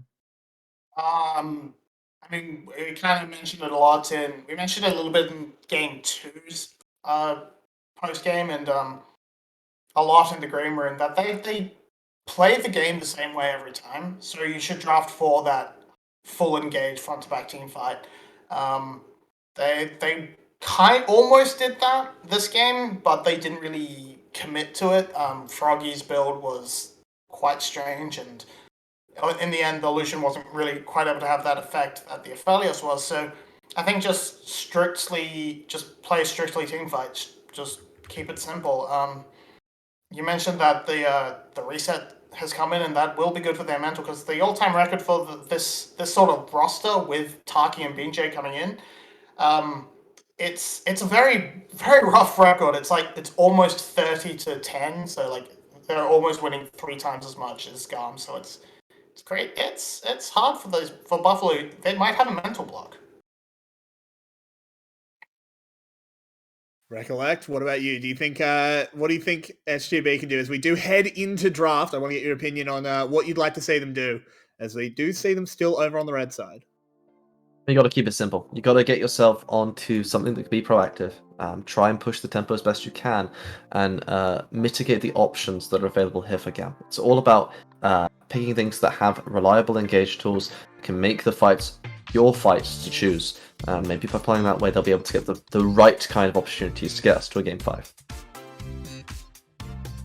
It's going to be Ari, Pantheon, Draven removed by GAM, Kalista, Renekton, Zeri by SGB, and that means GAM is going to immediately snap up the Sivir, and SGB are going to go to the Aphelios. They've tried the Lucian Nami, it didn't work out, and they're going to back off that one. Keep it pretty much nice and simple. Go back to what worked as much as they possibly can. They won't have the Renekton this time around, but Aphelios, Wukong, that's a good start. And GAM, I wouldn't be surprised if they just kind of ran back the same composition as best as possible. You can easily just put in your Vi and your Nautilus here if you so desire, and I wouldn't change much in my first few bans and then wait and respond on my solo laners. Yeah, it definitely would make sense. But we do see both ADs and junglers locked in. It's kind of a similar story of so far the same sort of picks here for the side of GAM. There's no reason to change it, right? It worked so well for them the last time around that they feel comfortable, and for good reason. It does enable you to have a bit more of a passive bottom side laning phase, and that means that now you can sort of, as Levi, move into the mid lane, into that top side, try to give resources elsewhere, because BJ wasn't able to find anything off this bot lane last time around. Righty, interesting. Once again, it's another draft where Yuumi is completely deprioritized. I've seen a lot of people saying, like, I don't understand why Yuumi is just ignored in this region. It's not so much the region, it's these teams. B and Taki are playmakers, they're roamers. These teams rely on their supports having agency. And guess what champion has absolutely zero agency? Yeah, it's Yuumi. It's not going to get picked. I'm just going to do a quick check here, because I think they have. Seen... B has played. B has played. No, not necessarily Yuumi. I'm looking at this Aatrox and thinking Fiora is a counter pick we've sort of seen pop up in LCS. Particular Fudge absolutely crushed on it the other day. But nope, it's not really a Kiaya champion. One game all time and it's a loss. So probably just gonna pick something fairly standard. I imagine could quite possibly be that answer. I'd say, but I like the bans from the side of GAM, take away the Renata. But just removing this. Yeah. Okay. So we've got the Viscount. So that's going to come in as well. I was going to say that you do have the cycle option of Malphite into the Aatrox. It's good into that. It's good stacking armor into the Wukong and into the Aphelios as well. So it would be a Malphite angle if you want to go down that route. Not sure if that's a Kiaya champion or not, but it's something you can go towards. But the Jax is also known to be an Aatrox counter. It's something else that we have seen people run in the past, and seems that's where we're going. The question is, where's that Morgana go? Support? It's good go mid. It could go mid. Froggy seems like the kind of guy who would play a Morgana mid. So it is a flag, right. That's probably why this is taking a little bit longer. Support does seem the most likely, of course, but okay, Corki it is. Yeah, that maybe encourages reading it for a safe. Yeah, I definitely think so. You can then pick something with a lot more agency, maybe even a Galio if you really wanted to really just play protect the Shogun. Yeah. I feel like I would go towards Talia, maybe being the option, but yeah, it will be the Galio as you mentioned that comes about, which is an interesting choice to come here. I do think that GAM has team fighting aspects here in their front to back, but their front line isn't amazing. I mean, look, this is a Froggy special. The fact that he goes Galio, I agree that if you didn't have nameplates, Talia would make a lot more sense. But given that it's Froggy, he loves his Galio, he's very, very good on it. So I'm not surprised to see him go to the Living Statue. And I actually think we've got two very high-powered comps here, and it's just going to come down to execution. I don't think either team won draft. So looking at these, I think that the Morgana pick has incredible value for the side of Buffalo. I think it's very hard now for the Vi to function in a offensive manner. I think that you just sort of Black Shield the member that she's going to hit with the assault and battery, and she sort of ends up jumping in and kind of just isolates herself and dies. But if we get sort of slower fights, I definitely can see GAM winning this one. So for me, I'm going to give this one to GAM because I've been wrong every game so far. Yeah, it's a little bit of ricochets versus Black Shields, I think. If they can pull it out and let those whatever they bounce across the entire team. That should be good for GAM, because they're kind of just running the same thing back again with a slightly different mid laner. I feel that they're confident in it. Shogun can be big, but I'm still leaning GAM. Fair enough. Now we're going to go over early to our cast to see if they're paying attention. Wake up, guys. As Milky and Rebel will bring you potentially a game to qualify a team for Worlds. A reminder, if GAM wins this game, they are at least in play-in, so let my casters take us there. Thank you very much for that, character. Rebel, I very much liked what Rev said, which was he's been wrong every single time so far. So this time he's going for GAM, which effectively translates into I've been caster cursing every single time, so this time I'm going to caster curse GAM so that we get a game 5. You know what? If that was the thought, I'm down for it, right? I'm absolutely down to see a 5-game series here to kick off our playoffs and to qualify for Worlds. I feel like there's nothing better than a full 5-game series. And that's the big thing. This game is not just qualifying you for the VCS Grand Finals. This will guarantee you to being one of the top 2 teams from the VCS, which means that you will be going into Worlds, and the Grand Finals will determine whether you're heading straight into the main stage or whether you're heading into play-ins. And let me establish this as well, because these two teams are playing for an even bigger prize that they don't even know about yet, which is that Worlds is in NA, which means that I will be there to watch and support them if they qualify. So they will get to meet Rebel Fox, their biggest fan in the entire world, when they come to America, which is kind of cool. Drakthar's not playing, though. We love Drakthar, right? The Drakthar fan club is still thriving as of this day, but that doesn't mean that I can't super fan over the other VCS teams who show up just in time. Of course, I'm sure you will be cheering louder than any other fan in the audience when Vietnam inevitably beat G2 somehow or other. However, we are heading into game. We are into the laning phase. Both junglers starting on their respective bottom sides of the map. And the big thing that I want to bring up right now is the fact that we're seeing Harsman moving back to one of these aggressive, more skirmishing top laners in the form of the Aatrox. Yeah, we know him to be a very big Aatrox player. And so since it's in the meta, I think the Aatrox makes all too much sense for Harsman to just pick up as constantly as possible. Now, he got dropped really low right there. Kiaya was ready to put him in the dirt. As level 2 got hit by Kiaya really quickly, as we got to see the bottom lane fight turn off really well. Style, Taki and Shogun are just barraging him with like skill shots. I don't know how in the world they won priority at level 1 here as the Aphelios Morgana, but they did it, and they did it up good as BJ is already on the way down. They have a defensive ward ready, but it looks like he can slip into the brush right behind the tower. There's potential this works. No, he's been spotted. No, he's going to get spotted. Tragic. Could they get the kill anyway? This is a big wave that's coming under the tower. Style has already used the heal.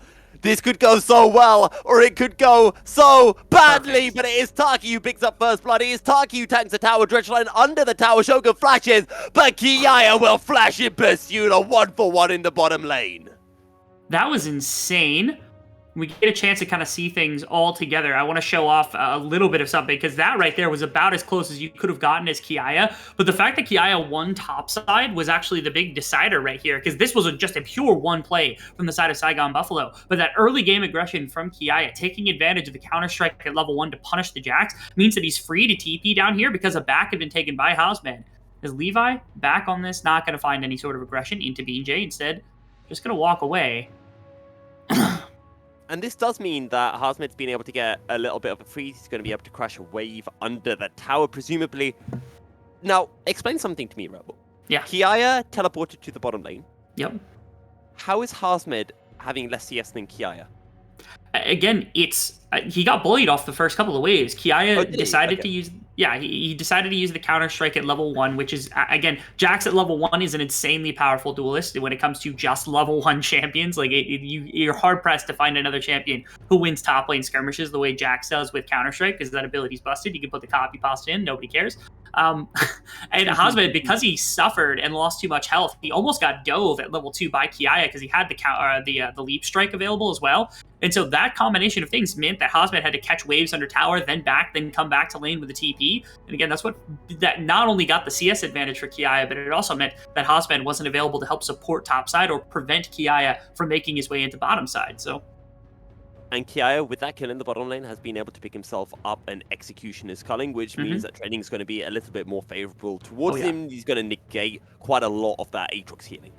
Yeah, and I wonder if it's a Bramble angle from Hosmet. He knows just how powerful that the Jax can be at the beginning of the game. Has a bit of healing to work with, not all that much, but he needs something to be able to reflect some damage, put some armor on his body to make sure that the Jax isn't just going to bully him, as it appears as though we've split maps right now. I mean, you can see, yes, there's currently a 17 CS advantage in the top lane with the 1 kill, but that is kind of echoed in the bottom side. 13 CS lead for Shogun, and Taki's got a kill on the bottom side of the map, which means that they are also readily available for this, as BJ is going to slip his way over the wall, has support of Taki as well, just wants to take all of these Krugs away, punish Levi a little bit more, and continue to put pressure onto the bottom side.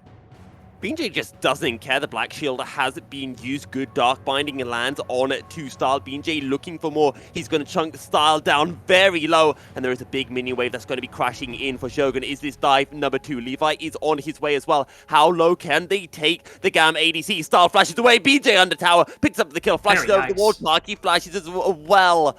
Can Levi follow up? I don't think so. And for Saigon Buffalo, it's just another kill going their way. And in just an absurd play as well, because not only, again, do they get this kill underneath the tower where they're just like proxying with BJ and Taki, but the fact that the kill goes to Shogun and they deny basically 2 waves, nearly 3 waves at this point. Oh my goodness, Levi, he's just trying to salvage what he can out of this bottom lane, but they are really punishing. Look at that, the 25 CS lead, that'll be minimized a little bit. I think it'll end up being somewhere in the case of like 20 minions, Ooh. but still, this bottom lane is just so disgusting. Saigon Buffalo know where their win con is, and they're playing to it heavy this game. And this is what we saw from them in Game 1 as well, just that they couldn't really play to it hard enough, as here's a replay of how they got the kill onto Style. Yeah, and Black Shield's a little late, but the fact that that Krug did not catch that Q from Taki was just gorgeous. On the previous bot side dive, the same thing had happened where Kiaya nearly got caught up with a Q, and I think the luck came back to Taki here, where he's able to tag up Style, do enough damage, and then the wave is shoved by Shogun, who, look at this, like, that's an auto Q coming through from Shogun with no repercussions. BJ didn't flash earlier either to try to make something more crazy happen. Instead, he uses it here, so there's no punishment from Levi, and a very clean bot side play, once again, really setting Shogun up for success here. Meanwhile, in the top lane, Husband has been able to equalize the CS somewhat. Kiai, though, still does have a slight item advantage, having the Executioners and a Sheen as well. He's going to have so much short trading power against the Aatrox. Yes, but the alternative now is that, again, that lead has been shrunk to at least a couple of minions here or there. Hosband's a very talented Aatrox player, so it's unlikely he gets the beat on him again unless he's really extended in the lane. And Levi just hasn't had the same pressure either. Haven't seen him go to top side. And you have to be careful, because if you start going top lane to punish for the Jax, get the Jax going a little bit harder, the Ophelio starts to really be able to kind of avalanche into something bigger on the bottom side of the map. And so you have this fear of, like, if you're too far away from bottom lane, you end up losing dragons, you end up losing the ADC battle much worse than you are now. But otherwise, you're not pushing the one advantage you've got on the map with Kiaya at the moment. There's also been a bit of a trend as well this series that I brought up in Game 3, and I'm going to bring it up again now, which is the fact that in every single game, we have seen a player playing a champion for the first time this split. This time it is Taki playing the Morgana, which takes his total unique champions up 19? to 19. Yes, which is now 1 higher than Akati. And it means that I believe Taki has played more unique champions than anyone else this split. Yes, and that is a metric that we care about very, very rapidly here at the VCS, especially when it comes to drafting. So Froggy found his way to bottom side. He's now going to play the role of BJ. Spotted out by a ward, Kati is looking to follow, all the while BJ picking up the first Drake of the game, and Froggy will just say, look, I've dragged Kati over to the bottom lane, I'm just going to justice punch away, we're getting an objective, that's all we need.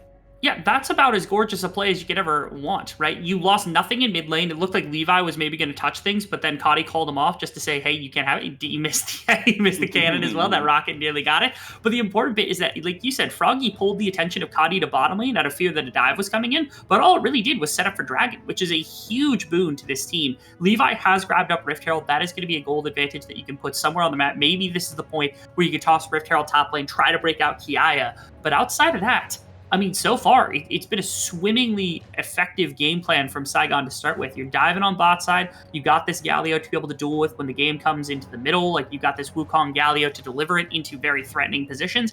And again, Shogun is doing great in this game. The only big threat that I foresee in the future, especially since Style is down so far, is just going to be rockets from Kati. I think that's a terrifying prospect, is into the mid lane.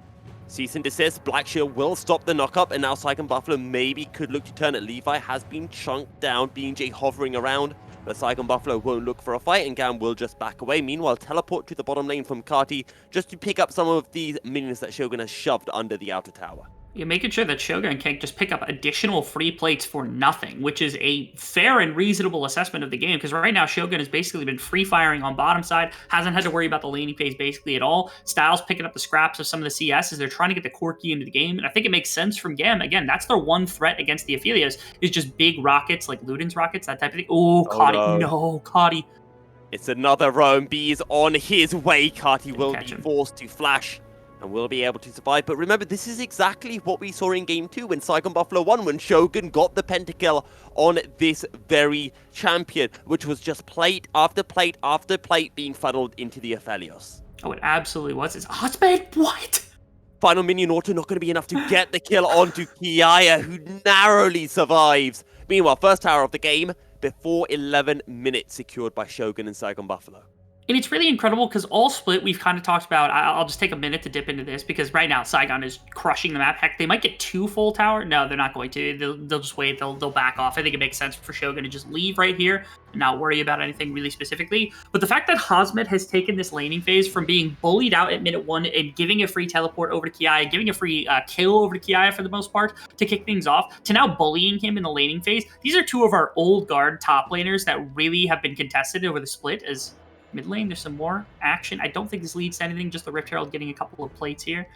But yeah, summarizing, again, the fact that Hosmed and Kiaya have been so dominant for so long, we got hype about Hero and Enper and some of the newcomers, but you could see both of these old dogs still have some tricks up their sleeve to be able to do some really nice things. What was that dredge line? That looked like it went through the wall to land on Are you astonished by any Nautilus hooks at this point? Like, honestly, if somebody threw an around 90-degree corner and it still caught somebody, I wouldn't be shocked. Like, I wouldn't. Taki, actually both Taki and B have a habit of landing some ridiculous hooks, whether it's on Nautilus or even on the likes of Thresh. I believe it was Taki who did that really insane Thresh hook on an Akali last split. Yeah, something like that.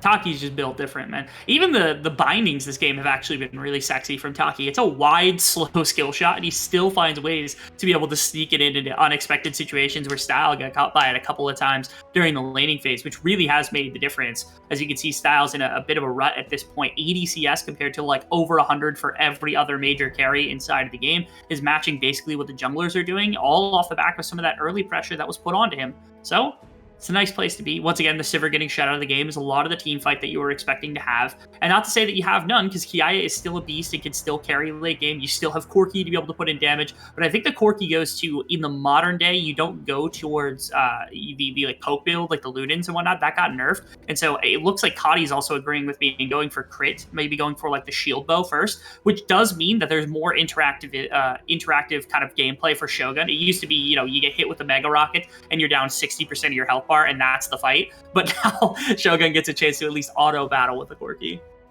Look at that CS gap in the bottom lane, though. We're talking about over 40 CS up is Shogun right now, 13 minutes into the game. Still got another 40 seconds for Shogun to be able to potentially pick up some plays, get a little bit more gold on this Aphelios. Not that he doesn't already have enough. We also have our second Drake of the game spawning up soon, as Kiaya forces Hosmed to use the World Ender. Levi looking towards his bottom side, flashes forward with the cease and desist, but the World Ender is still going. Is there enough healing for Hosmed?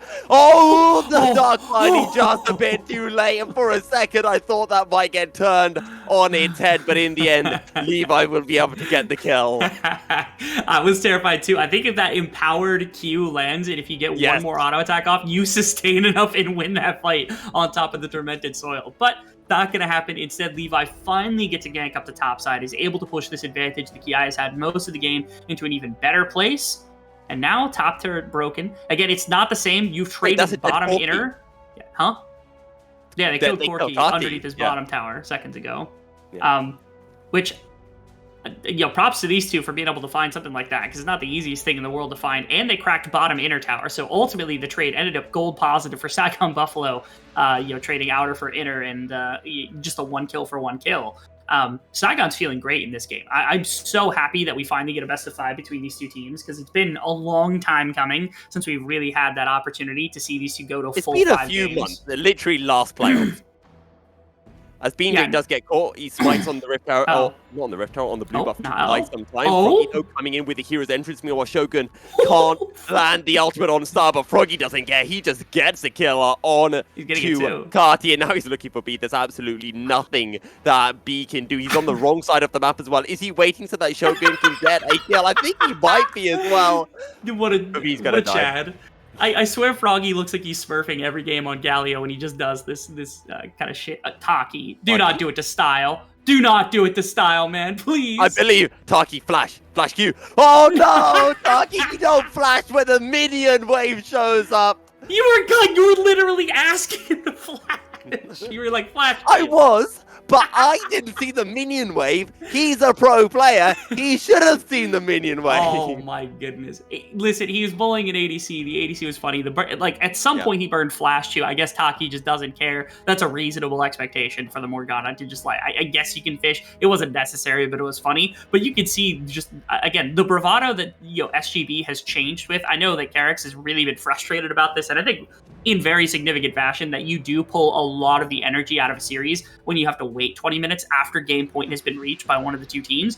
But man, I'm kind of here for it. The fact that Saigon Buffalo might be in position to take game 5. They're up 2 dragons. They're up the gold advantage. They've got the Aphelios in a really positive position. Everything about this game is kind of leaning Saigon Buffalo's way. It's going to take a lot for GAM to get back. And a lot of that comes to Kiaya and Kadi. They're 2 solo laners who we put so much faith in over the course of the split, oftentimes considered at the top of their position. We are highly critical of them when they don't have absolute superstar, all-star performances.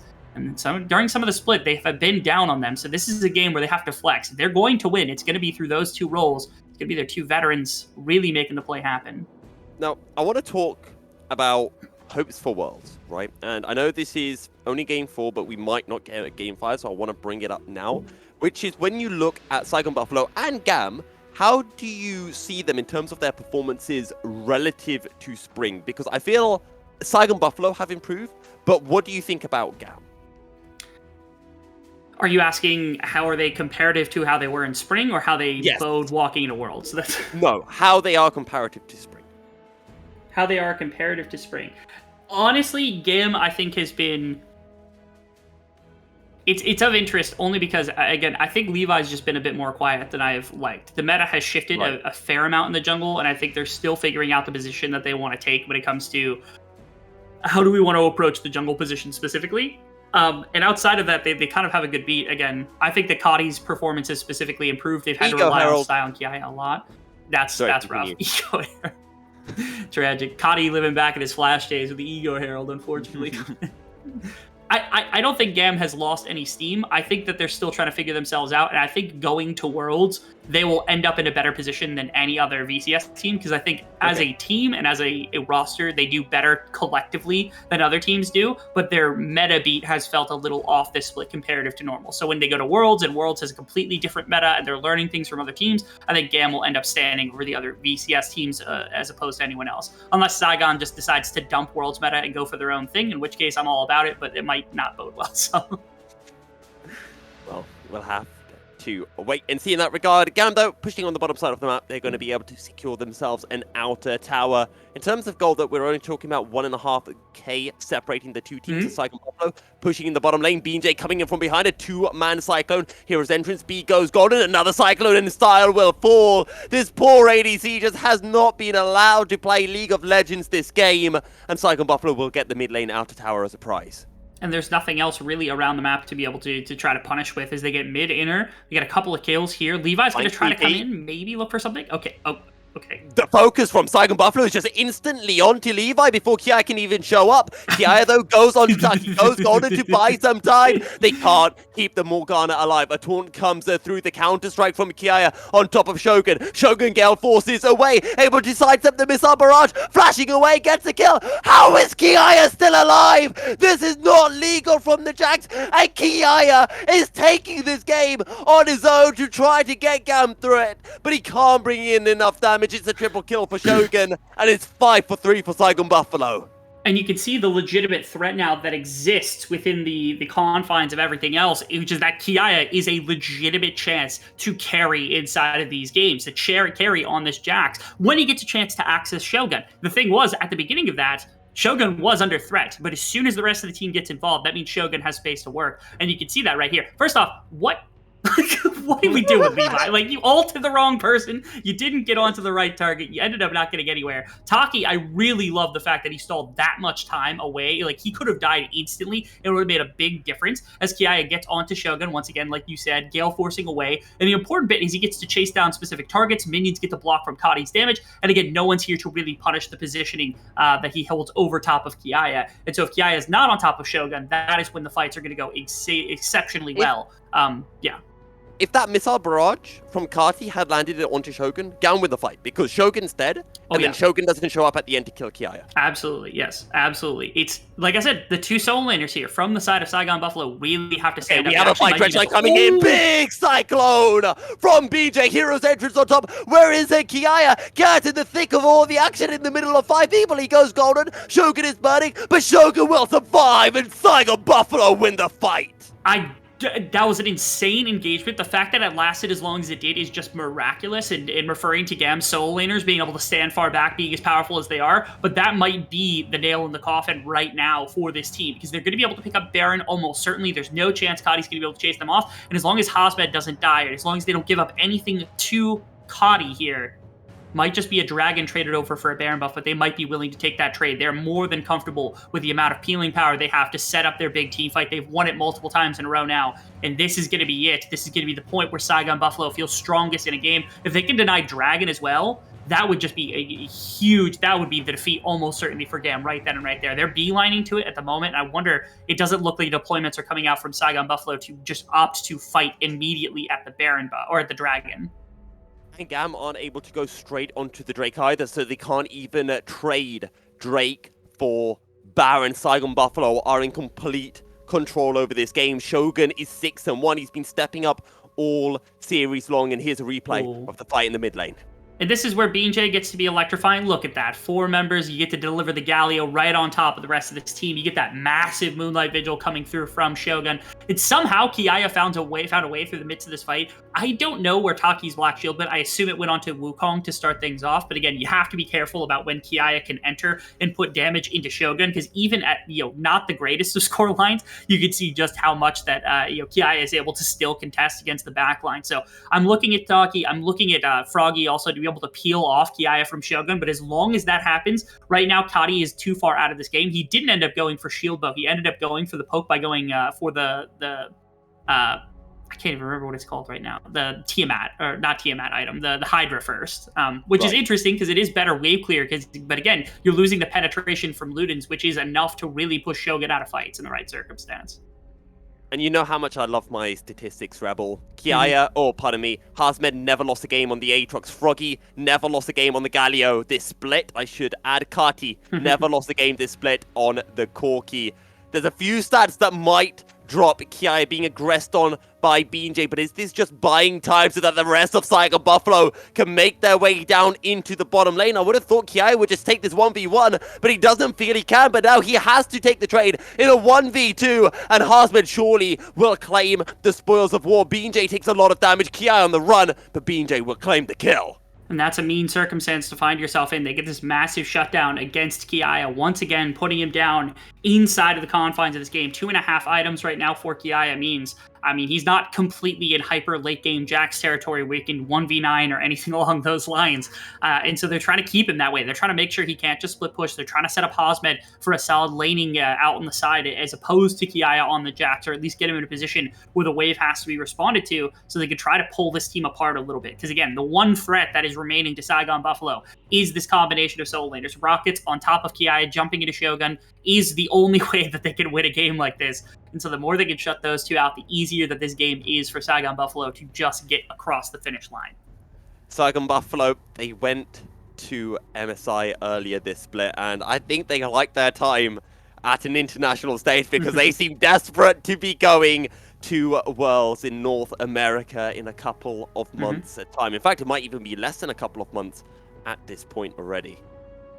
We're getting close. We really are, Milky. Soon enough, people are going to start coming to North America, and we're going to be getting a chance to see them on big stages against high-level opposition. And this is a point where, we're walking in this game, and I think we're kind of posturing for a situation where Saigon takes us into Game 5.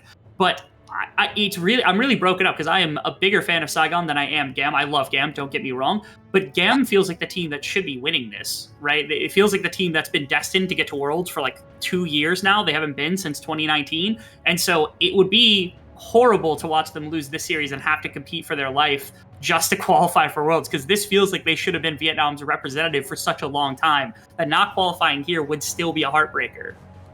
And let's not forget, GAM last year, they got denied by COVID. Spring this year, they got denied because they had to go and represent Vietnam at the Southeast Asia Games. And I'm sure GAM would have wanted to do both SEA and MSI, but they weren't given the opportunity. So this is going to be the first time that we see GAM at an international event, I think, since 2019? 2019 Worlds, yeah.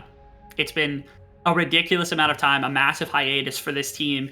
And again, they've been singly the most dominant team that we've had in the VCS since basically that time, especially since they picked up Cotty in 2020. It's been the case. So, like I said, I'm so broken up about this because I love Saigon Buffalo, but like GAM feels like they are deserving of a playoff spot, and seeing them qualify for it here at minimum would give a lot of people peace of mind. I don't want them to have to be on the brink of losing one bad series to one team and eventually get knocked out when they have been the team that we've been expecting to dominate at Worlds, to show the world what VCS really is at the top level. And I think anyone that's spoken to me knows how high on the copium I am for GAM and for VCS. I've been saying ridiculous things like, GAM are going to make it out of groups. I genuinely believe that to some extent. I think Worlds is going to be so exciting seeing, hopefully for me, in terms of the performances that we see from teams, and I'm not saying these are my favorite teams or anything like that, but GAM and Saigon Buffalo, they've looked good. They look like our best possible representatives at Worlds, as Carty just gets caught out by BJ, can't even approach the blue buff, and BJ's been playing this series so well, and we commented that he wasn't able to do much in the previous game, in Game 3, but here in Game 4, he's right back up to full steam. Yeah, able to do kind of the dueling things he was missing in the last game, able to be a primary engage, unlike in the previous game. It feels like a wonderful position for BJ to be in, to be interactive. And a lot of these players, again, try to establish themselves as some of the best in their roles for Saigon Buffalo. Still feels like I watched them come in when they were like rookies. And so it's been astonishing to see the journey that they've taken to being at the top level of competition, and now potentially pushing GAM into a best of 5, into a series where, it's not winner goes to championship. Not winner is the best in the VCS, but the winner gets to go to Worlds, which is, to me, the most important thing. Winning VCS then comes second, where it's like, okay, yeah, we want to win VCS, right? But going to Worlds is equally as important, at least in my mind. Here's a fight around the dragon. Break, but Saigon Buffalo don't want to give it away. Dredgeline comes through. Look for Froggy's Heroes entrance. Look at Kiaya. B is already down and out of this fight. 2-man ever Froggy. Big package from Carty. And one has fallen for Saigon Buffalo, but that might be all. Carty able to find a shutdown. 3 for 1. Housemed on the run. What can Kiaya do? He's turning this onto Housemed. They get a kill. And Kiaya comes in clutch, but now Shogun can just run the Jax down in a brush. Jumps forward. Counter strike. Caught by the PC. Knocked up by the Galio. Style on the run, but on the wrong side of the map. A 2v1. Where are you gonna go, Style? That's not the blast cone direction you want to go in, Froggy. And Style might be able to survive this one. Justice puncher forward from Froggy. Everfrost. Spell shielded by Style. Style will survive. Saigon Buffalo get the Drake, and Saigon Buffalo get 4 for 3. And it's another massive fight win coming out from the side of Saigon Buffalo, where they not only get the dragon, but they also get the big fight. Again, the big fight, I think, is a little more downplayed than getting your third dragon and pushing the other team onto Soul Point, because that means that GAM has to contest for the next one. Otherwise, it's going to be so hard to try to kill anyone on this team. And I got to give props to Froggy. It's very rare I get to just pure give props to Froggy and feel a little less biased than normal, because I love this player. But look at the way that he plays this one. Look how easily he splits this team, destroys them, splits this battle line where Kiaya is is kind of taunted away from where the ultimate and the package goes from Kadi, and because of that, Kiaya just has to pick apart one member at a time, and he almost does it. He wins through Hosped, wins through Taki, and that's enormous, but it pulled the rest of the team away from the Dragon. It gave Mountain Drake over to the team, and Kiaya lost so much health that he couldn't play against Shogun for the remainder of the fight. I love that split that came out. The fact that Froggy's willing to play that aggressively on the Galio to make sure that backline is split from the rest of the team, so damage is not going into the right member, so Shogun goes untouched through the entire fight.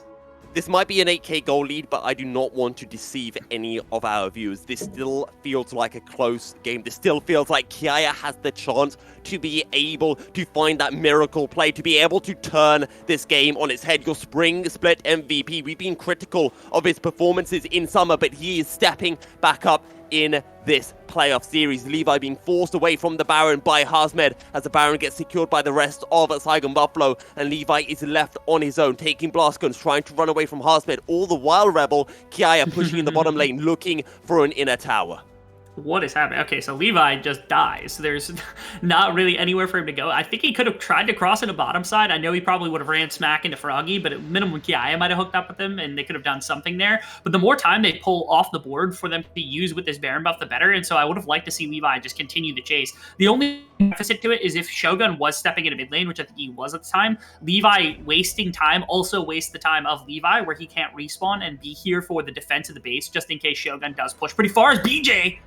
Saigon Buffalo are not going to take things slow and steady. They're going to push through in the mid lane. A second Cyclone onto Kiaya, forced away. Hero's entrance there comes through. Shogun won't land the Moonlight Vigil. The focus from Buffalo is onto the inhibitor, but Hasmed is stepping forward. They land the taunt onto Kiaya. Justice punch forward, and the Jaxes are dead. And Saigon Buffalo are going to keep on powering ahead. 3 kills, baby. The inhibit, the Nexus towers are down, and Saigon Buffalo, for the first time, take GAM to Game 5! Oh, and this feels like such a poetic way for the series to continue. Once again, it feels like GAM has been stomping Saigon Buffalo since their inception, and that this is a team that has wanted to be so hungry and contest this team, and finally we get a best of 5 between these two teams that goes for a full 5 games. We're not even in the grand finals yet, but this feels like such an important series. Both of these teams want to qualify for Worlds. Both of them have represented internationally, and they're looking forward to do it yet again here, and this is the game that gets to decide that at minimum. Loser has to go play Secret. I don't think either teams are thinking about that right now. All they care about is qualifying for Worlds, making that grand finals right here and right now.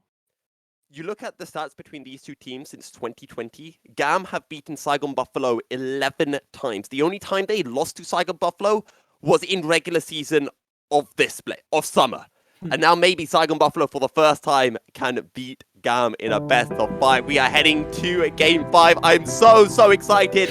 Bugs Bunny is excited. Thomas the Tank Engine is excited. We're going to head to break, and we'll be back in a short bit for Game 5.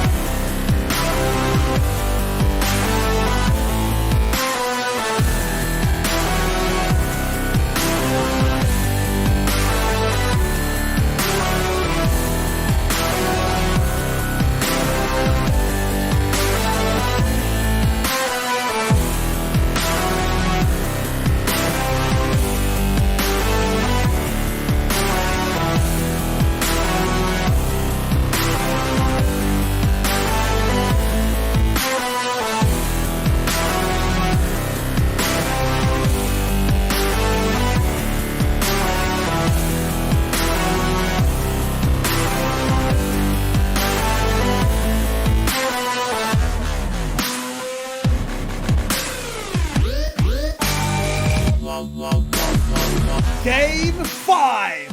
Here we go. GAM versus SGB going the distance, and aren't we so happy that it is? I'm back with Recollect and Marbinogi, and we have so much to talk about because it is one game between these teams and locking in a spot at the World Championship. It has been 2 long years since VCS was able to go to Worlds, and one of these teams will book that first ticket into getting Vietnam back on the map. Recollect, it's SGB that push it to Game 5. How are you feeling? So I'm loving it. I am so excited to have them here. Get all the way to Game 5. And they did it in such a great way as well. It felt like the SGB that sort of didn't show up in Game 1, struggled a little bit, had one great thing and then just got blown over. It was the opposite. This time around, they found the proactive play, and for the first time in this series, it felt like they were the ones in control from minute 1. They never really let off the brakes. They were always reactive before, but now they're being proactive. Their diving style, this Morgana pick, looked fantastic from Turkey, and it feels like maybe there's something in the air. Maybe the Buffaloes can push that a little bit further and get us that win and take themselves all the way to finals and onto Worlds being secured. And hopefully our cat analyst can help us out to fully understand the situation. Yeah, going over to the smartest analyst we have, Pippin. What do you think of this series? Maybe you can talk through your translator of Marby. What do you think? Are you so excited you have decided to wake up and be annoying? Yes, he has. Discussion. How are you feeling about GAM? How did they get back into this one? That was the actual question. I feel you can mostly write that off as just everything goes wrong, especially on the bot side. I think they need a much more stable meta pick for the mid laner. I think Corki is just kind of not that great right now. It was alright up towards the start of the split where that's where the wins were being picked up on it, but I think you can try. You just need to maybe prioritize the Wukong yourself. Go back to the red side, try and grab it in that R1, R2, and get Levi in comfort because he's been okay off of the Wukong, but he hasn't really been a big shining light, and you can't be. And I mean, in that game, he was removed from it in draft phase. So give him something good, give him that Wukong, and try and let Levi, the captain, lead you home. Let Captain Levi bring us home because you really need it. You really need it. GAM really wants to actually show up to an international tournament after being denied / skipping one so many times. It'd be such a tragedy to not see them make it. So it's worth pointing out that the last time GAM actually won in a Game 5 was in summer of 2020 against EVOS, a team that doesn't even exist anymore. Their Game 5 record is not good. They often lose these ones. So SGB fans out there, that is a good statistic for you to think about as we head into the 5th and final draft. GAM over on the blue side, banning out Ari, Pantheon, and Akali. SGB rocking the red. Renekton and Seri removed so far, and we wait on that 6th and final ban. Recollect, what do you want to see picked up for these teams? I mean, so far for Saigon Buffalo, once they get themselves their hands on the Aphelios, it looks as if the team is a completely different animal. So if that one is given over, which it looks like it's going to be here for the side of the Buffalo, it feels like they can do a lot more proactively than they have been. However, it does mean that Wukong that we were expecting to be more of a priority pick has now been taken away for the first game of the series. Levi will be the one to pilot it. This is Levi's first Wukong game. This playoffs, it was perma-banned in the first series. It's been taken up by a high priority by BJ this time around. And it's going to be Aphelios once again. And, I mean, absolutely, Shogun has been performing fantastic on it. This time, though, GAM are definitely going to be able to set themselves up to just kill it. This is a bully Shogun lane. Oh, but this would be a fantastic counter. It's a really nice play setup so far from SGB. Might not be enough with just the bailout, but it's going to do a lot. But this is GAM throwing down the gauntlet. They're just picking teamfight. This is all, like, they've only shown 3 picks, but it's just teamfight. They think they've got the better hands. They think they can maneuver around Buffalo.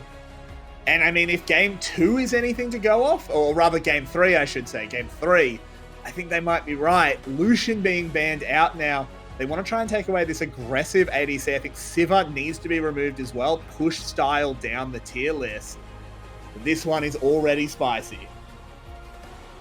Yeah, the only thing that worries me a bit, though, is that if you do lock in something like this Camille Galio with the Wukong, it usually means that you're going to be playing proactively towards the top side, which, at least throughout this series, I don't think I've seen Levi really make too many proactive moves up towards Kiaya, so I wonder how that's going to end up working out for this team stylistically.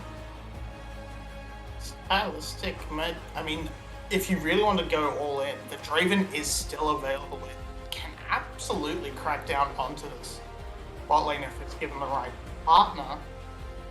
But SGB are just going to play a full kite back composition, just try and survive the initial burst and sustain through it. You've got...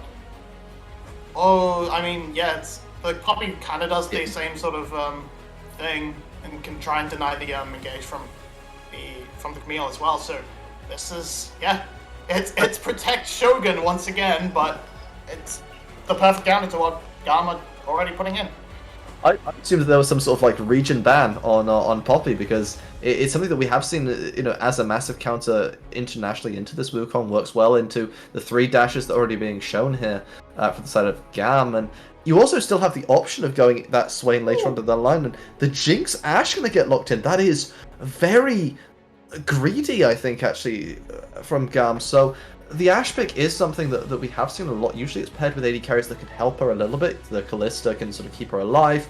There's a few other ADs that can sort of help self-facilitate, but a lot of these champions aren't really amazing targets to land onto, but we'll have to see if, beyond that sort of engaged support is able to find the right angles on this one. I would have loved that Ashe if it was put up alongside the Draven, just Halo Blades, and to really chunk down someone like the Renata, and then just try and spin it out from there. But the Jinx is gonna be a little bit more passive, give a little bit more late game insurance policy, I suppose, compared to that Draven. But the idea is still clear: throw everything and just try and engage. Throw everything in the kitchen sink at Shogun, and let Sal try and do as best he can from the back line.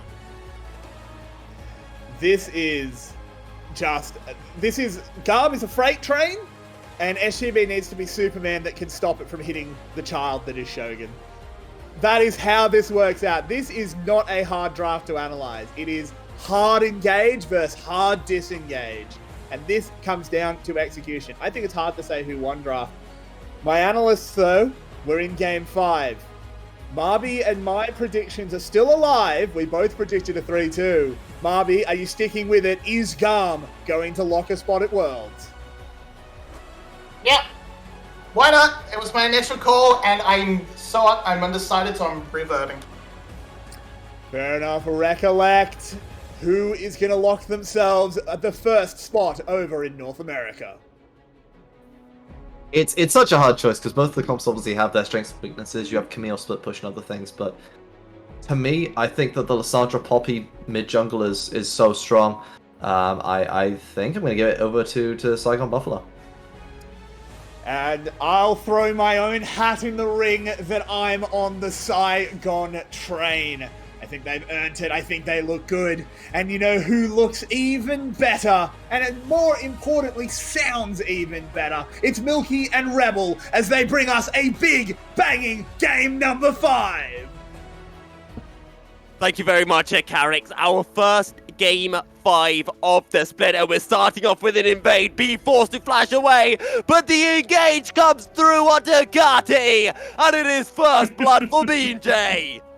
Okay, we're starting things off with an immediate bit of action where, until this point, really, GAM has been very passive inside of the very earlier stages of the game, right here looking for the first engage, but they walk right across the wall. How do they expect a river ward like that? How do you expect that ward to come through? Taki, you're a mad lad. That ward is useless in any other circumstance, but here they catch them out flawlessly to be able to work things and to be able to get the kill up against Kati, to be able to burn B's flash as well, just to start off a game like this. You could feel the tension. You could cut it with a knife right now. These two teams are on such an edge. I could feel the tension, and now I can feel the suspense for GAM. Because Rebel, on a scale of 10 to 10, how excited are you for this game? I couldn't even describe it properly without going into the fact that literally since I started casting here, like Saigon Buffalo's roster had been reinvented. They almost got kicked out of the league when I first started. And so the first split I started casting, they jumped in with this roster. I've been here just about as long as this team has. And so I've gotten to watch everything about them since the moment of their inception. And casting them in a best of 5 where they go to 5 games was always a dream of mine. I want to do it on the world stage someday at some point. But this is the first opportunity I've had to cast them against the best team in the VCS. And to really prove themselves as being a world contender and to being a VCS champion contender as well. And so I'm just ecstatic beyond belief to be able to watch these two teams. I think this is exactly the two teams we want to send to Worlds, and we're getting our first taste of what it's going to look like. Now, before we get any further into the narrative building, the story setting, I of course have to mention that all-important statistic that I've been doing this entire series, which is which player is playing a new champion for the first time this split. And actually, it's none of them. They've all played these champions before, be without one game on the Ash. So we've got something brand new for Game 5, which I think is also very interesting in its own right. Yeah, there's nothing crazy about this. Both teams going back to some level of comfort, trying to figure out what it is that's going to work for them. Here it's GAM saying we have to contend the positioning of Shogun. We cannot allow him to play a front-to-back team fight again in one of these games. And absolutely going to be the case. Whereas the side of Saigon is actually playing a bit more of like a catcher type role. You know, they're geared up, they've got the helmet on, they've got the glove, and they're ready to wait for the engagement from GAM get delivered to them. Ki or Levi jumping in with Cotty, but then you've got your own Renata ultimate, you've got Froggy's ultimate to be able to deny somebody access, you've got BJ to be able to deny access. It's a great circumstance to be able to attach yourselves to the engagement and try to win it before the side of GAM can burst out your ADC. And we know on the analyst desk, Recollect was talking about this mid-jungle, the 2v2, how strong it is. We know how well BJ has been playing. Taunt's going to come through in the mid lane, but Levi will not follow up on the play. But to go back to that mid-jungle point, not only is this a very strong mid-lane jungle duo for Saigon Buffalo, but I also want to mention this is now Levi on the Wukong, because until now it has been BJ playing the Wukong, I think, every game this series. Just about. Yeah, I think all of the games have just been BJ on Wukong, which is fair. He's been electrifying Wukong for the entirety of the split, so it's not shocking at all to see that that is the case for the series. And Levi wanting to take it away, wanting to set up the dive is a nice little kind of tip for his bottom side dive. Every single damn game. Again, we get a teleport coming through. Taki's going to eat a couple of tower shots, but here is Kati. The steadfast presence denies the justice punch, and Saigon Buffalo will be on their merry way out, but all of this has bought time for Froggy just to push the mid wave in. Yeah, and out of the things that were given up right there, you lose teleport on Kati, you lose cleanse on Style, the exchange. What do you lose for it? I guess you lose a Krug camp. You're going to lose a Raptor camp, maybe to Levi, unless he backs before it comes up. Yeah, right there. He's going to snag it up. So that's Poppy that's denied a little bit of farm. But the thing is, Shogun and Taki feeling comfortable on the bottom side. Yes, you didn't get a kill, but at minimum, you took off a lot of pressure. You have a lot more pick potential against a non-cleanse Jinx as this Renata, and you burnt no summoners in exchange for it, so you can get more aggressive later. It's a setup, hopefully an investment that will pay some solid dividends as Saigon Buffalo develops further into this game. And GAM has to be cautious. Their bottom lane has been the thing that has been aggressed against for so much of this series, and it has worked. It's really paid off for Saigon Buffalo. So this game, it is up to Style and B to step up to the plate and say, we're not going to get beaten by these two that have been in such a commanding position for 4 straight games for the most part. Absolutely so, and forget about banning away BJ's Pantheon, taking away his Wukong. You need to ban away that jungle pathing that ganked under the bottom lane outer tower, because it's been working so well for Saigon Buffalo. And maybe for the next time that these two teams face, GAM are going to have more time to really look into that playstyle from BJ and find a way to counteract it. As we see the mid lane is duking it out, Taki working his way up with BJ to get him some priority to invade into Levi's jungle. Absolutely are. Just stealing back a little bit of something. Even though BJ's not really down all that much farm, it takes away a couple of the small raptors. B also has to flash. Okay, and Froggy didn't have to flash right there because his E was already set to go. This bottom lane, these two ADCs working in tandem with one another. I know it's supposed to be a good lane up against the Renata Glass. Maybe it's making it more difficult to capitalize on that side, but so far has just been bullied off at the moment. And now Style stuck underneath the tower, maybe just looking for camps because it was spotted out early by B. Don't want to get jumped on by this Wukong. Kati has level 6 as well, so Kati could easily make a roam happen.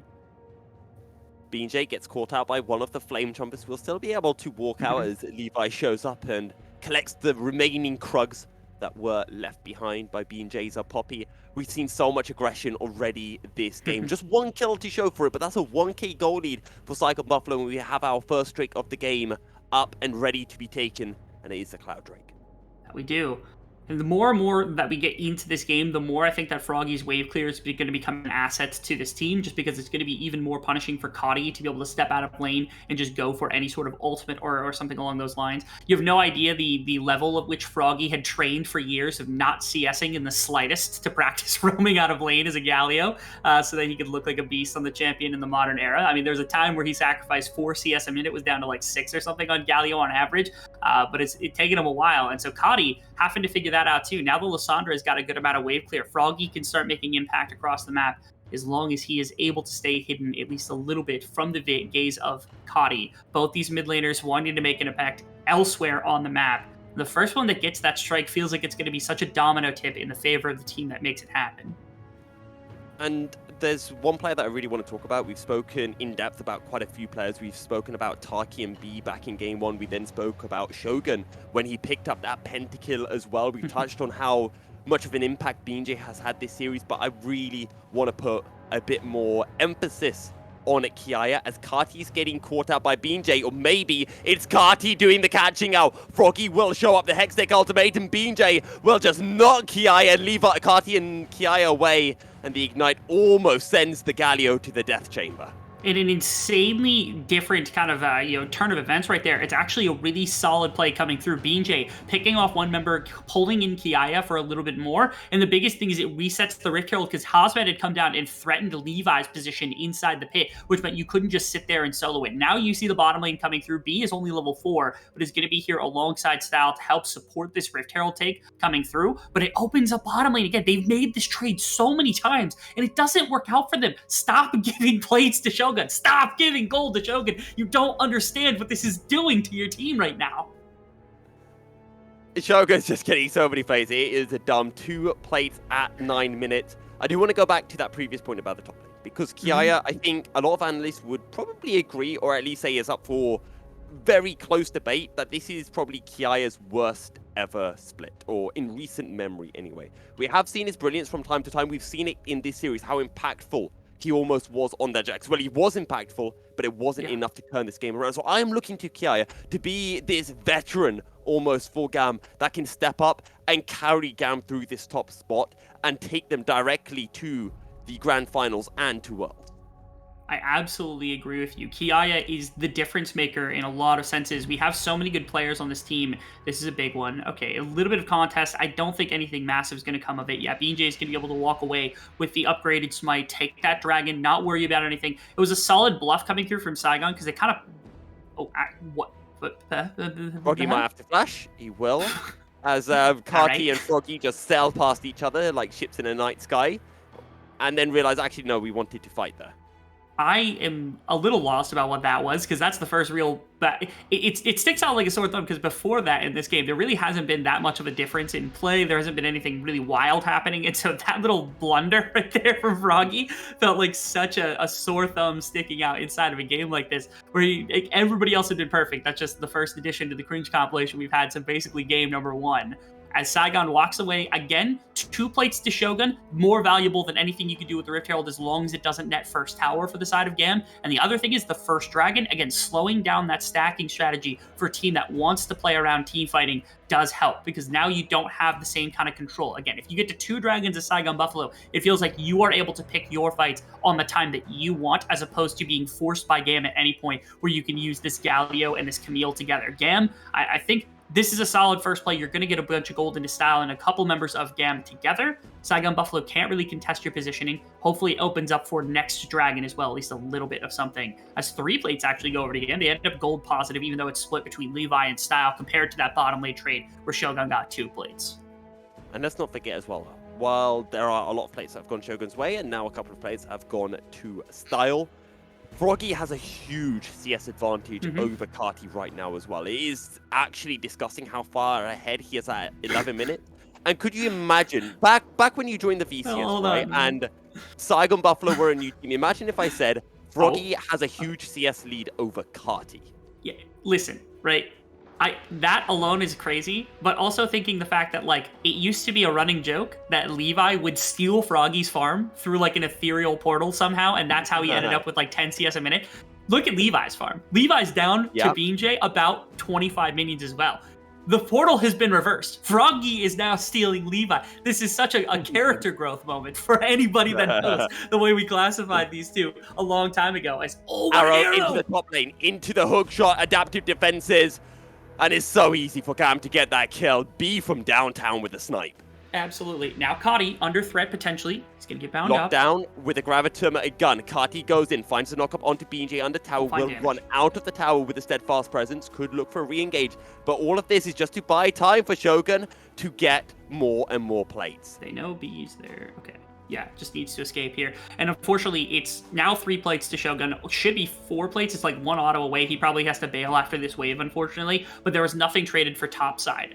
So it was an additional plate, almost 2 additional plates to Shogun in exchange for that top side kill, which did burn, both of Kiaya's summoners, as well as burning the ultimate from B, which was an amazingly shot ultimate. I want to give props to B for that one, because it's the first real bit of action we've had since the very early rumblings of this game, for the most part, as these two teams, again, it feels like they're waiting on bated breath to really put themselves in a position to look for their team fight. On one side, you have this heavy engage. The other side has heavy disengage. You've been able to rely on Shogun. Oh, it's at a base, too. Look at this mad lad right here. B, what a beast shot. They've been paying for it, it looks like, for a significant amount of time. It was just Hosman who was not ready for this arrow to come flying in, and it was all that was necessary. A little bit of CC. Hosman was stunned up until seconds later. I mean, the Ignite, I don't even know that was necessary coming out from Kiaya, but just to make sure that they had the cherry on top of things. And it's one of the best things about Ashe, whether it's ADC or support, that you've got this random happy-go-lucky engage tool that you can use every 40 seconds or so and just fish for an engage. And if it lands, maybe you can make magic happen. And if you can't, you get to try again in half a minute. Sure do. One of the best parts about having the Ashe support is having all that extra cooldown reduction, or ability haste, my apologies, so that you can use that ultimate a lot more often. And it's something that you have to be very careful of, because again, with the engage range that a Camille and a Galio have, that a Wukong and a Galio have, with the rocket on top of it, like, you can hit somebody from a very far distance away and not really worry about the ramifications of it. Like you said, you can fish with it just a little bit. And so here, we'll see if GAM is able to exploit that as the game continues. But at the moment, we're still in a very calm state of this game. Most of these lanes have just been going on, all things normal, nothing crazy. Plates have dropped, so there's no additional gold to be pulled anywhere. So now Shogun and Style swap into the mid lane just so they can absorb as much farm as humanly possible. And dragons are what we are interested in very heavily now, because it will make a big difference, both for setting up fights on both sides of this team, but also who gets to dictate fights later on. If Saigon pulls 2-3 dragons, that's where they end up having the most control in the entire world, preventing that pure engage from GAM from coming in. Because if GAM has control of the dragons and of the river, it is really hard for Saigon Buffalo to not be forced into a fight if they want to try to contest that neutral objective. No, Harsmed has teleport to make his way over to the river, and Kiaya doesn't. So Kiaya's going to be walking the long way down as B&J just starts on this Drake as soon as possible. Okay, BJ's on the dragon already. In come Froggy and Harsmed running down mid lane and into the jungle, respectively. Who got ulted? It was Levi. That's big. No jungle, no smite. No smite.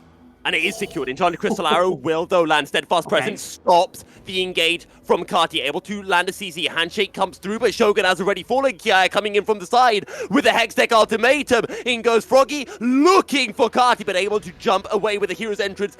Dashing away with a Justice Punch. And again, Carti survives with a sliver of health. Don't know how he barely snuck out of that situation. The ultimate had come through from Renata, and I thought that was going to be it, as we get our first real scrap of the game. And props to Kiaya finding a kill onto Shogun in the midst of all of that madness to be able to put themselves in a good, much better gold position. They're now tied as opposed to anything else. B&J played this phenomenally. The ulting out Levi, getting the dragon, that was the big kind of play here. And I love that B&J, again, covers for the Taki escape this whole time. Look at Kiaya. All he had to do was jump on top of Shogun. A great ultimate from Style really secures that kill, among all other things. And that means, even with Flash and Cleanse, unfortunately, I don't think Shogun was quite ready for that amount of damage to pile up. Now, if they had traded on Ducati, this would have been a little bit better, as another fight. Saigon Buffalo want this. They're looking towards Levi, and Levi has no assistance. Saigon Buffalo get the kill, and Saigon Buffalo will get the Herald as well. Oh my my goodness, Saigon Buffalo is just bullying their way into all of these areas first to make sure that GAM cannot find any sort of turn. A TP coming in as well from Hosmed means that bottom tower is not getting aggressive against. They got nothing in mid lane. Saigon Buffalo closing out options here from this team is Style. Oh, that handshake was dirty. It forces the cleanse. It forces the flash out of the GAM ADC. And the Rift Herald charges in the mid lane. This will be another tower going into the hands of the Buffaloes. So pretty from the side of Saigon. I love what they've been able to accomplish so far. They're finding bits of aggression, and a lot of it around BJ. BJ has played immaculately so far inside of this game. I've loved the way that he's been able to operate the Poppy, utilize it as a denial tool and all other things. As Froggy, He is can't he gonna go follow down? the Can he get auto at glacial once? pass out. Oh, he gets the slow. Can he turn it? He can. Froggy with the bait and Froggy with the solo kill. What an absolute clowning right there. Oh, Hosman. Oh, come on, Arrow, man. that's Let dirty it from be. B. Why, And that was going to be a 1v2 as well as the slows come through from the volley. Hosmed is healing, but it's not enough, and Kiai will pull a kill back for GAM. B, you're breaking the integrity of the 1v1, man. You can't do this. You're going to make me so upset. As this was the play. How did Froggy win this situation? Look how high health. It's called Connie is. tower shots, Rebel. No kidding, man. Okay, so there's the Everfrost. The W was huge from him to be able to actually get that one. Look at his health bar has to be minimal. Okay, but Connie had to know the ultimate was available. Connie had to know the ultimate was available. Like, come on, man. Like, that's a bait. Oh, did this catch him afterwards? Wait, did it catch? It did. Okay, Oh, all okay, right. fair. So That GAM makes win overall, 2-for-1 across the map. Yeah, ultimately which we missed in the midst of everything because that I bottom see line what you did play there. come in. Ultimately, because it was a Jinx ult. Yeah, smart one. Yeah, thank you. I appreciate that. And then B, of course, cheated in the bot side play and forced Hosmed to lose a 1v1 that he would have won. But we're not going to talk about that. It doesn't matter as much. No, not yet. Okay, GAM, I feel I'm back in this. I wanted to say, Saigon Buffalo extending their leads, but because of that ult that we saw from Style, it means that GAM have brought down their goal deficit somewhat. We're talking about 1.5k behind. But I'm looking at those drakes. I'm looking at Saigon Buffalo stacking them up. We're talking about an Infernal as well, which is just going to be helping when you look at Froggy, when you look at Shogun with some of that poke that they can bring. It's a very mean situation, and Saigon Buffalo honestly are in an insane position to find themselves like out on Soul Point, right? They are doing their best right now, and the current kind of status of the game to do that. They're looking for Style. BJ going to tank up the Enchanted Crystal Arrow. Kiaya over the wall. The taunt comes through, That's but look at huge. Froggy on the side. He gets the Alonji Style, and now Hosmed coming from the side. A 1v2. He's in the midst of all of the action. He's trying to lifesteal. He's trying to heal up. There's two. Hosmed is still alive, and Saigon Buffalo are murdering GAM where they stand 3-0 for the Buffaloes. And that's such a massive play to come out from the side of Saigon Buffalo because they're able to win around the fight. They extend so far for the tower, but they're able to abuse them because multiple members stuck in a bad position where they would have been pincered by the side of Saigon Buffalo. I'm a little baffled by the decision making. I love the play into mid. You should just run to Dragon now. I guess they think that they could get a back timer off first, buy some items here, but I love it. A number of things. First off, Taki shoving everybody back to Froggy so that he has a chance to get onto Style. Everybody engaging with the Renata W on BJ, and watch Shogun. Watch this whole thing. One target at a time. First Levi gets to go onto Levi. Gale forces right onto Style the entire time, and then he gets to pick up B in the fight afterwards. And yes, Hosmed did a wonderful job tanking, ends up not dying, but even if he goes down, the fight is massively won from Saigon Buffalo because they let their ADC run wild. The way they had in game number 2 and the way they had game number 4, Saigon Buffalo's looking good.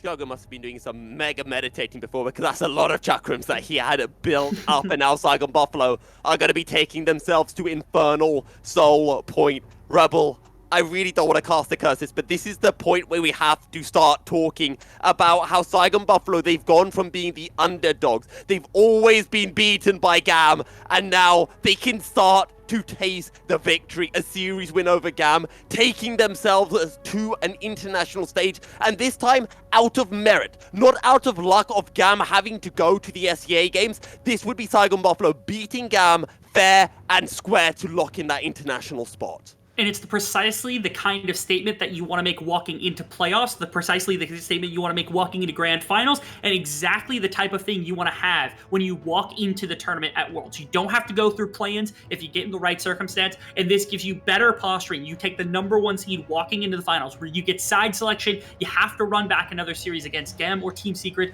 whoever it would be. GAM would have to do this too, but Saigon Buffalo would gain so much confidence as this young team who only just went to their first international event, to walk into their second one as the #1 representative of your region would be humongous. They're not out of the woods yet. GAM still has ways back in. The biggest one is these Dragons. Yes, they are down to Soul Point, but if somehow GAM can find picks and ways to control that pick, imagine triple stacking, quadruple stacking Infernal Soul for a team like this with the amount of damage that they got. These picks are going to go off seamlessly. There's going to be nothing to accomplish, and it means that Shogun has to play so defensively to not go down inside of those fights. So this, to me, is GAM's #1 game plan. You got to play around these Dragons. You have to take them away. Make sure not to get Soul Point, but it's also the fastest way you can eliminate members on Saigon Buffaloes with this big boost to damage.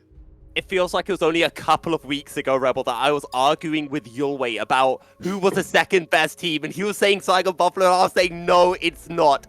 I guess I was right, because Saigon Buffalo aren't the second best team. They're looking like the goddamn best team in the VCS.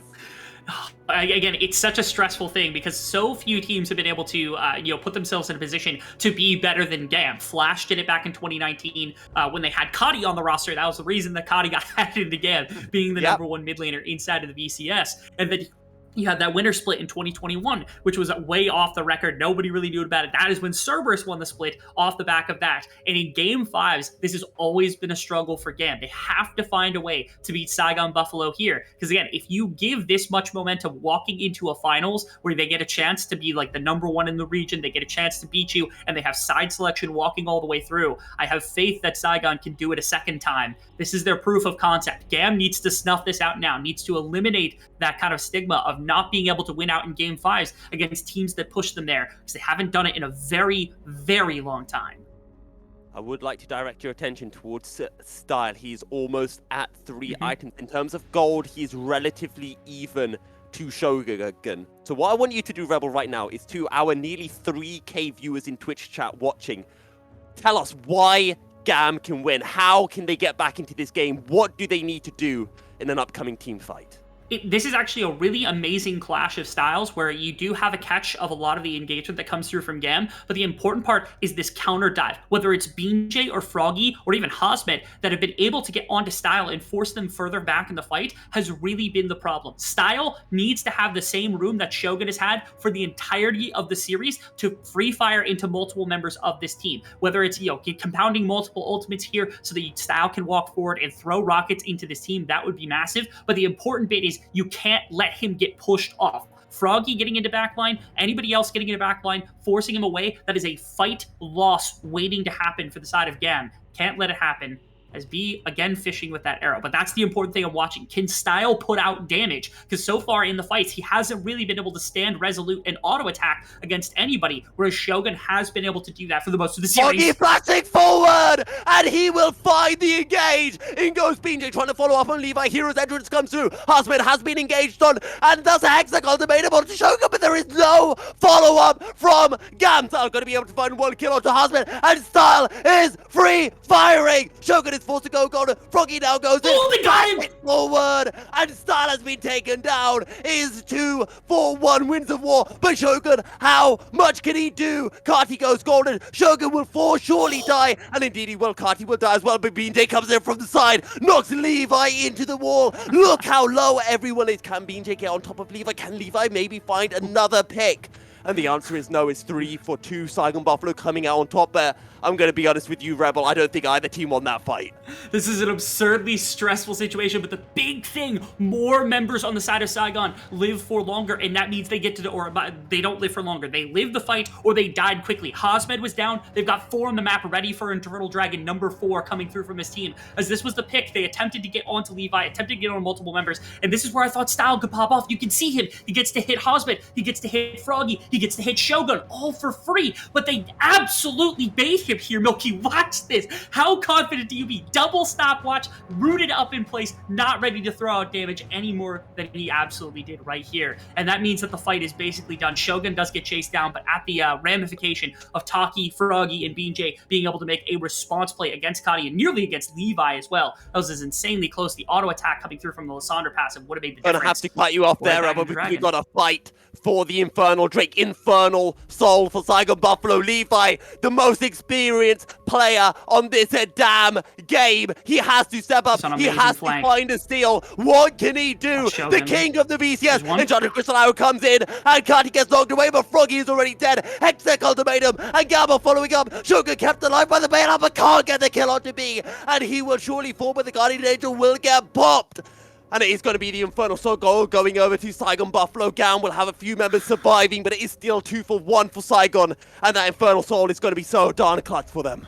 And I don't think they have the damage now. I mean, the biggest thing is that they still have to shut out the big damage threat, which is Shogun, followed by Froggy, and even Hosped is kind of getting to that point. With Infernal Soul, it's so hard to remove all the damage threats, but the first one that needs to be removed is Shogun. That right there was a great example of them diving and getting pressure to Shogun. But with Guardian Angel, with Infernal Soul, you put out so much damage so quickly that it's difficult to win the backside of a fight. And right there, GAM struggled to do so. So now Saigon thrust themselves into a position. Double Infernal Drake, Infernal Soul, all the control of the world, gold advantage as well. They are really well set up to win a game like this against GAM. And now, I mean, GAM has to question how quickly can they kill Shogun in a fight? How quickly can they kill off the threats that exist from Saigon Buffalo? Because they do not have time in a fight to let him auto-attack. If it is an extended engagement coming through, Saigon win all day because of the Infernal Soul, especially if Shogun lives. So here, it has to be an instant assassination. Otherwise, they are doomed. While we've been working hard on the cast, while the players have been working hard on the game, our stats team have been working hard as well, and they have found an absolute banger statistic. It has been 1,049 days since Vietnam, since the VCS was at Worlds, then GAM, or pardon me, Saigon Buffalo, they tasted international, arguably international success at MSI, and they want to be going international again. They absolutely do. They made top 6. They want to make it in. And again, we aren't even going to consider talking about group stages right now because group stages is still on the board for the winner as opposed to having to go through play-ins and everything else. Both these teams want to vie for not having to play through play-ins. Not that I think that either of these teams are incapable of getting through, more so that I think it's just one extra added stress that you don't want to have to tack onto your team when you're traveling international, especially for players that don't have the biggest and most experience in the entire world. Levi's been there, but for the most, I don't think Kadi or Kiaya have really been there. I don't think Styles been there. And so, you know, you have a lot of inexperience, even on a team like GAM that feels like they should be commanding all this world's presence. They just haven't been there. And so you don't want to have to worry about qualifying for it. You don't want to put yourself in a position where you could lose out of your biggest opportunity in years just because you didn't win in the final, just because you didn't put yourself in the right position. Even if you lose the series, GAM has to keep their heads high and make sure they come back competitive in the finals. The same with Saigon. Obviously, you don't want to work your way through play-ins. And this is it's a really bold place to be for both these teams. GAM has to figure out a way to make this game work. They want to keep their momentum walking into grand finals.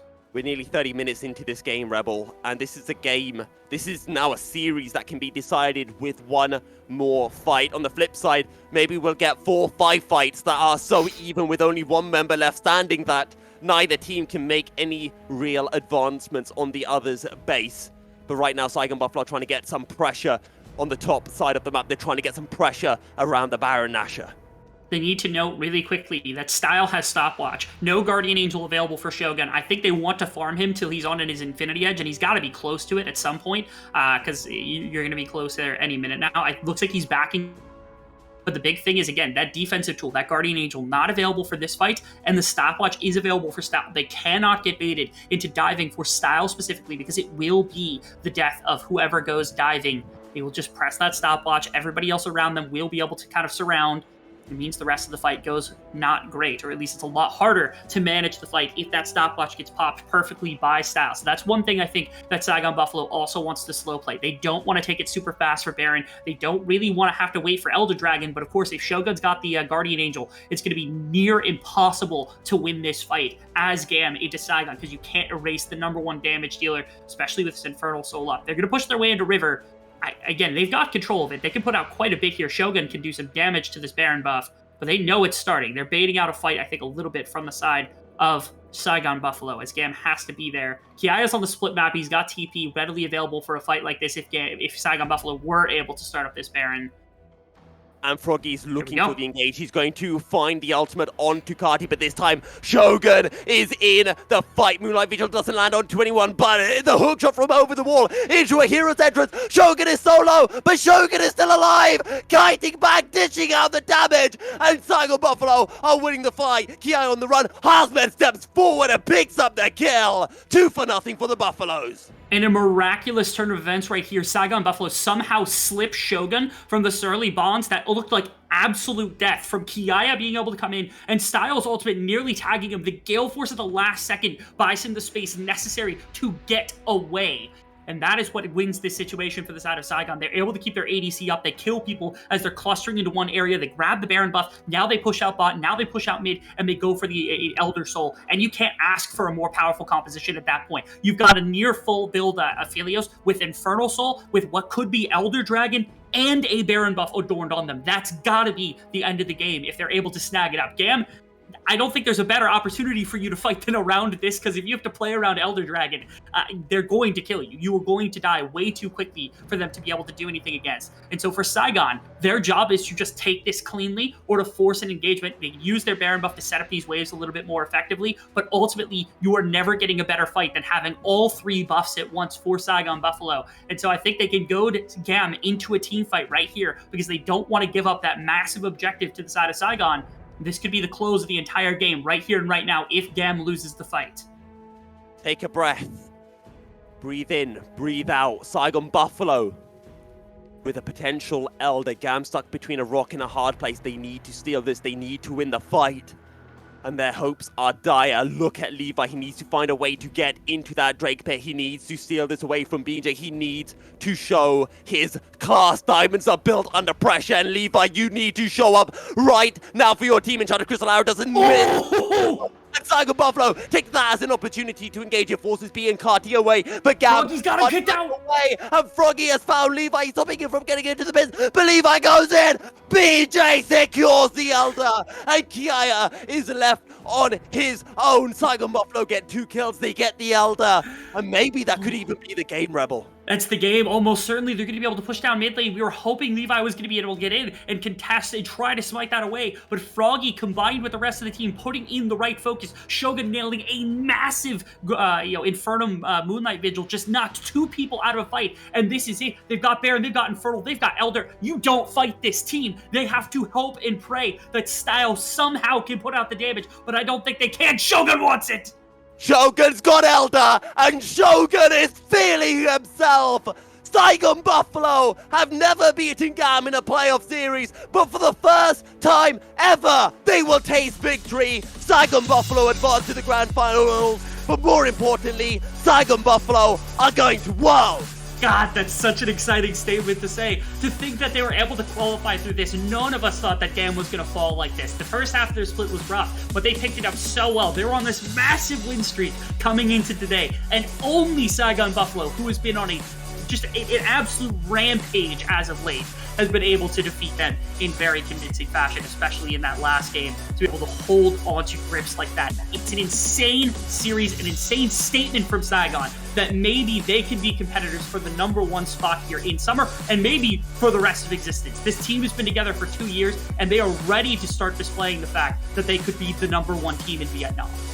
We were highlighting it all series long, the fact that this team came together in 2021. They've been getting better and better with every split. We ignore Winter from that statement because they have been getting better and better, and they have finally taken down GAM. They haven't won the VCS. I would like to stress that. Yes. That will all come down to the grand finals. GAM will have to face Team Secret, and the winner of those two will face Saigon Buffalo in the grand finals on Sunday. But for myself and Rebel, that is all. We're going to be throwing over to our wonderful analyst desk to break down the game, break down the series, and tell us all how damn hyped they are for the grand finals.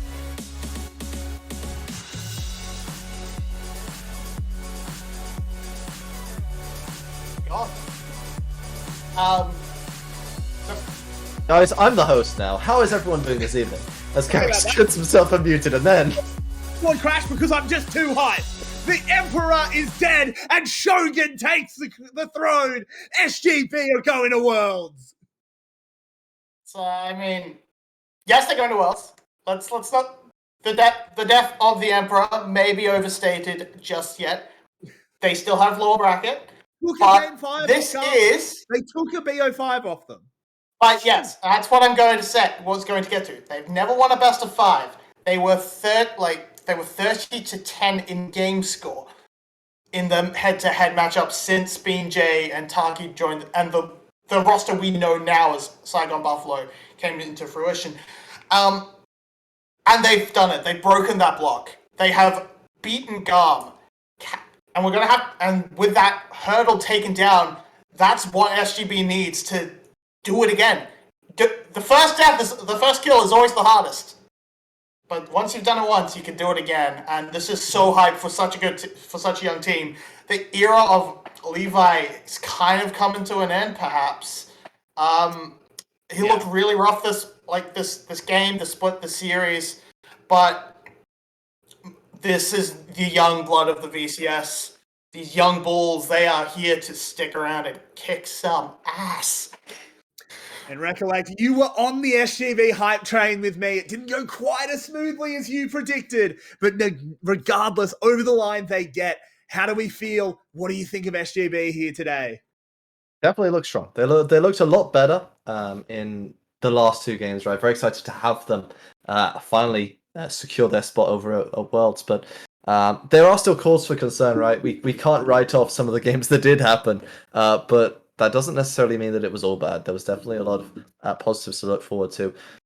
Now there is one issue, and it is the fact that you may not know, I am British, and that means that as far as seasonings go, I only know of 2 of them. I know of Pepper, and I know of Salt. And when it comes to Salt, I'm looking forward to the salty run back we might get potentially in that finals bracket. As now, with Saigon Buffalo putting in their place, GAM, they're going to be looking to take their spot in there very, very soon. Exactly. This was a Worlds qualification match, but it was not the final of the VCS, as Recollect just said. Can we bring the brackets up on screen? Because there is still 2 series left. We now have GAM down in that lower bracket. They will face off against Team Secret. The winner of that will join the Buffalo in the finals for not just a place at Worlds, not just seeding into group, but to lift the VCS shield. And both of these teams are extremely hungry for it. Team Secret as well, waiting for them. They are a shark. They cannot be counted out. But oh my, with a Game 5 victory over GAM, Saigon Buffalo will be going to Worlds. And I'm genuinely kind of emotional because I remember 2 years ago, I made a call. It's been in my casting reel ever since I made it that Flash is going to Worlds. And finally, because I lied in that clip, they didn't go. COVID happened. But now I can sit here in front of 3,000 people and say Saigon Buffalo is going to Worlds. Yeah, and and the matchup, like we kind of are saying, oh, it's going to be a rematch in the finals. Secret's not out yet. Artifact wants his first finals appearance. Artifact wants to go back to Worlds. He was there at the last time VCS was there on low key. He took a game off Damn One Gaming. He is hungry to go back. And it would be horrific to not see Carty at Worlds after qualifying for so many international tournaments. But Artifact wants to go back there and just put the cherry on top of that horror story of a career. You say that, but unfortunately, Artifact might just have to be a relic of the past in this one, as he might get relegated out of it. Because GAM, they're not going to be happy. They're definitely not going to be pleased. They're gonna give everything they have to go back to Worlds as well. So either way, I think it's gonna be really hype. That's one thing that we whilst we can't guarantee who's gonna win it and who is gonna end up facing Saigon Buffalo, both teams are gonna definitely fight with everything they have, and I think that alone makes it an exciting matchup. And I'm sure we could talk for a long, long time. The fact of the matter is there are 2 series left in the VCS. This is not the end. It is GAM taking on Team Secret on Friday. The winner of that will rematch against the Buffalo. The winner of our finals will be in the group stage at Worlds 2022. I need to go catch my breath. I need to recover. Thank you all so much for joining us. Thank you, Recollect. Thank you, Marby. Thank you, Spoods behind the scenes. Thank you, Milky. And thank you, Rebel. We'll see you on Friday. The VCS is back, baby. Don't miss it.